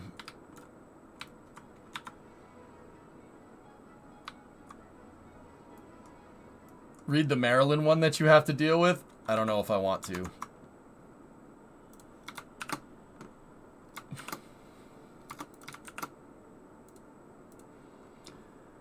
A stormwater management tax was established and signed into law by Martin O'Malley, affecting the largest urban jurisdictions in Maryland, 9 counties in the city of Baltimore, in order to meet requirements of the federal clean water as it concerns Chesapeake Bay watershed. The Tax Foundation States House Bill 987 was passed in response to a decree by the EPA, formerly known as the Chesapeake Bay Total Maximum Daily Load, which identified mandatory reductions in nitrogen, phosphorus, and sediment that damaged the bay. This mandate from the EPA was mandated to the states of Maryland, New York, Pennsylvania, West Virginia, and the District of Columbia. Maryland is the only state that levied a tax to meet EPA standards. Polluted runoff is the only source in the Chesapeake Bay watershed that is still increasing as of 2018. This tax, of course, does not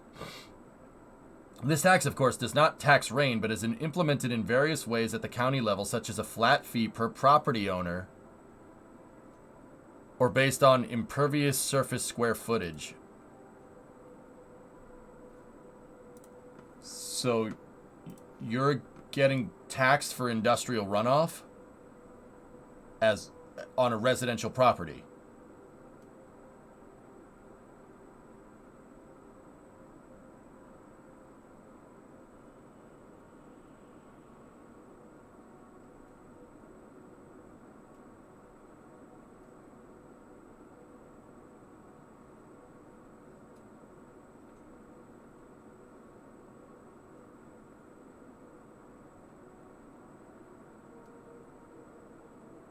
How... But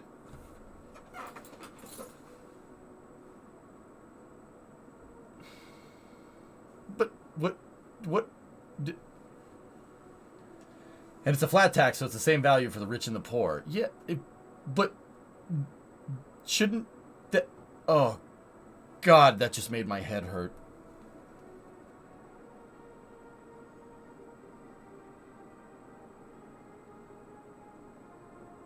How does that make any sense? That makes no sense. I gotta stop. Wait, I don't understand. What? I get driveways for oil, gas, and other runoff. Yeah, Elf, but wouldn't you want to put water treatment plants in? Like, put a water treatment plant in. Or make your storm drain system closed loop. Like, well, not closed loop, but you get the idea. But you could make it closed loop. You could take the storm drain, put it through an already existing water purification system, and then now you have more water. And then everyone pays the tax on the purification system. Like, why would you do this way? Why would you be, like...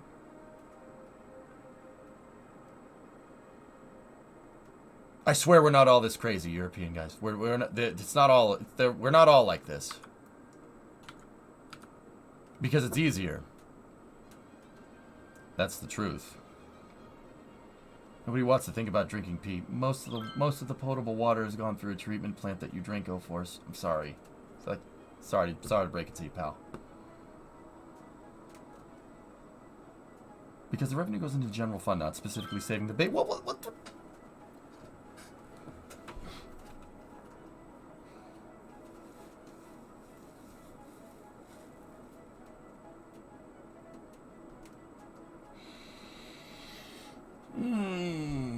Okay.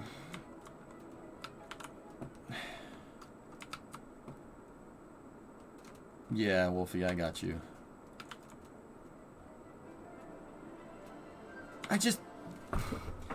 That's like contrary to everything that cities teaches, dude. And the crazy thing about cities is that, like, cities is more left-leaning in its implementation because, like, healthcare systems aren't privately funded, right? The healthcare systems are a tax system in cities. That tends to be more left, right, than right, right? So even with that, city, if you want to get good at playing cities, it teaches you to be super fiscally responsible, right? Like, I don't have many hospitals in this city here. I mean, we have a couple here and there, and we have a couple of, like, citizen wellness stuff and crematoriums and whatnot, but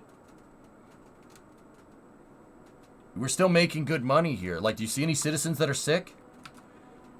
Because the better way to do it is to subsidize, is to work on some kind of system where people are less likely to get sick, i.e. not putting, like, a sewage treatment plant next to your well, next to a water well. Don't crap where you eat, right? See what I'm talking about? Cities teaches you to not do stuff like that. Like, it's super, that's super strange to me. Like, cities teaches you to not do stuff like that because that's bad for your city. That's weird, Maiden. It makes much more sense when you think about it in terms of doing it right would have caused big business to pay more. Yeah, Aqualix, there's that, absolutely. Yeah, no, that doesn't make any sense. Like, yeah. How many hours do you think you're in on this go? Oh, community, I don't know. Probably 40, 50 hours in on this build. Yeah, Aqualix, I don't disagree with you on that one. You're probably right, which... I mean, I suppose I could see the argument there that the business, you know, you don't want to tax the business into nothingness, right? Because they provide jobs for everybody else. So, you know, just everybody paying their fair share, right? Keeps the business, makes it so the business model keeps going. But it's...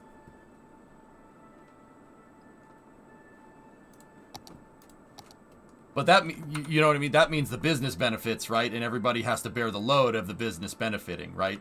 Because it's, right, like, that, see that? See, that's like, I don't know if that's exactly what's happening, but, right, like, oh boy. Maybe cities just proving the point that a flat tax is best.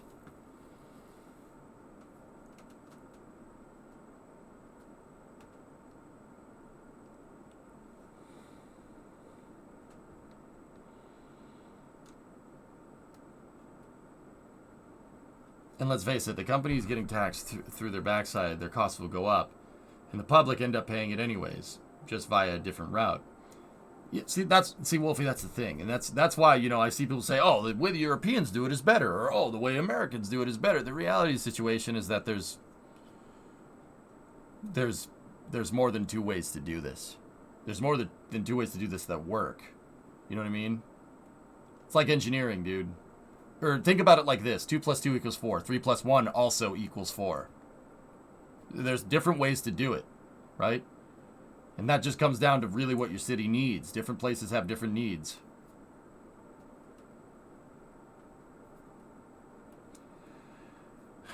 Yeah, flat taxing isn't an end-all be-all solution, dude. Because think about it. Okay, let's take a place like Detroit, okay?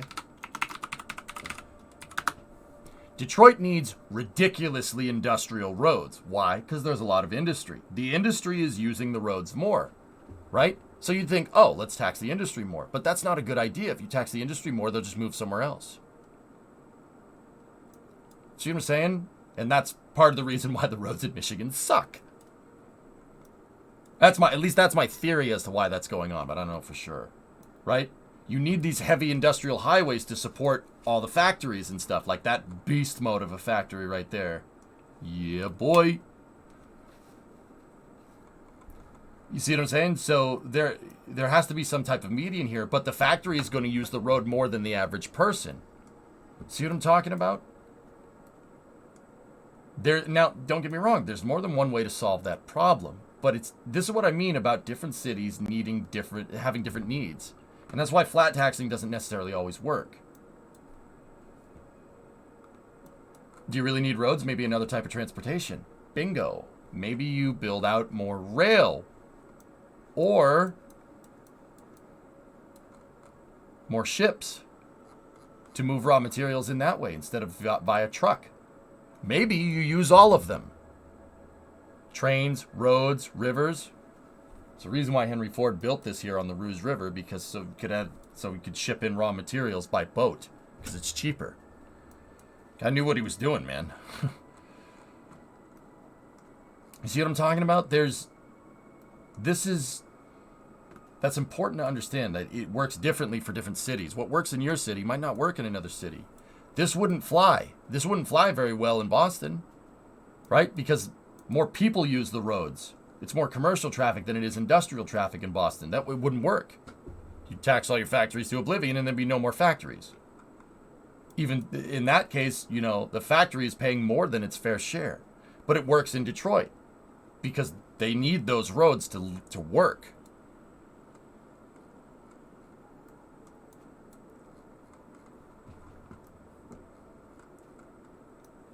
Of course it wouldn't fly. It's a factory that makes cars, not planes. Good point. See what I mean? Every system is different. Every city has different needs. And that's an interesting thing to understand.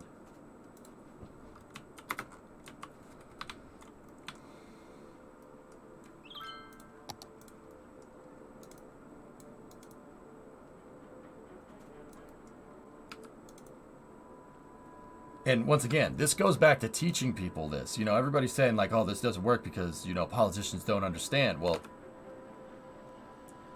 if the citizens understand, you can be damn sure that the politicians they'll definitely get it. See what I mean? That's where it starts, man. That's why I teach you guys about this stuff. It's not just road design. It has it's a lot more complicated than that. Like rocket science, a lot more complicated than it seems. Every single time.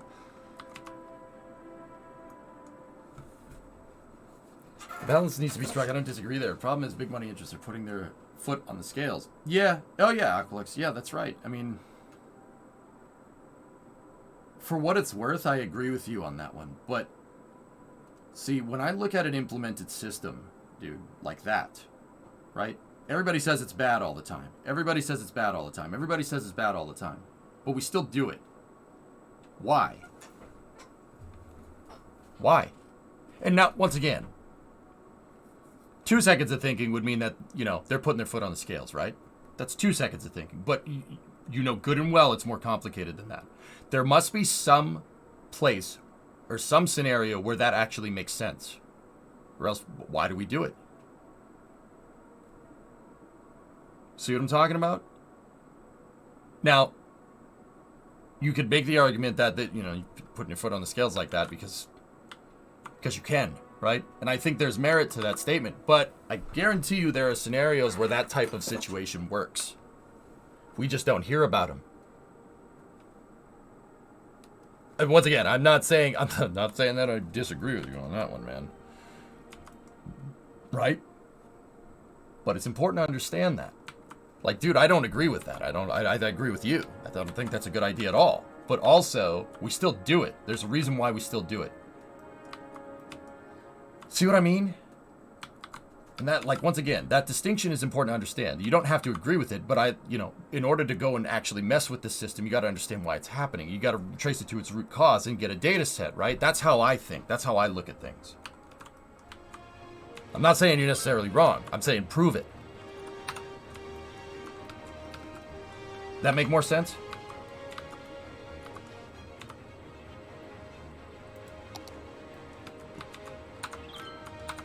How's our intersections doing? Good. She's coming along.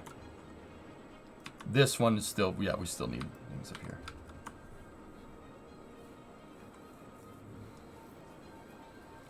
And I think that starts with, you know, for instance, optimizing transportation systems for what your city needs. You know, it all starts with this stuff, which is why I show it to you guys and why I teach, you know, like trains are good for medium distances. Subways are good for short distances. Cars are good for short to medium distances. Bikes are good for short distance. Walking obviously is for short distance, right? You got to champion every system where it makes the most sense, and then your tax model will end up being pretty damn good. But, once again, more than two ways to skin a cat, you know?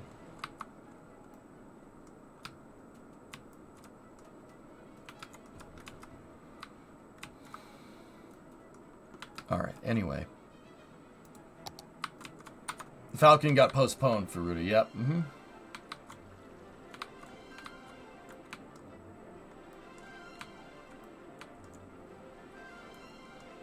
Well, Jen, you could say that, dude, but... See, here's the thing, man. Okay, I look at something like that, and I that's what I'm telling you. I don't think you're wrong.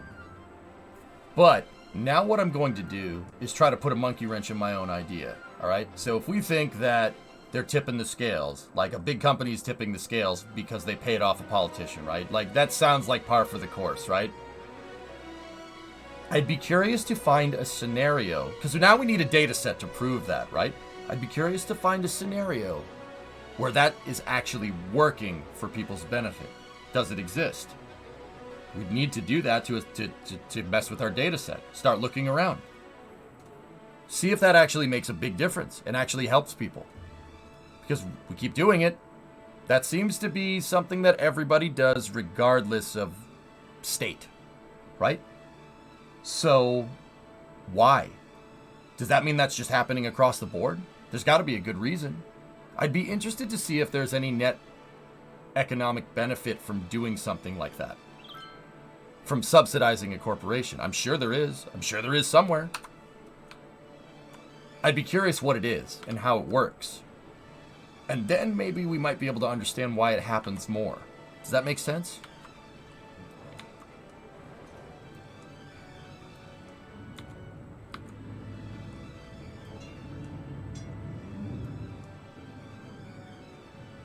Well, of course, Octopus. Yeah, that's... But see, once again, you're generalizing. You gotta be careful about doing that. I don't disagree that that's happening somewhere.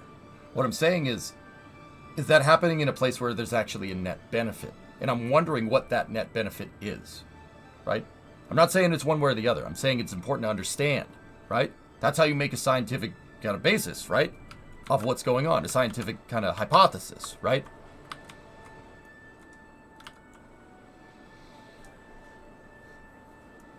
Great if true. Poor residents of nearby towns will at least have one day of rest from cleaning all the concrete dust off. Marathon Starship is not Falcon 9. Those are two different systems. Starship ain't launching anytime soon. They'll have plenty of time to clean the dust off, bud. I like pickles, but only on Thursdays. Wow, that's just weird. Yeah, I know. All right, I got you. I see what you're doing there. I was like, damn, man, that's savage. Those are two different rockets, man.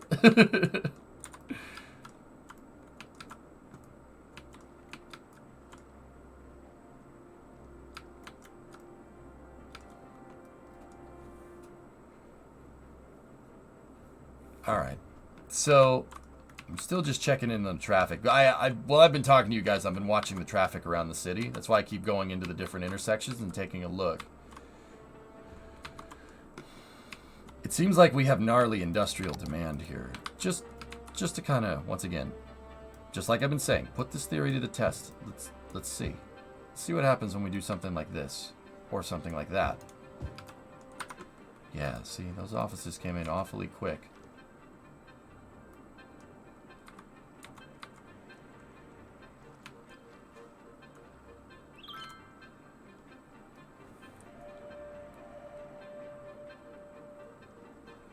Yeah, Wolfie, that's what I mean. I really try to make sure to throw monkey wrenches into my own ideas to make sure you're not making a generalization. Because if I'm making a generalization about something, someone will let me know. Don't worry.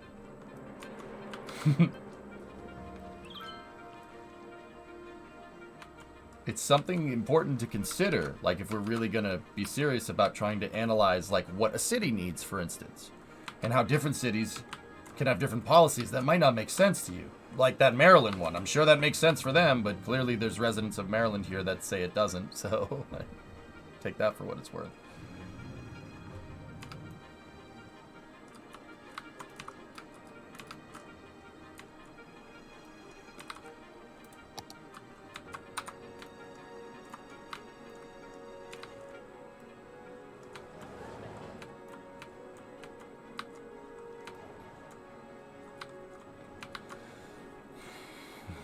This is kind of throwing a monkey wrench into what I want to end up doing here.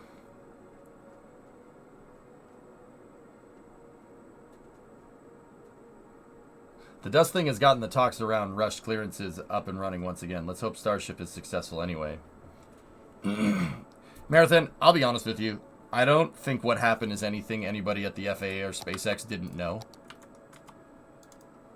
I honestly think that it, like I said, it's not anything that they didn't know was going to happen. I could have told you a month ago. In fact, I did on this stream, you know, say that that thing's going to get destroyed. It's probably going to get destroyed, and it's cheaper to just replace the concrete or do something else until you come up with a better solution. Now, the FAA did ground Starship because it obviously exploded. That's not wanted behavior, right?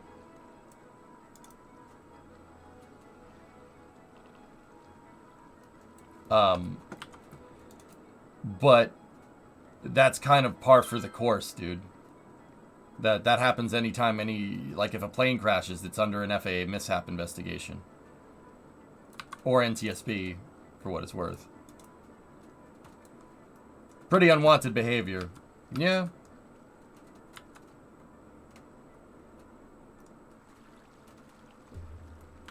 I have a friend at SpaceX said the issue on launch was that it would not separate, and they tried it a few times and then detonated.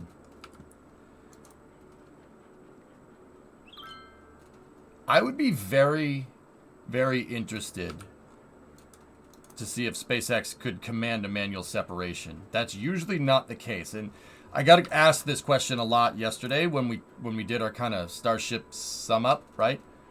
I got asked this a lot, and they said, "Oh, why don't they just manually separate it?" Well, rocket launch sequence systems don't really work like that. They don't do that. So,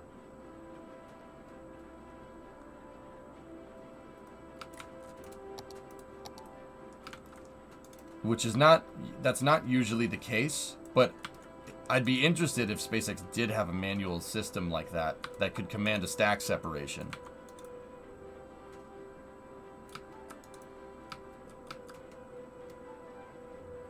And if they did try. Because the reason why I think it didn't stage, at least up until what you just said, and keep in mind, you know, your information isn't concrete, don't take that the wrong way, is that if the sequencer isn't looking for a good separate, if it's not at the right speed or right altitude, it's not going to separate. But then again, SpaceX might have an adaptive code where you could do something like that. So who knows? To be fair, though, any release mechanism or system could be put into a manual switch. Well, of course, anything could, but that's not Hellfish. That's not usually the case with rockets, especially rockets that are using an auto sequencer, which literally every rocket uses. Right? That's the point that I'm trying to make. But you know, maybe SpaceX did have a manual system. I mean, that would explain why it took so long to terminate. But yeah, who knows? Hard to say.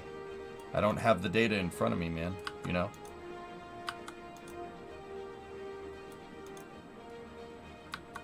If I knew exactly what happened, I'd be working at SpaceX, you know? If I knew exactly what happened, Gene, I'd be working at SpaceX. Stennis is live. Cool. It got off the pad marathon, which I'm just kind of amazed that it actually did it.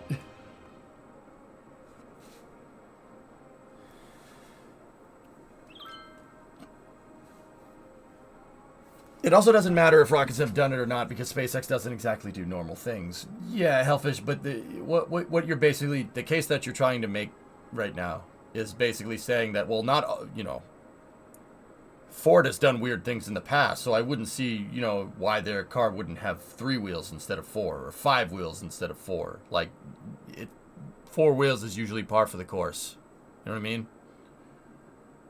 But, you know, this is a new system, and its auto-sequencing mechanism is probably the software that governs Starship launches is probably nowhere near finished, right? So, commanding a manual sequence for testing might not be the worst ideas. Think like debug menu in Kerbal, where you can do things that you can't do in the stock game, right? Like moving around or, you know, changing the gravity or whatever. It could be there as a debug.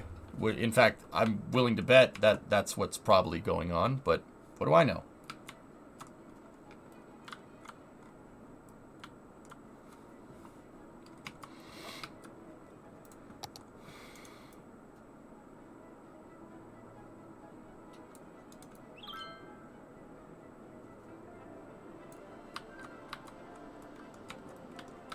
It would be hesitant to have manual switches simply because no one could react quickly enough.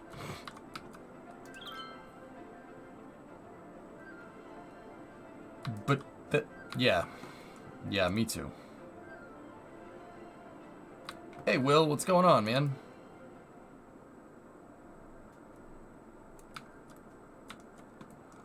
All right. Any news on Cities 2? We've had nothing but that trailer hater.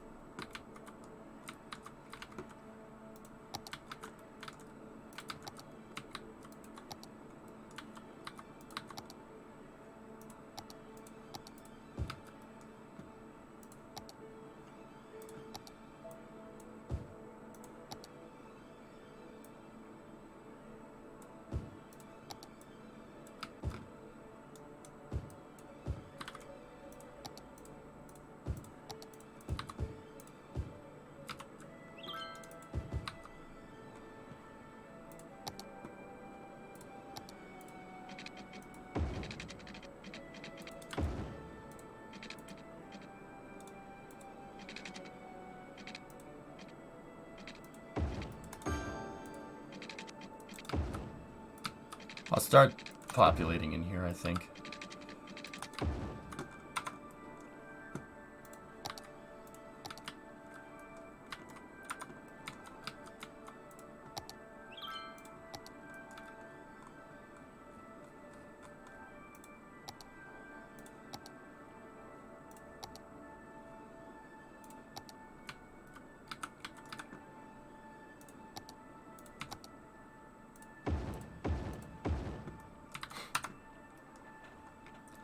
See the changes to the Formula One format this week? No, I have not.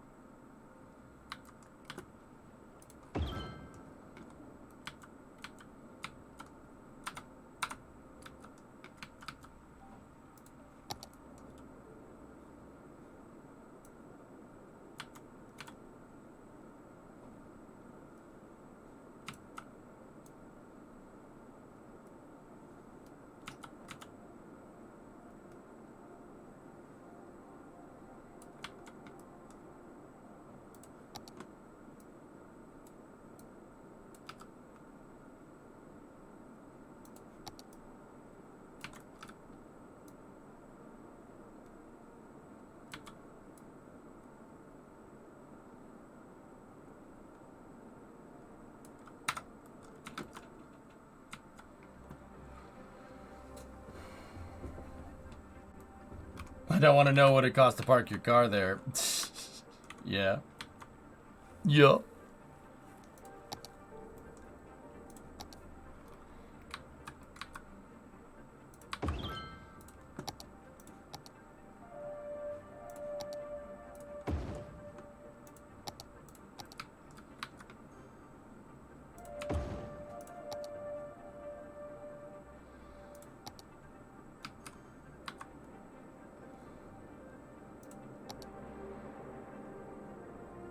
Medical laboratory.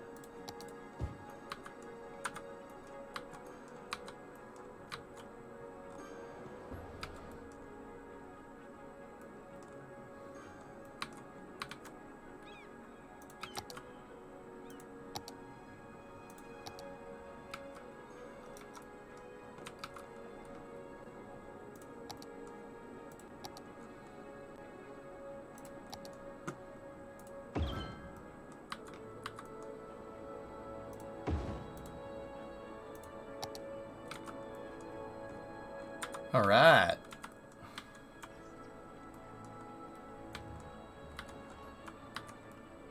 The canal is a little wide, but that's okay.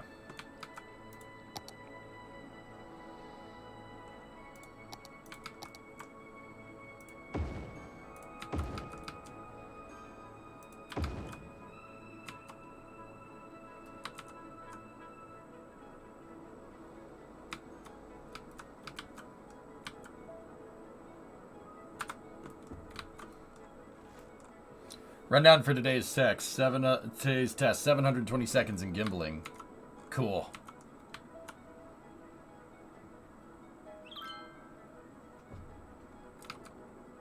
Interesting marathon.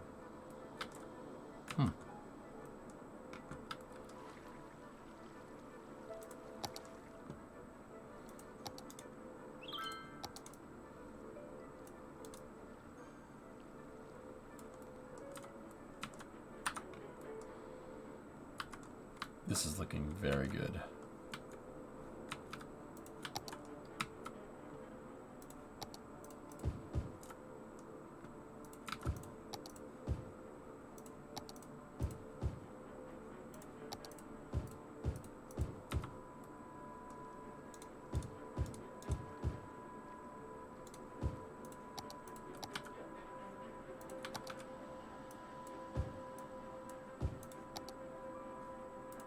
Yeah, this all has to be.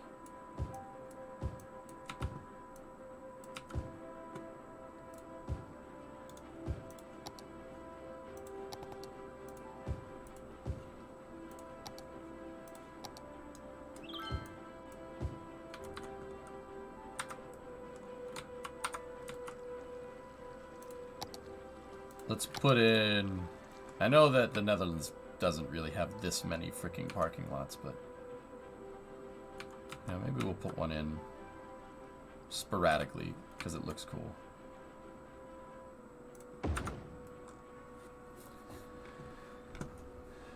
They opened the Salem again. Oh, nice. Cool. I'm happy.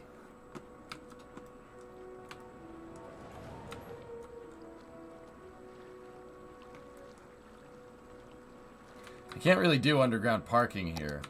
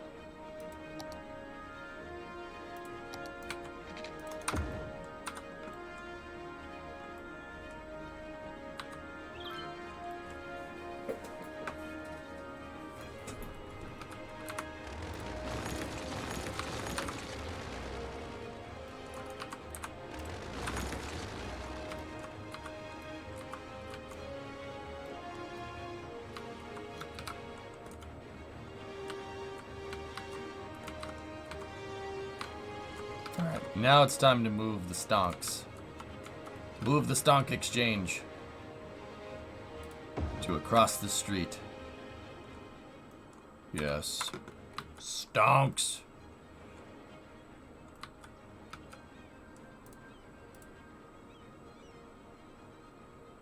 Actually, I like it better right there.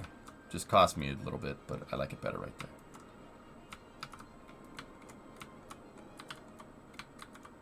Actually, you know what? I changed my mind again. We don't want that exactly right there. How about we stonks right here, okay? This is how we stonk.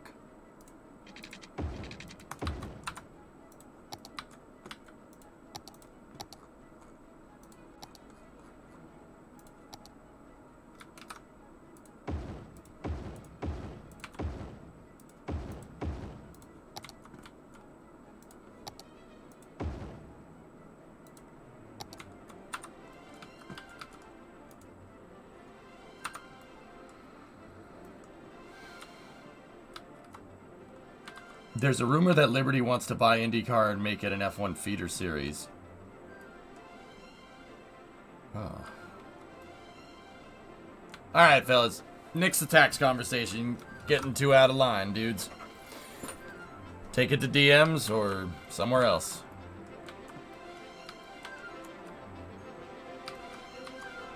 I'm gonna start working on the city center here.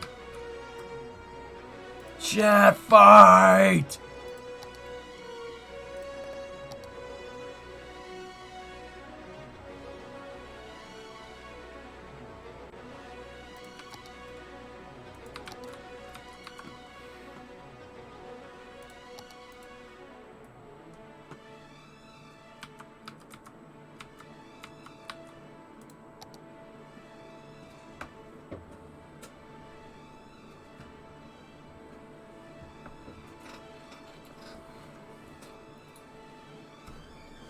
Yeah, it's wirelessly conductive concrete. Mortal Kombat!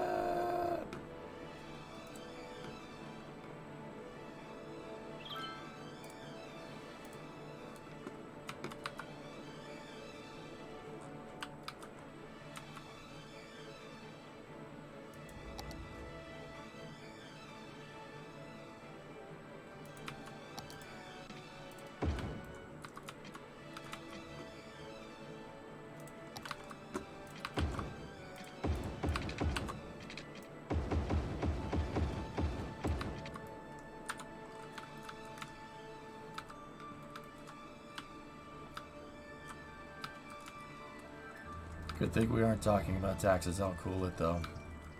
Yeah.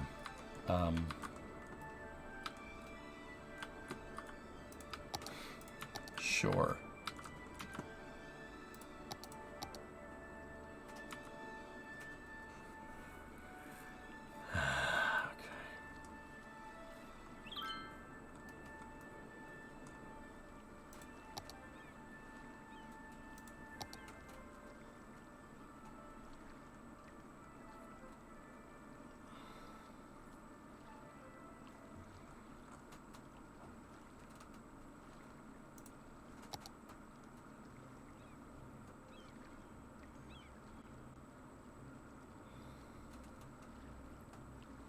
When's the ChirpX satellite flying off? I'm not sure. I don't really... I'm hesitant to put a space program... Put a spaceport in. You know, hesitant.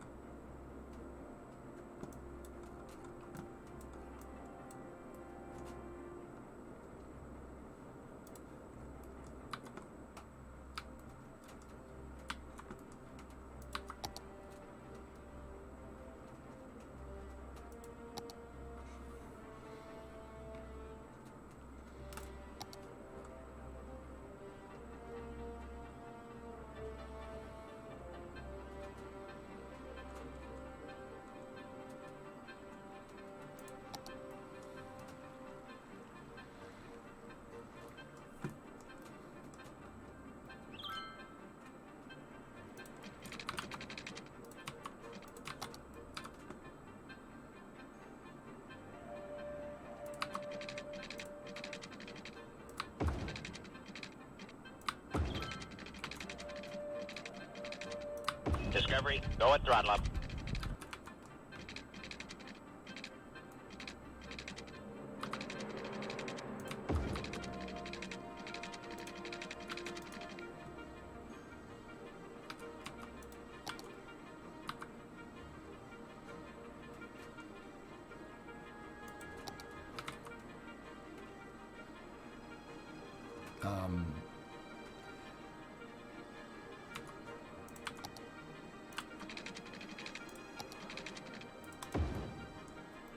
There we go. I don't want tram lines down here, though. We can make this just regular road. Like that. There we go. DeForo, 4-month resub. Thank you.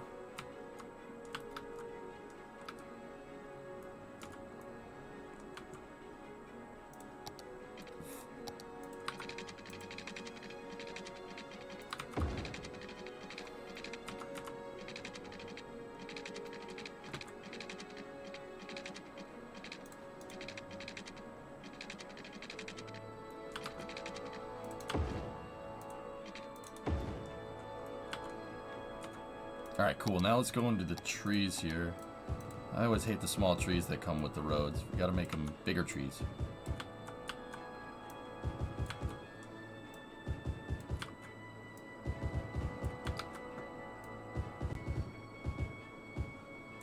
Yeah. Bigger trees for the bigger roads.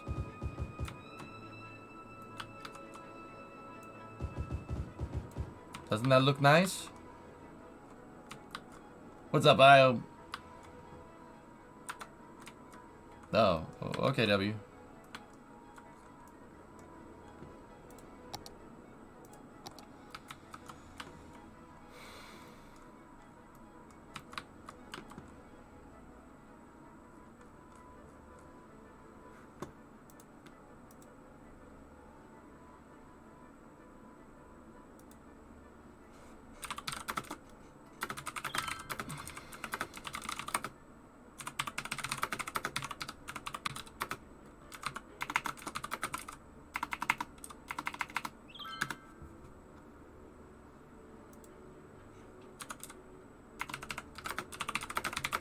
Discovery, go at throttle up.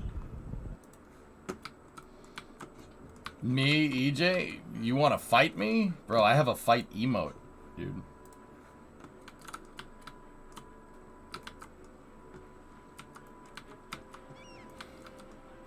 I have a fight emote. Fight me.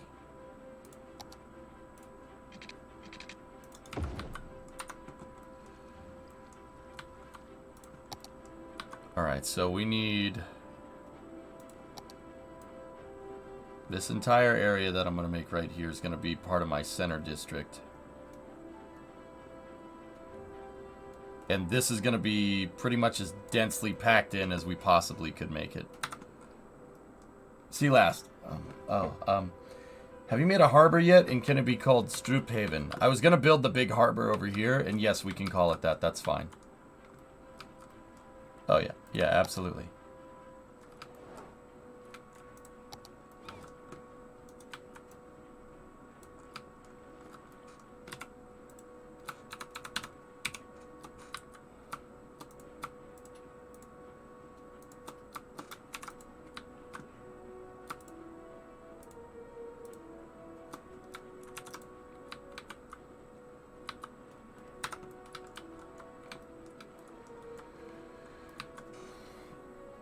No, Element, I don't think so.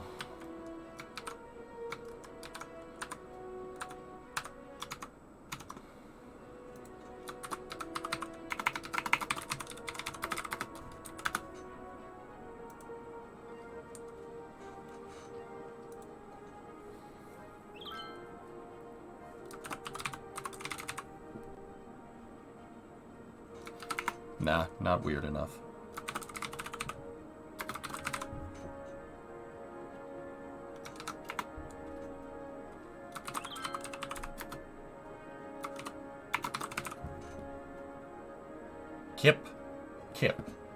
Kip. You're missing the fire.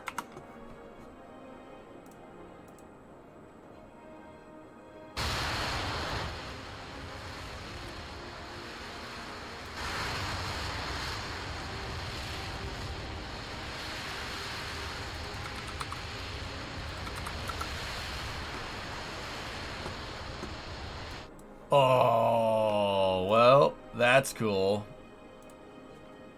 That's pretty neat.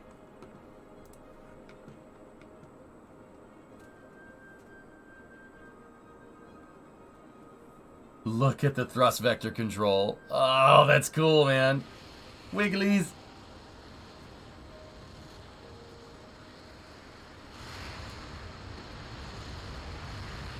Oh, that's so dope.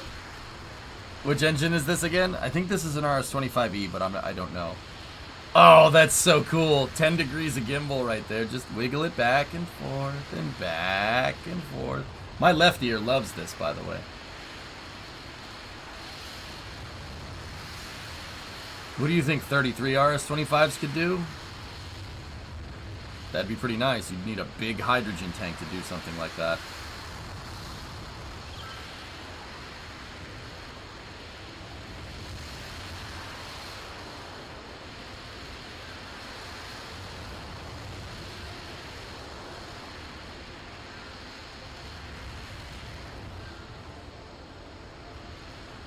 That's pretty rad, man.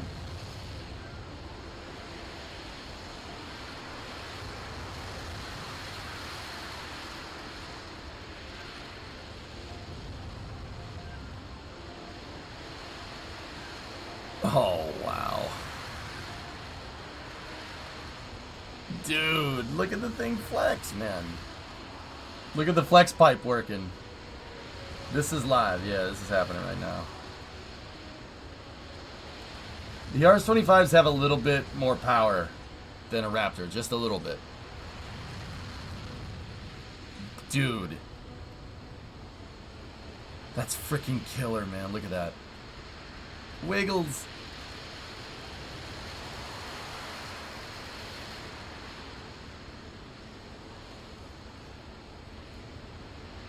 We should use this for other things.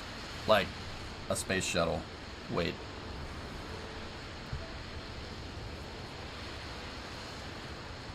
Like these, the shuttle engines, there could be a case made for a shuttle that, an SSTO with shuttle engines in the back. That I think the case could be made for that. That would be really, really useful.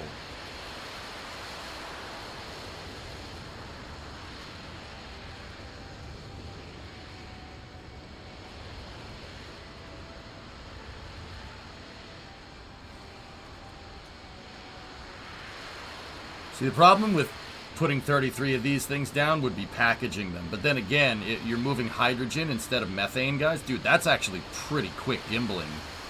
See, the thing is that, you know, to make something that's like, you guys are thinking like a super heavy, but with shuttle engines, right? To do something like that, you really wouldn't necessarily need 33 shuttle engines. One, they make more thrust. Two, you don't have as much propellant to move.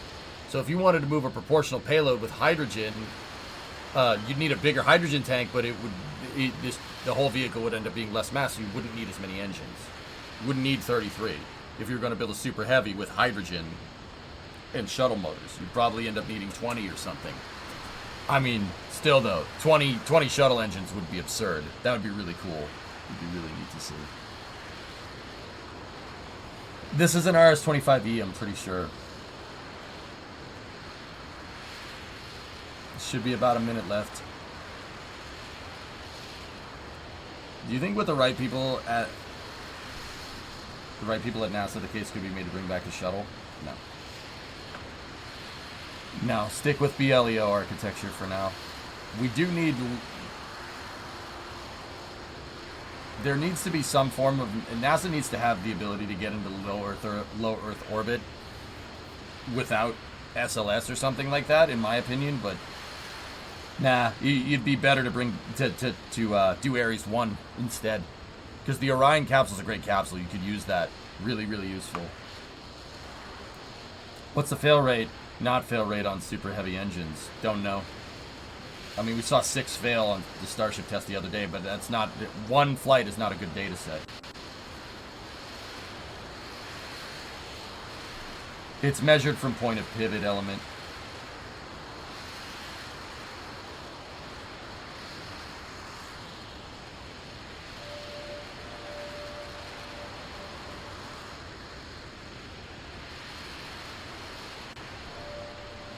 30 seconds. How many can it lose and still get into orbit? I'd say we went past the threshold of losing engines with that first flight. It may be 3, maybe 4 at best.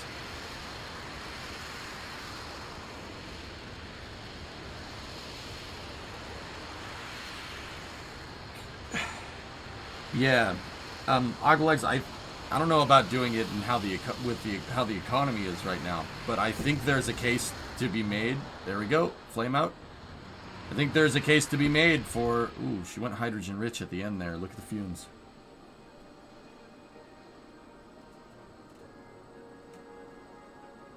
Ooh.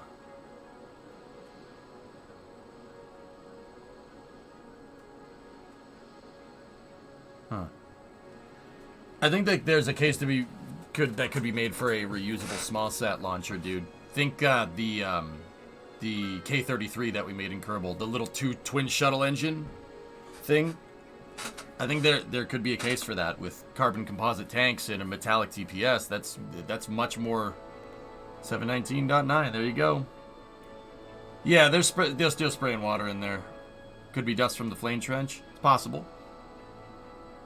Yeah, they never zoom in on the engine during flame out, but yeah, that's pretty rad, man.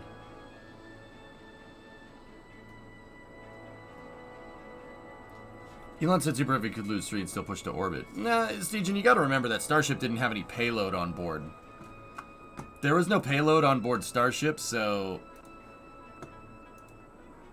it probably still could have made it within reason. But yeah, I don't know, man.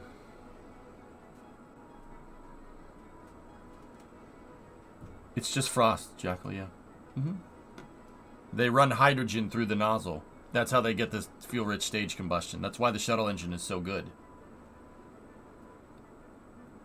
It occurred to me last night that SpaceX might be using differential thrust on the booster engines. Might be why Starship held heading after the HPUs went. I thought about that too, Core. Yeah, it's possible. And Raptor's so insanely throttleable, but that it's doable, man. It's doable. That is a thing that could be done.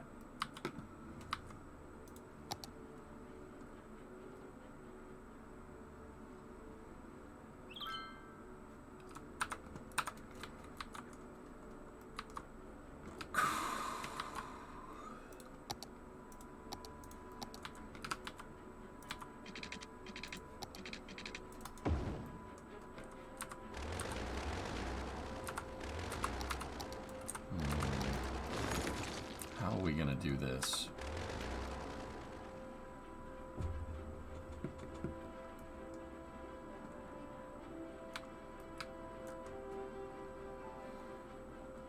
All right, so let me get a pedestrian street here.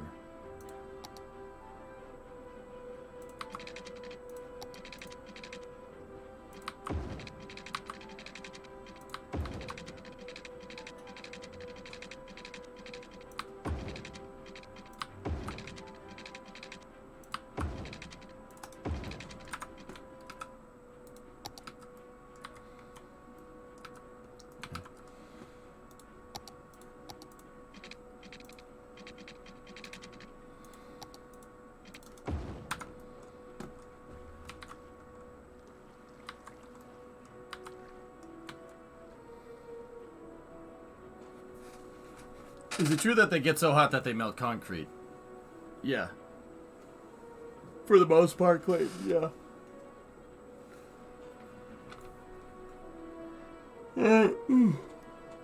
Nick, you're making me tired. I can feel your tiredness through the computer.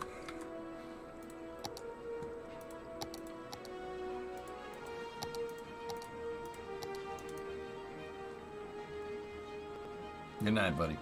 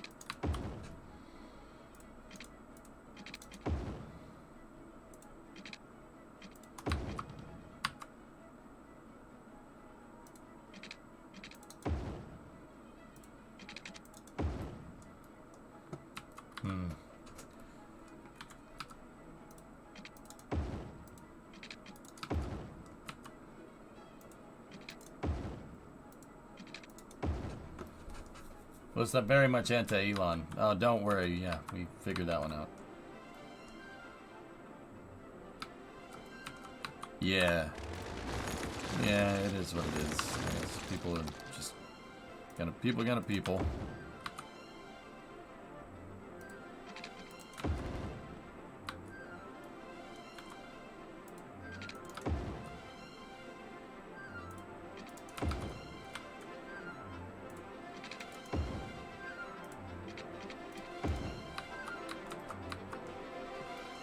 Alright, I'm gonna layer in more pedestrian road here.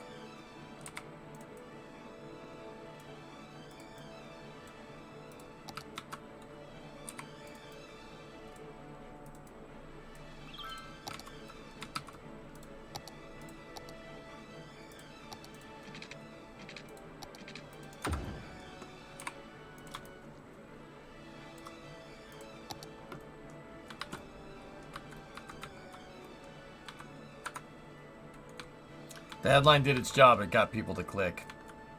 Bingo.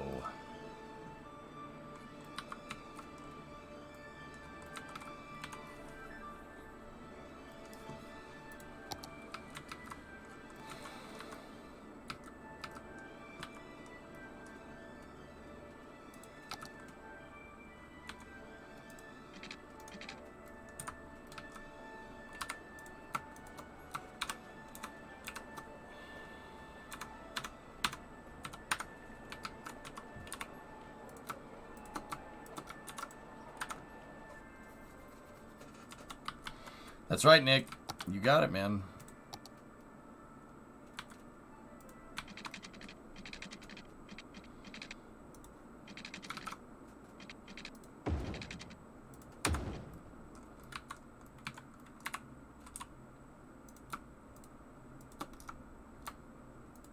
They got a height match there. There we go.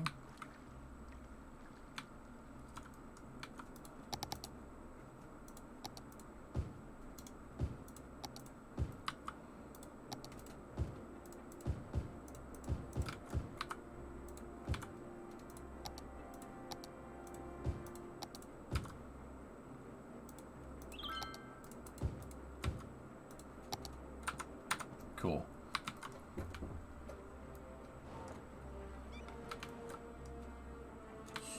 So FYI, 1O is pronounced like the one, like the O in rock.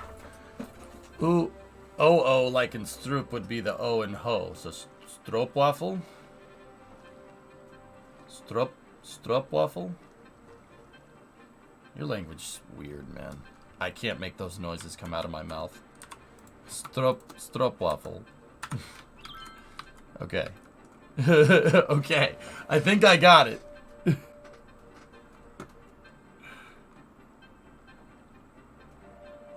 After dark works, Jax? Yeah. Thanks, it hurts. Dude, my mouth can't do that. My mouth doesn't do it. I try, and it's like stroopwafel. Stroop. Strop.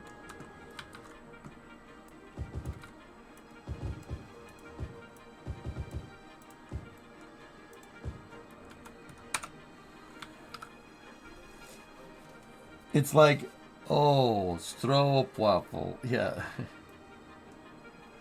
In a Dutch shop, you'd get the right item pronounced like that. Stroop. Stroop. Stroop.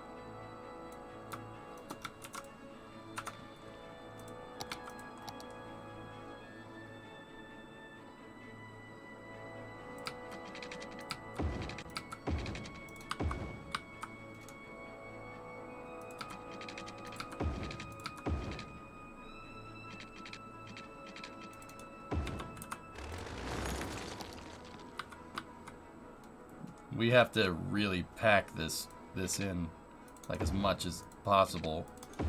There we go.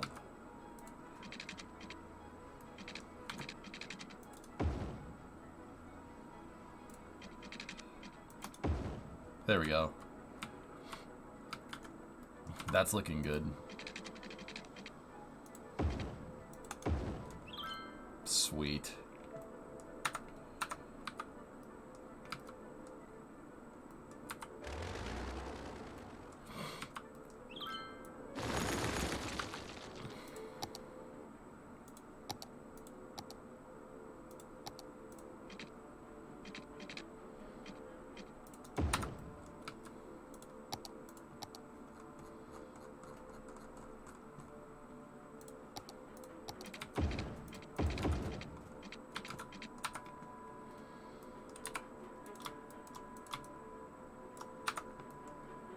I'll put something. We'll put a monument here.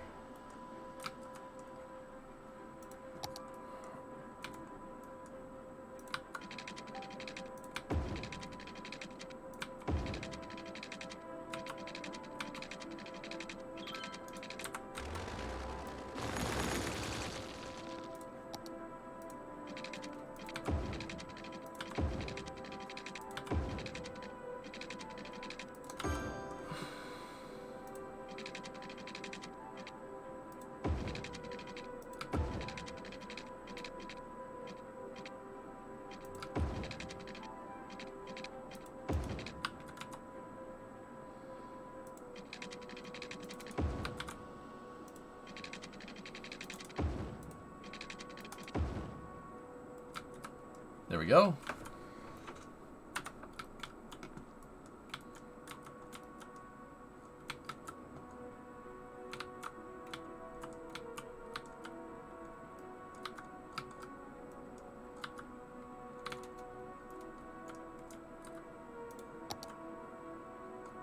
Actually, I'm gonna redo the tram route a little bit.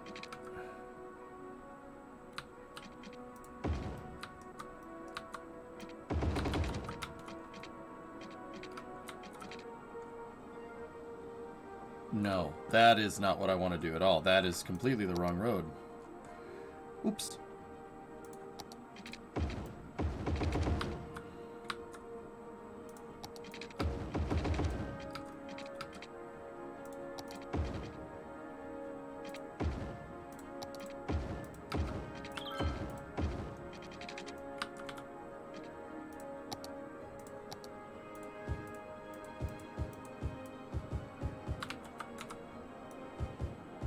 We have to go in here and redo some of the trees anyway.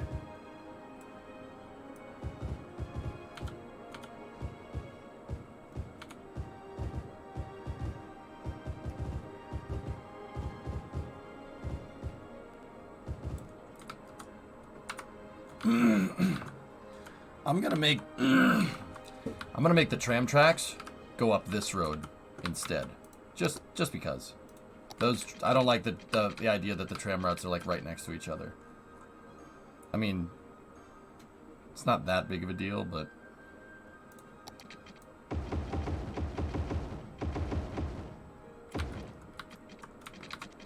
And then I'm going to take this and make pedestrian walking areas.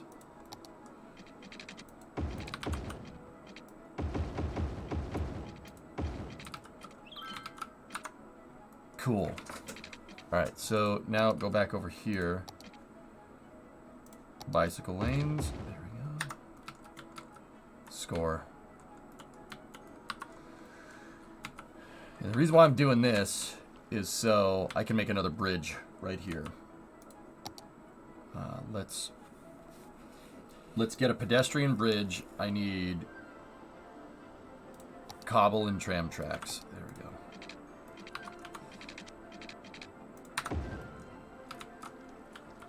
Yes.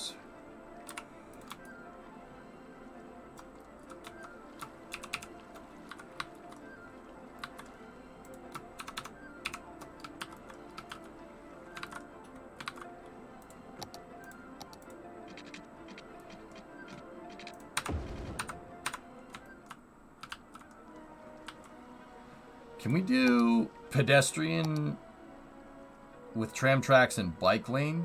I don't think we can do that. No, you can't.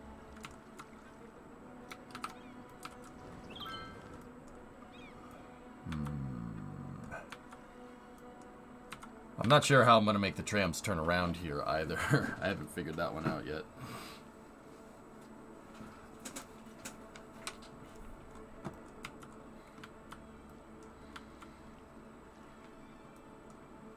KSP2 Talk at GDC about terrain generation for planets is online now. Oh, sick.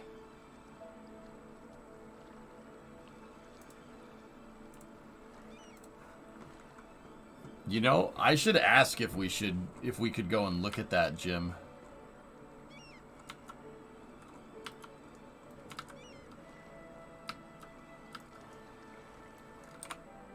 Should ask the devs if we could get down on that, you know.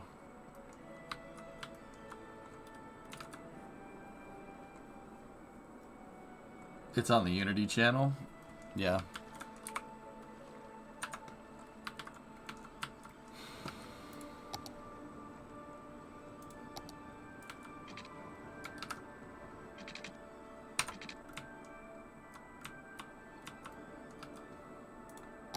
Let's see, what monuments can we put in here?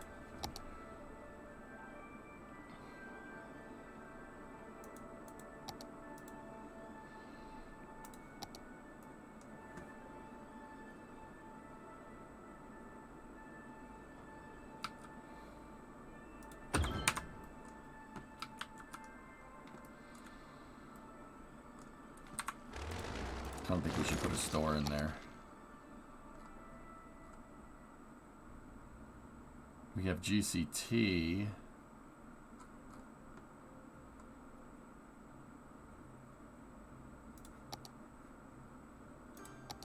Statue of Lizardy. City Hall. There was also an AMA that Shayna did. Yeah, we have to...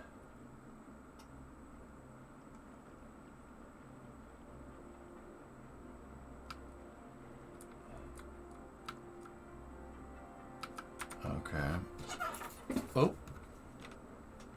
We didn't... No, we didn't do the AMA, guys. Yeah, it's just been weird scheduling with... Yeah, weird scheduling, that's all.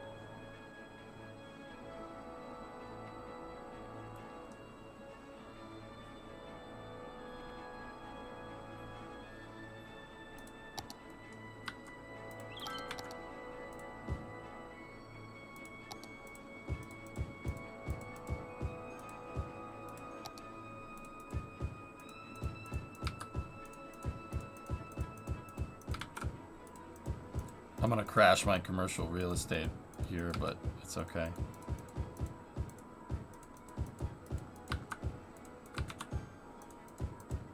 We're gonna make, we need to put some specializations on here.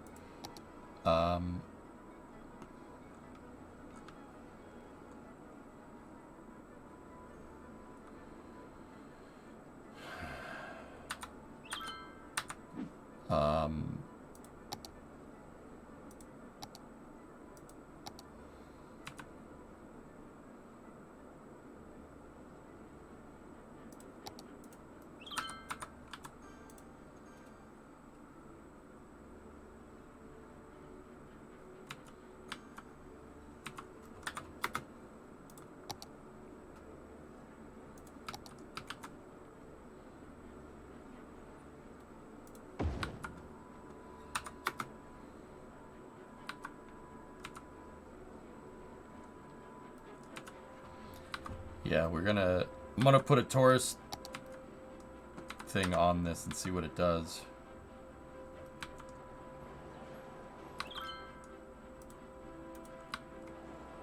Yeah. Wasn't there an AMA that okay, chat's going really slow. So this exists?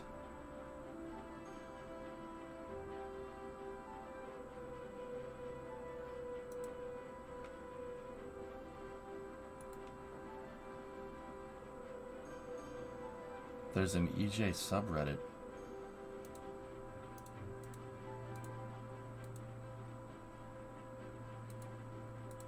Whoa.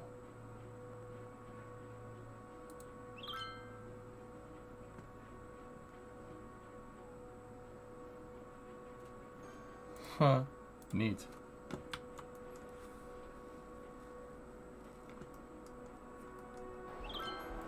Falcon Heavy might get scrubbed because of the weather.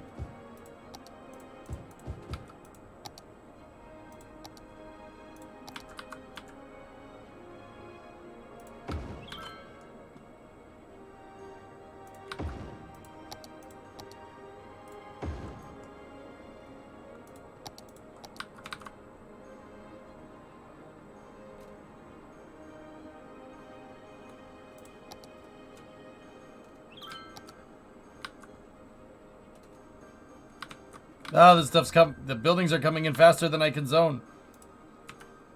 What's this fire station like? That's fine. Just go in there. It's okay.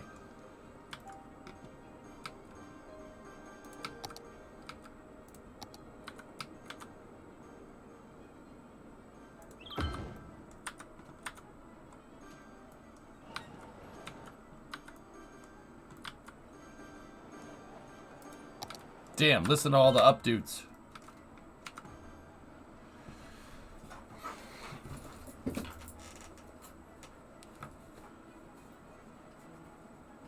Vice had posted some pictures of rollout for tomorrow's Falcon Heavy launch. Did they? Yeah, they already stood down from Falcon Heavy tonight. Did they? Hold on, let me check next.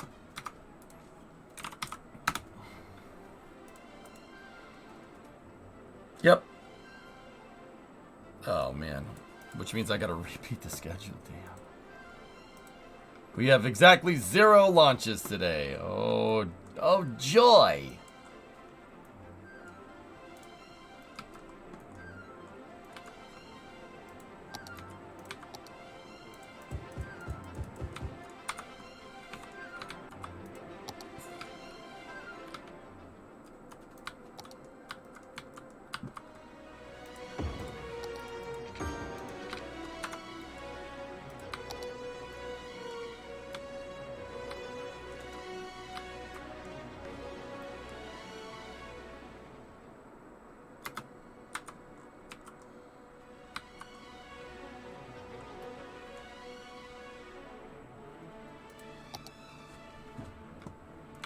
Hello?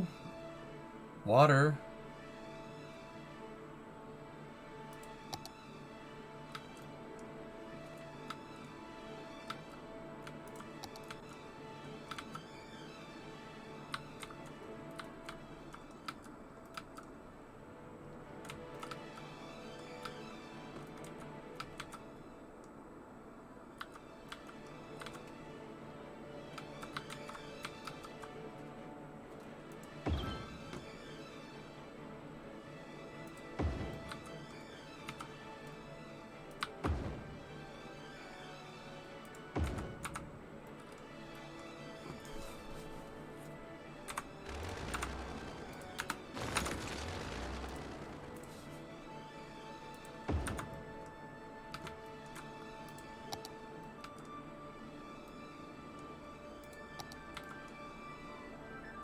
I don't understand.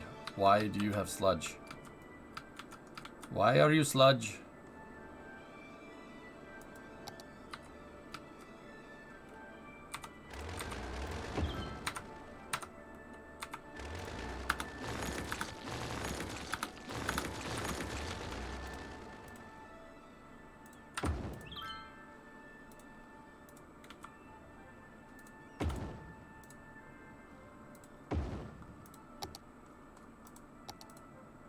Discovery, go at throttle up. Sludge.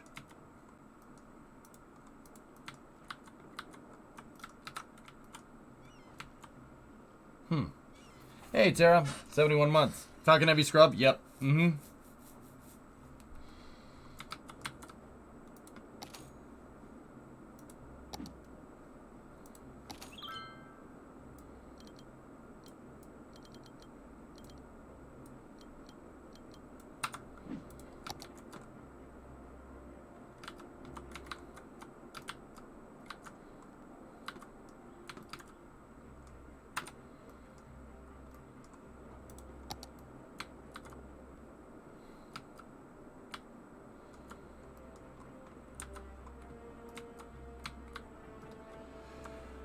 All right. What?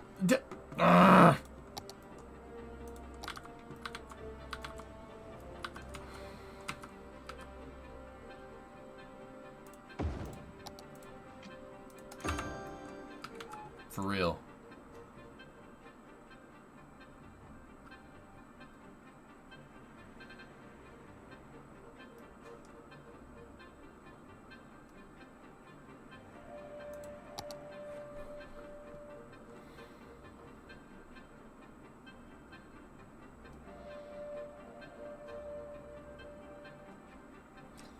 Haven't figured out if you did. Sorry if you talked about it, but why was Starship grounded indefinitely by the FAA? It's not an indefinite grounding, ZZ Money. Idiots ran with that headline for clicks. It's just a mishap investigation. It's par for the course if your rocket explodes. It's not really even that big of a deal, and the reason why it's not that big of a deal is because, well, the pad's pretty wrecked. The mishap investigation will most likely get concluded before they fix the freaking pad that's now a crater. You know what I mean? It's all good, man.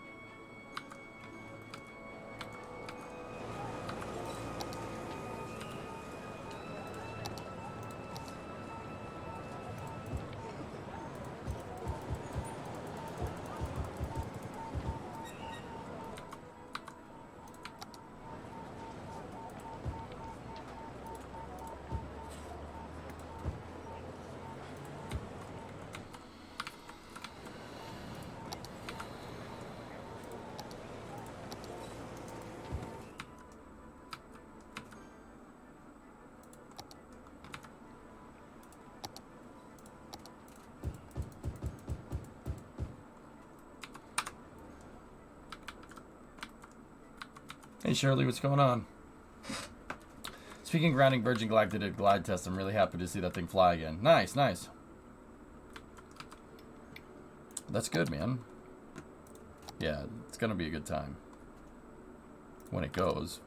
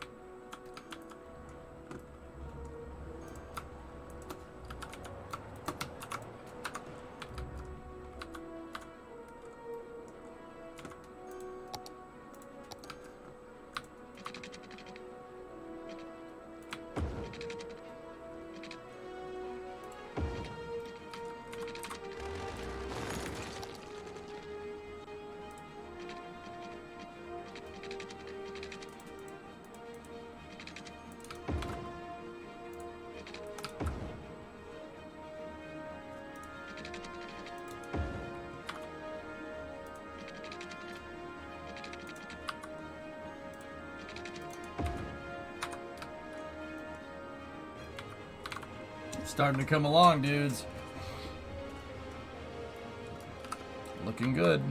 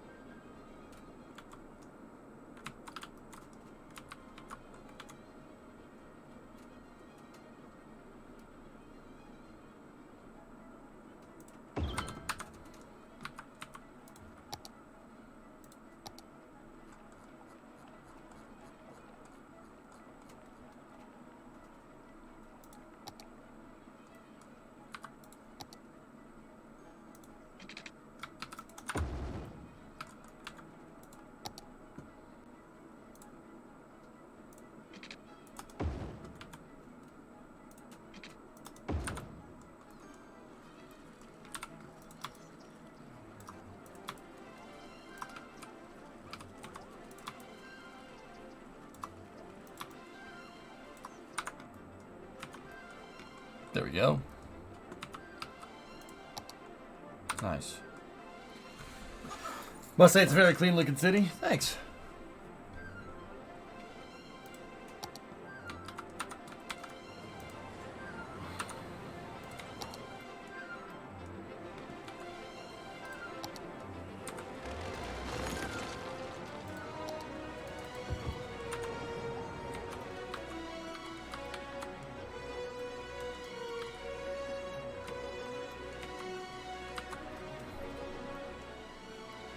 Hey, Battle, what's going on?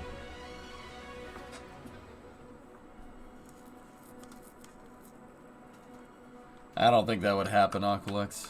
It would be cool, but I don't think it's gonna happen.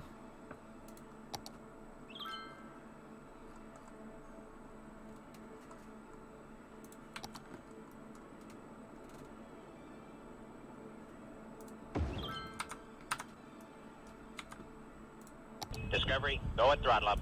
Hey, Shirley, 13-month resub. Thank you very much.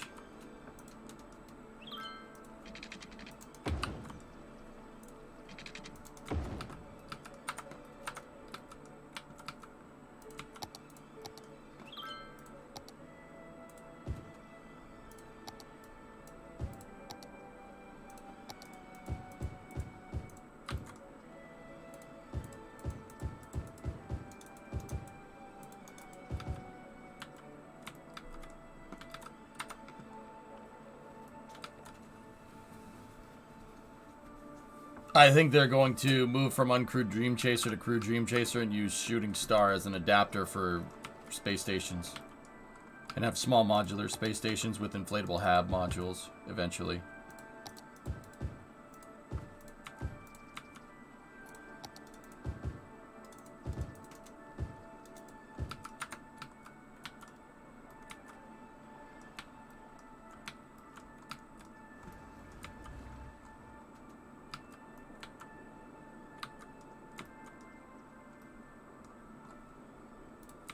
We're getting there.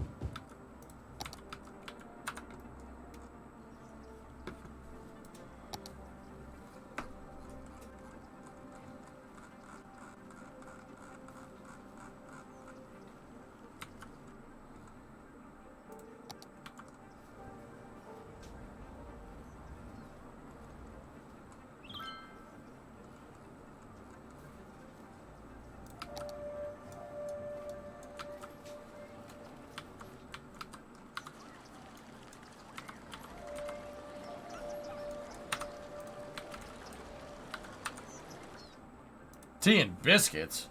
Ugh.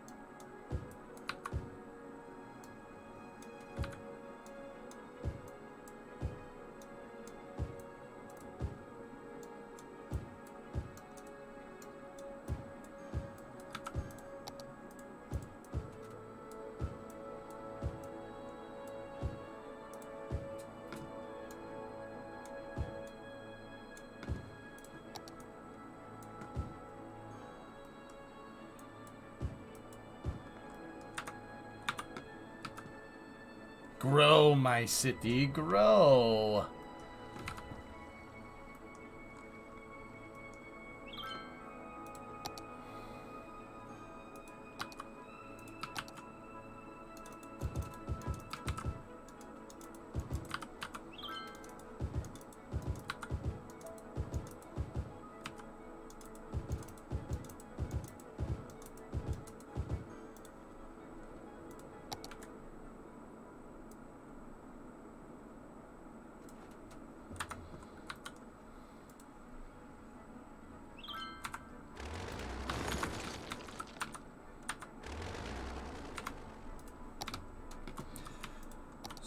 Stupid wind power.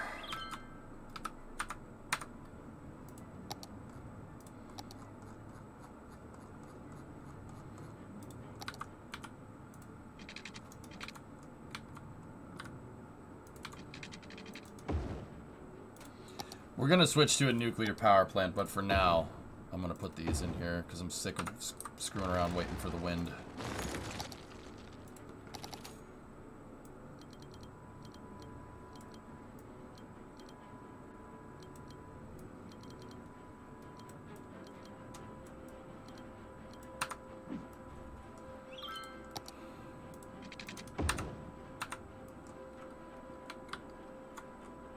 What, Tara?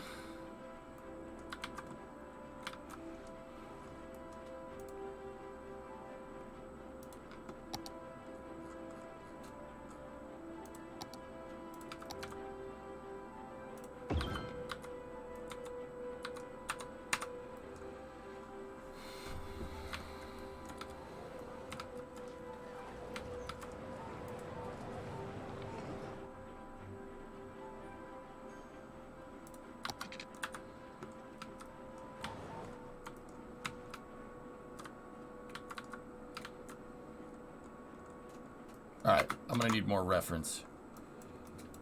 So what do the trams do here?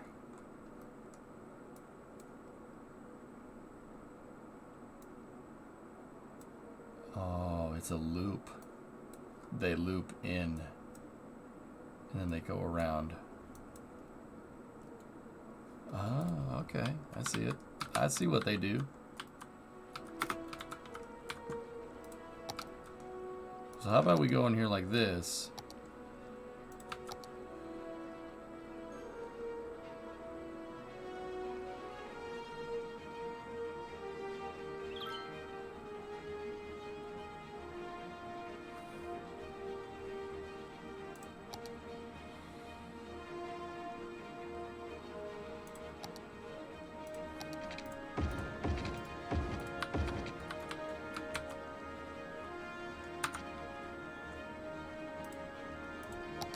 There we go.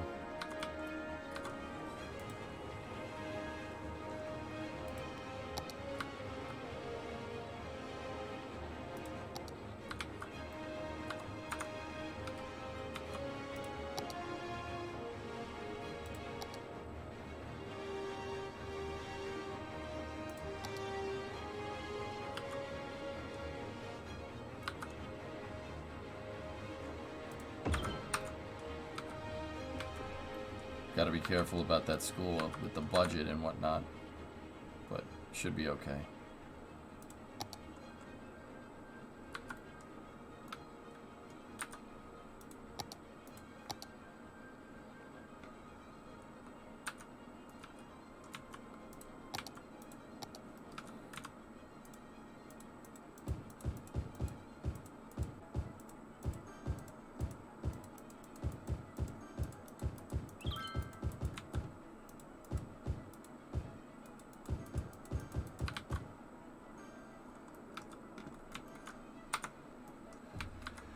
Imagine Starship SSTO with a rotating detonation Raptor 3s. Yeah, that, I mean, I'm not gonna say that I would hate that, you know, like.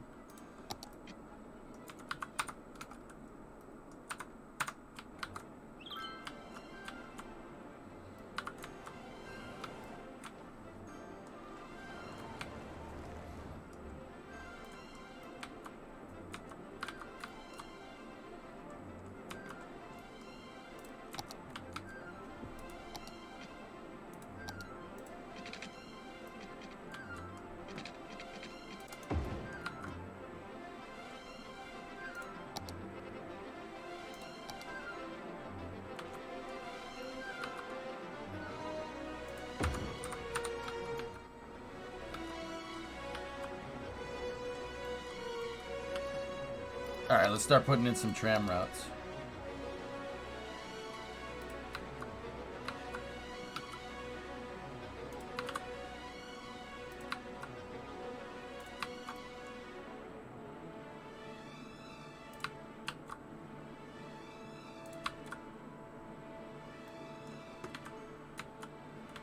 Oh, I forgot to put in the loop.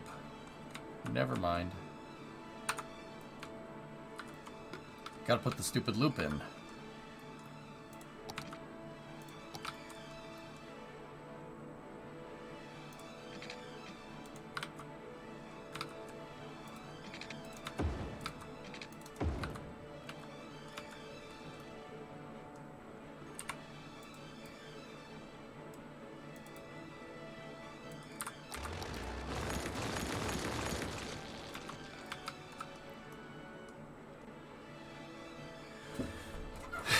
The way that they had it set up was kind of like a manifold, so it was kind of doing.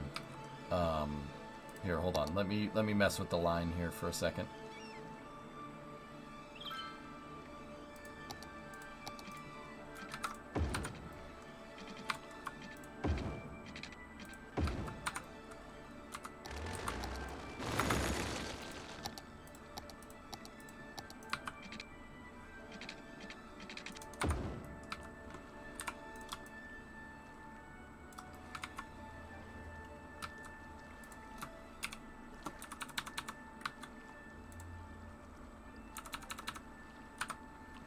Okay. Good day. What's up, RJ? How you doing, buddy?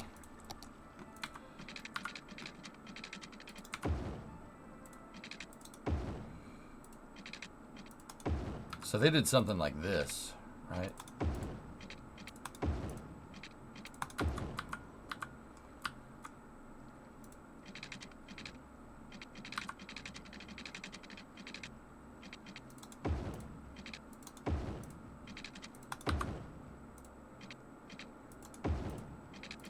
Oh, no.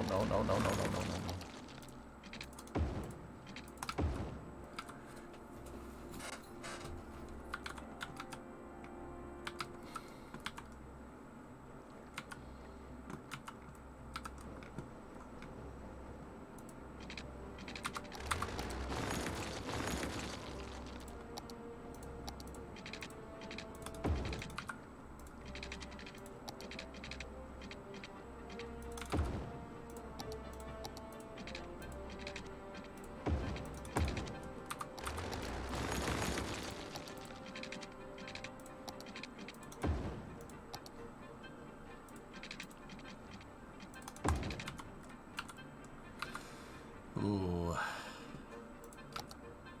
Just got done with classes. Cool.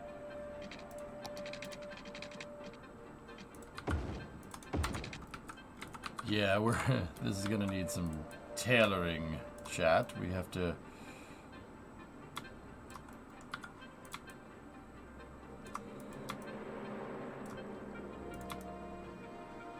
mess with it a little bit.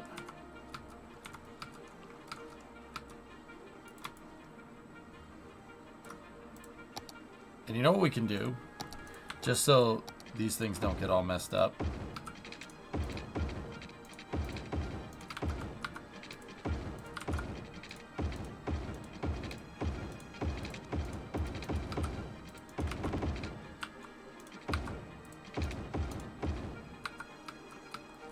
Making it a one-way would probably be better. And now, let me upgrade this road to... this is a pedestrian road with just tram. Oh, okay.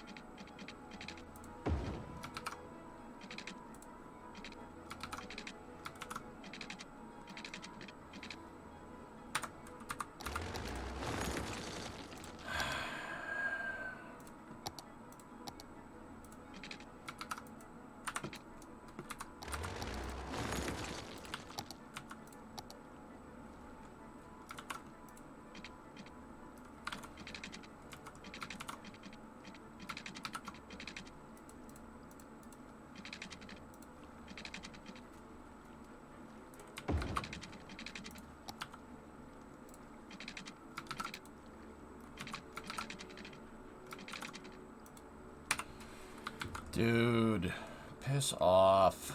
Come on.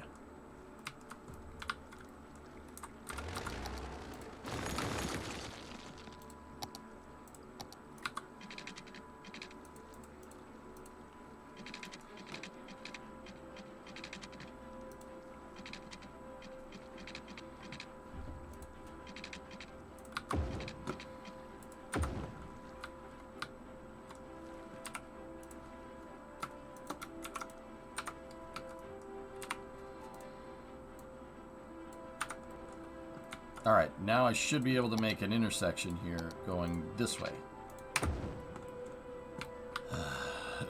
What means pinatatakiti sa butitanolia?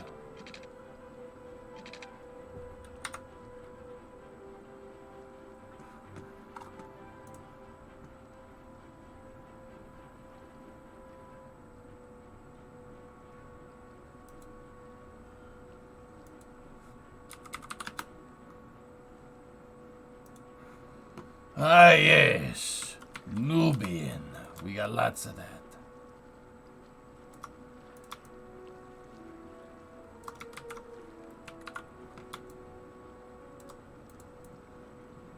Let me take you out back, huh? You find what you need.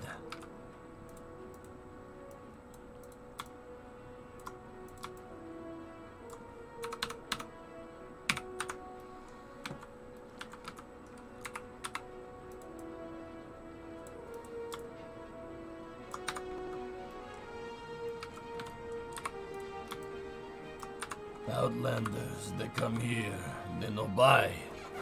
Nobody buys. Ugh. They come here, mess up my store. Hey.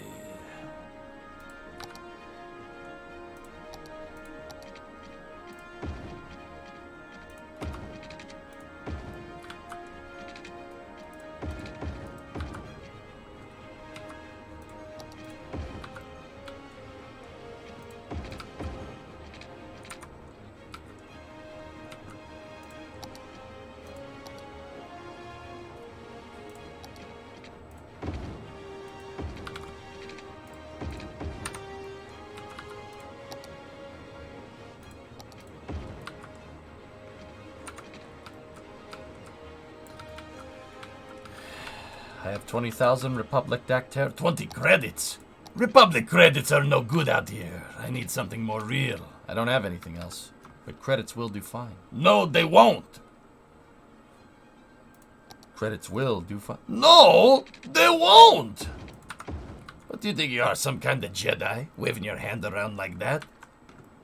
I'm a Tidarian. Mind tricks don't work on me. Only money. Ad time. You get an award for the 154th use of that Star Wars reference. Okay.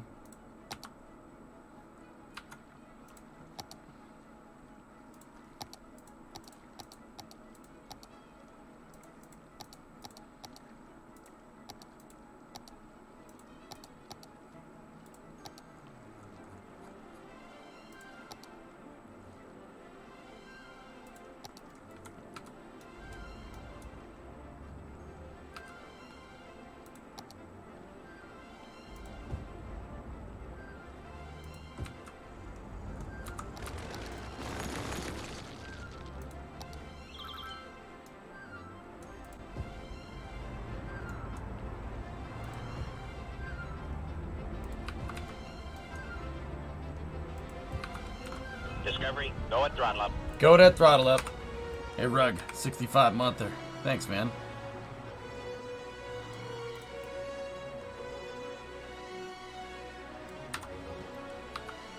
Dude, I would like to make this whole thing bricks, but I don't want to sit there and place like 1,000 freaking assets like this.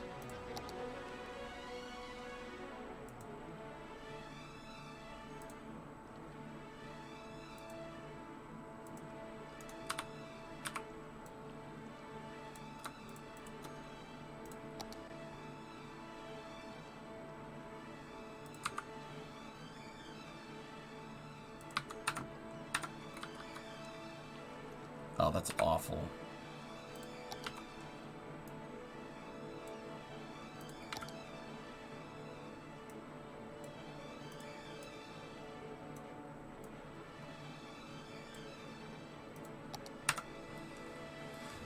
Hey, Evol, what's going on?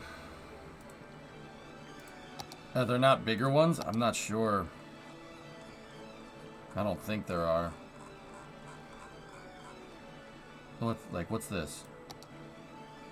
No. Grass decal.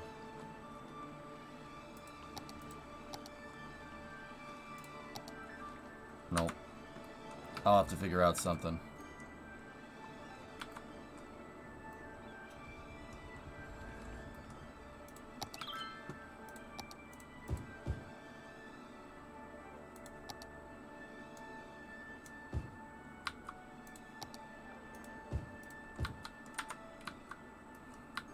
We'll figure out something.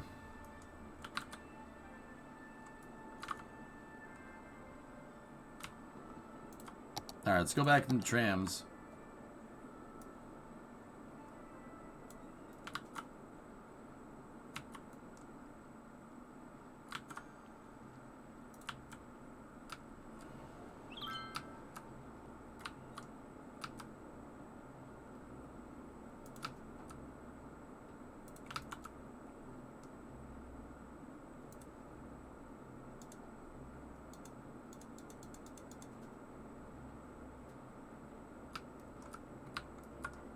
Alright, first stop is right there.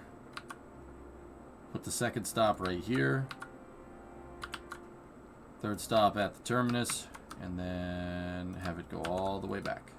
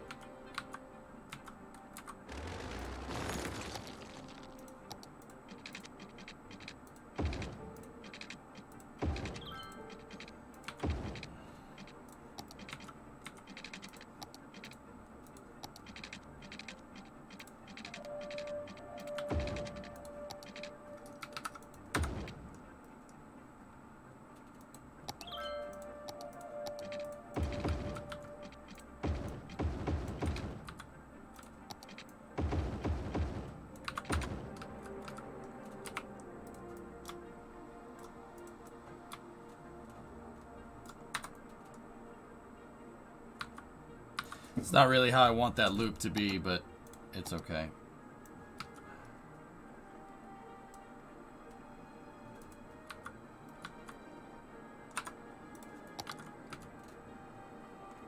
Those places don't have pipe. We must give them singing pipes.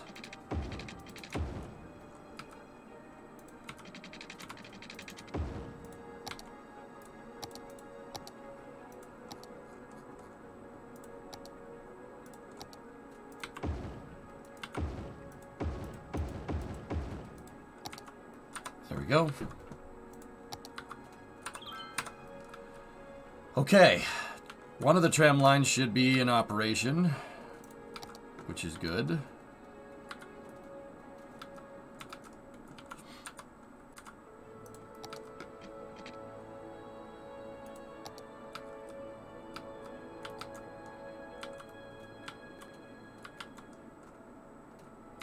Now let's get the other one working. If you think about spinning, it isn't really that good of a trick. Yeah?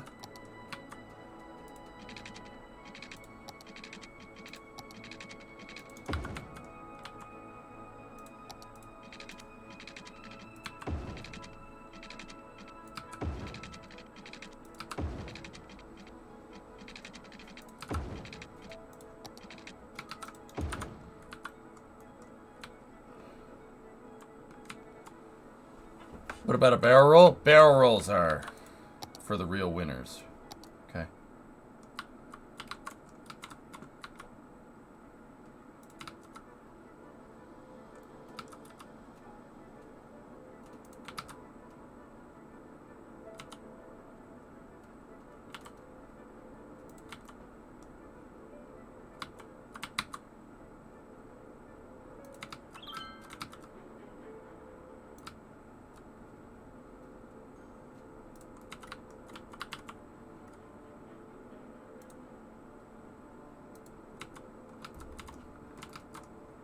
All right.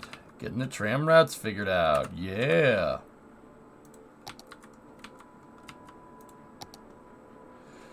Why is electricity such a problem for these people? This is ridiculous. How dare you want more? Oh, we ran out of oil. Oil? Oil? Oil? So if you could just give me an oil truck to come in here, that would be great.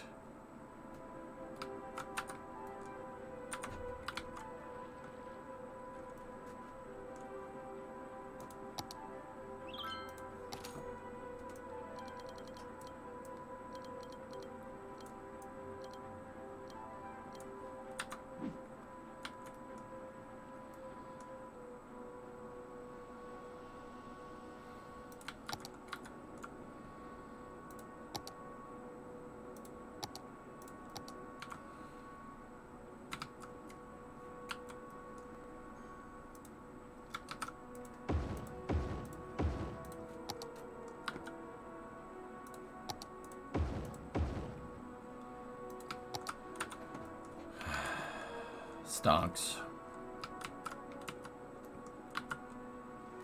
Yeah, I'm gonna go ahead and need you to come in tomorrow. Ooh, yeah. Been real flaky.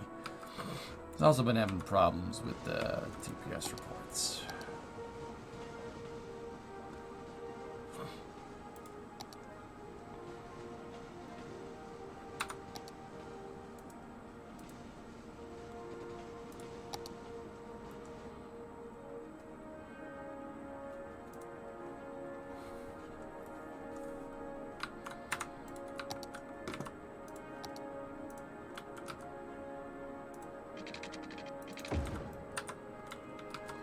Did you make a decision about that reflecting pond you can't get rid of? Huh? Oh, I put seawall around it, J-Speed. Yeah, I'm not sure what I'm gonna do with that, but you can put seawall around it, and that's pretty neat. That's pretty neat.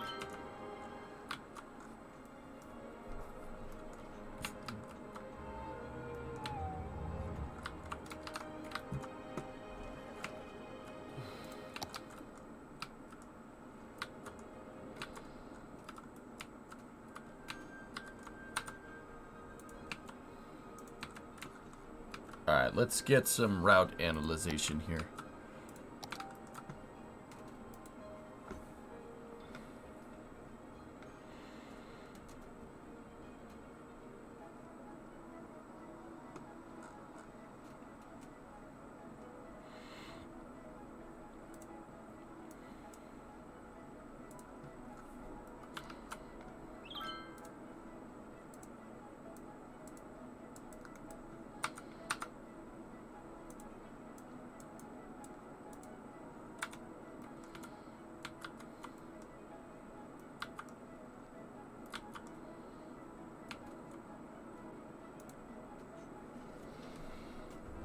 Zero. Oh, it's probably because the locomotives are taking a second to get there.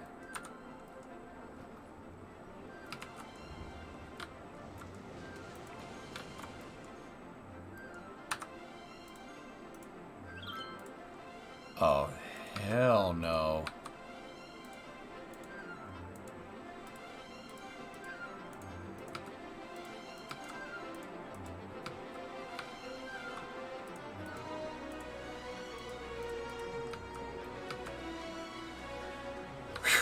Money's getting a little low.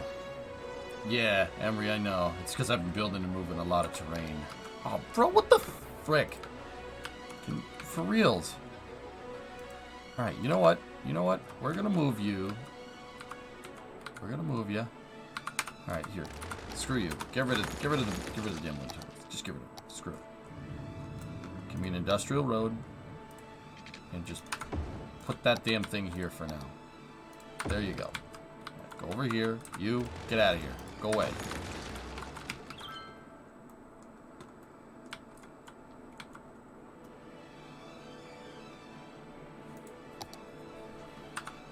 Why? My toilet isn't working. Hey, Chief. How you doing? My toilet isn't working.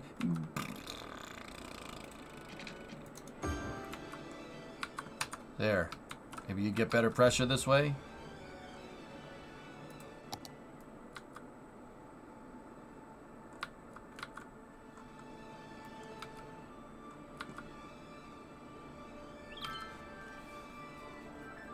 What a load of crap. My toilet. Frick these people. Okay, I'm over wasting the budget out here. Get rid of that damn toll booth. I don't want it there no more. It's not worth it. Because of all the stuff that I need to keep it going. All the electricity and water and all that other crap. Yeah, see? It was screwing up my,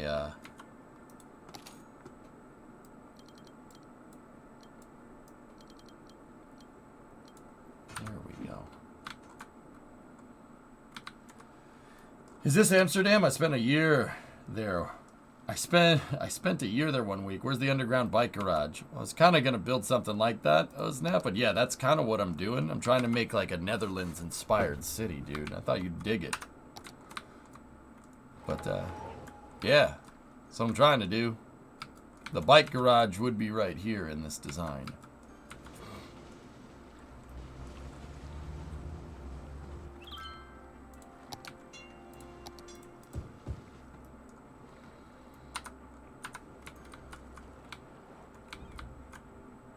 I think we're starting to look the part here. Holland is so flat. I mean, it's a civil engineer's playground, man. I was there a little while back for Kerbal. Dude. The freaking underground bike garage. Like, what? How? What? Like, I'm not even mad. It's freaking awesome.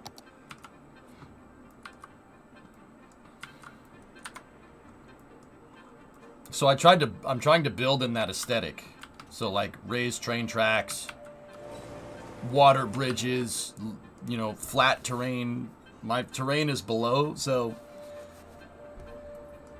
my terrain is below the water. It's below sea level, basically. That's how I have it set up. The water sources are all a couple of meters higher than what the city is built at. So if you're not careful with the water sources, the city floods. Yeah, so that's kind of cool. If you got offered a job, let's say community manager in the Netherlands, would you consider moving? No. No way. No.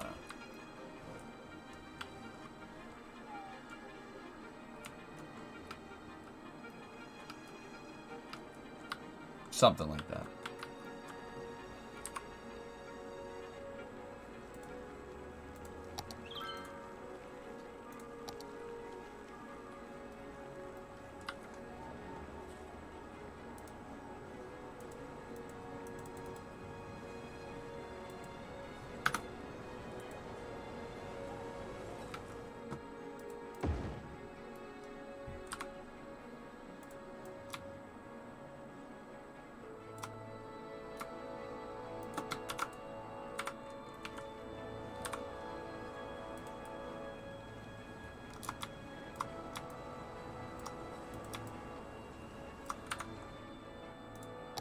I didn't like the curviness of that anyway.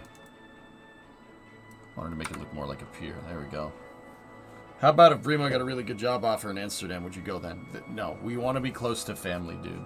Money is not the reason why we move, why we are where we are, even though that does have something to do with it. But it's not the reason why we're here. We're headed to launch and just saw it push tomorrow. Any reason why? Which one? 2 launches pushed today. Actually, yeah, weather would be the reason for both of them. Yeah. Hey, Chief.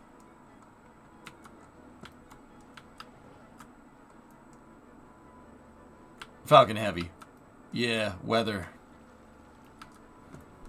Weather did it in, man.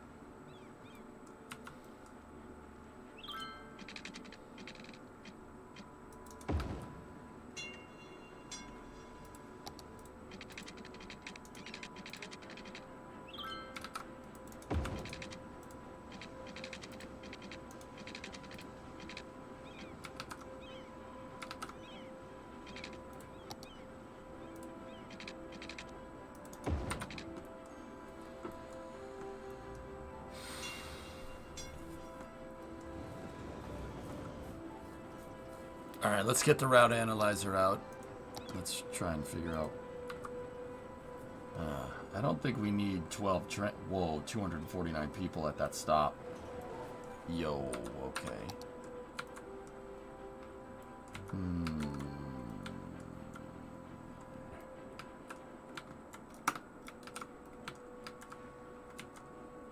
Huh. Huh. Huh? Huh.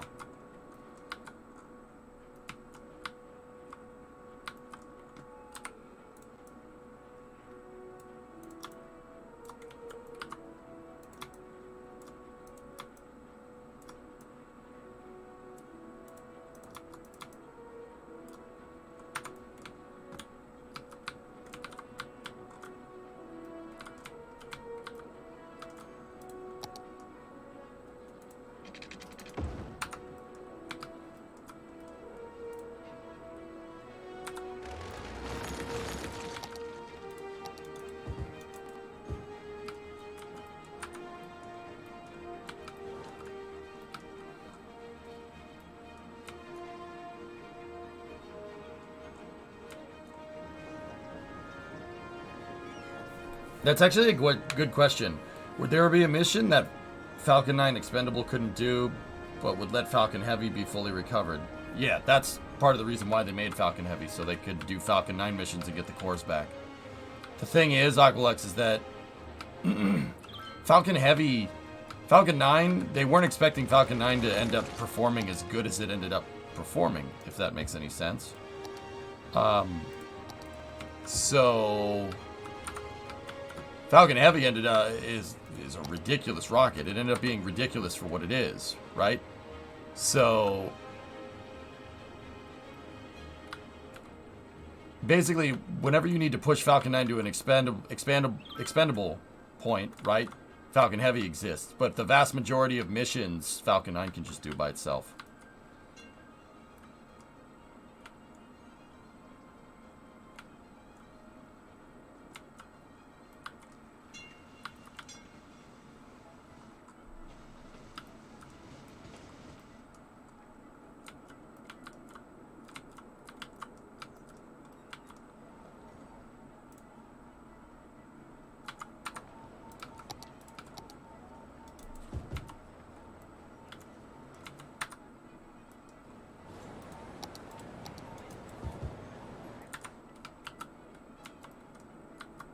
Oh my goodness.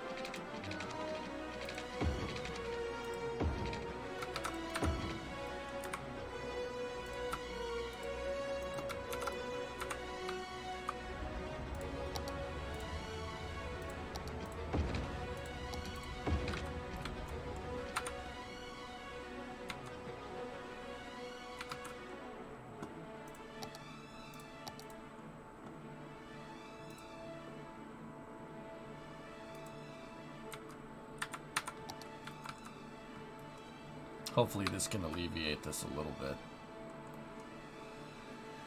Delicious spaghetti. Yeah.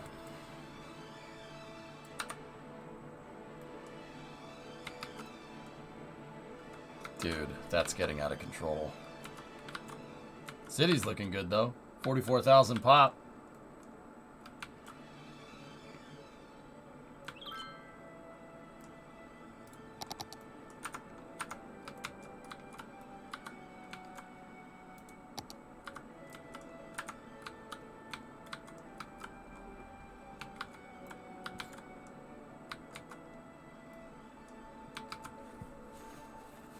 Oh, nice. People are getting off the train and using the trams. Yes.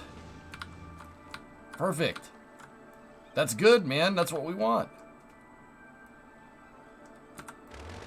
Actually, we don't necessarily need this here.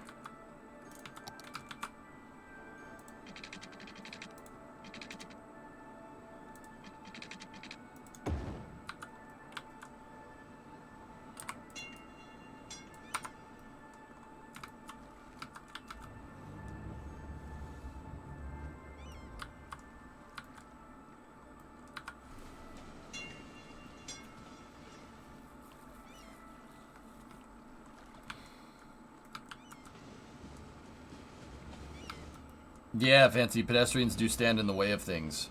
You gotta be careful with that.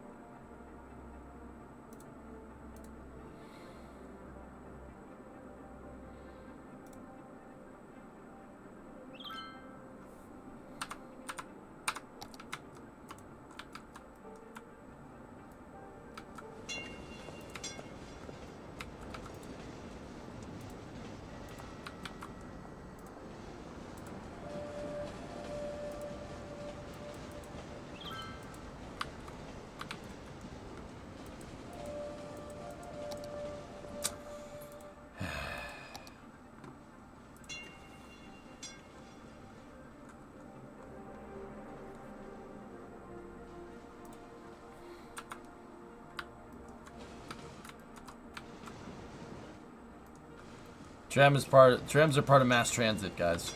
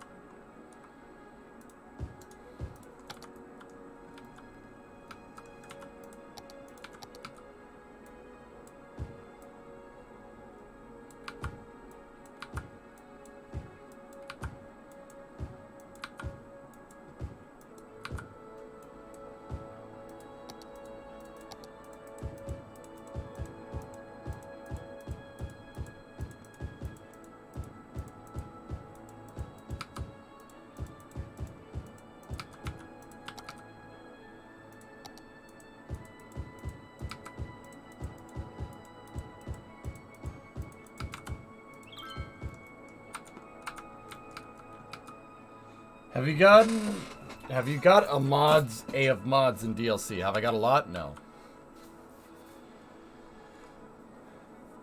It's part of mass transit, J-Speed. Yeah. All the tram stuff. Mass transit, dude.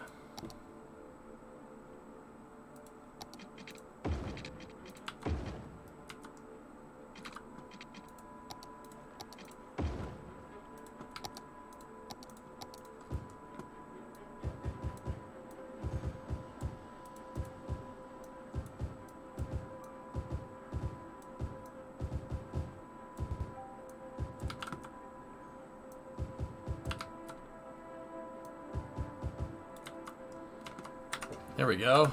Looking good, dudes.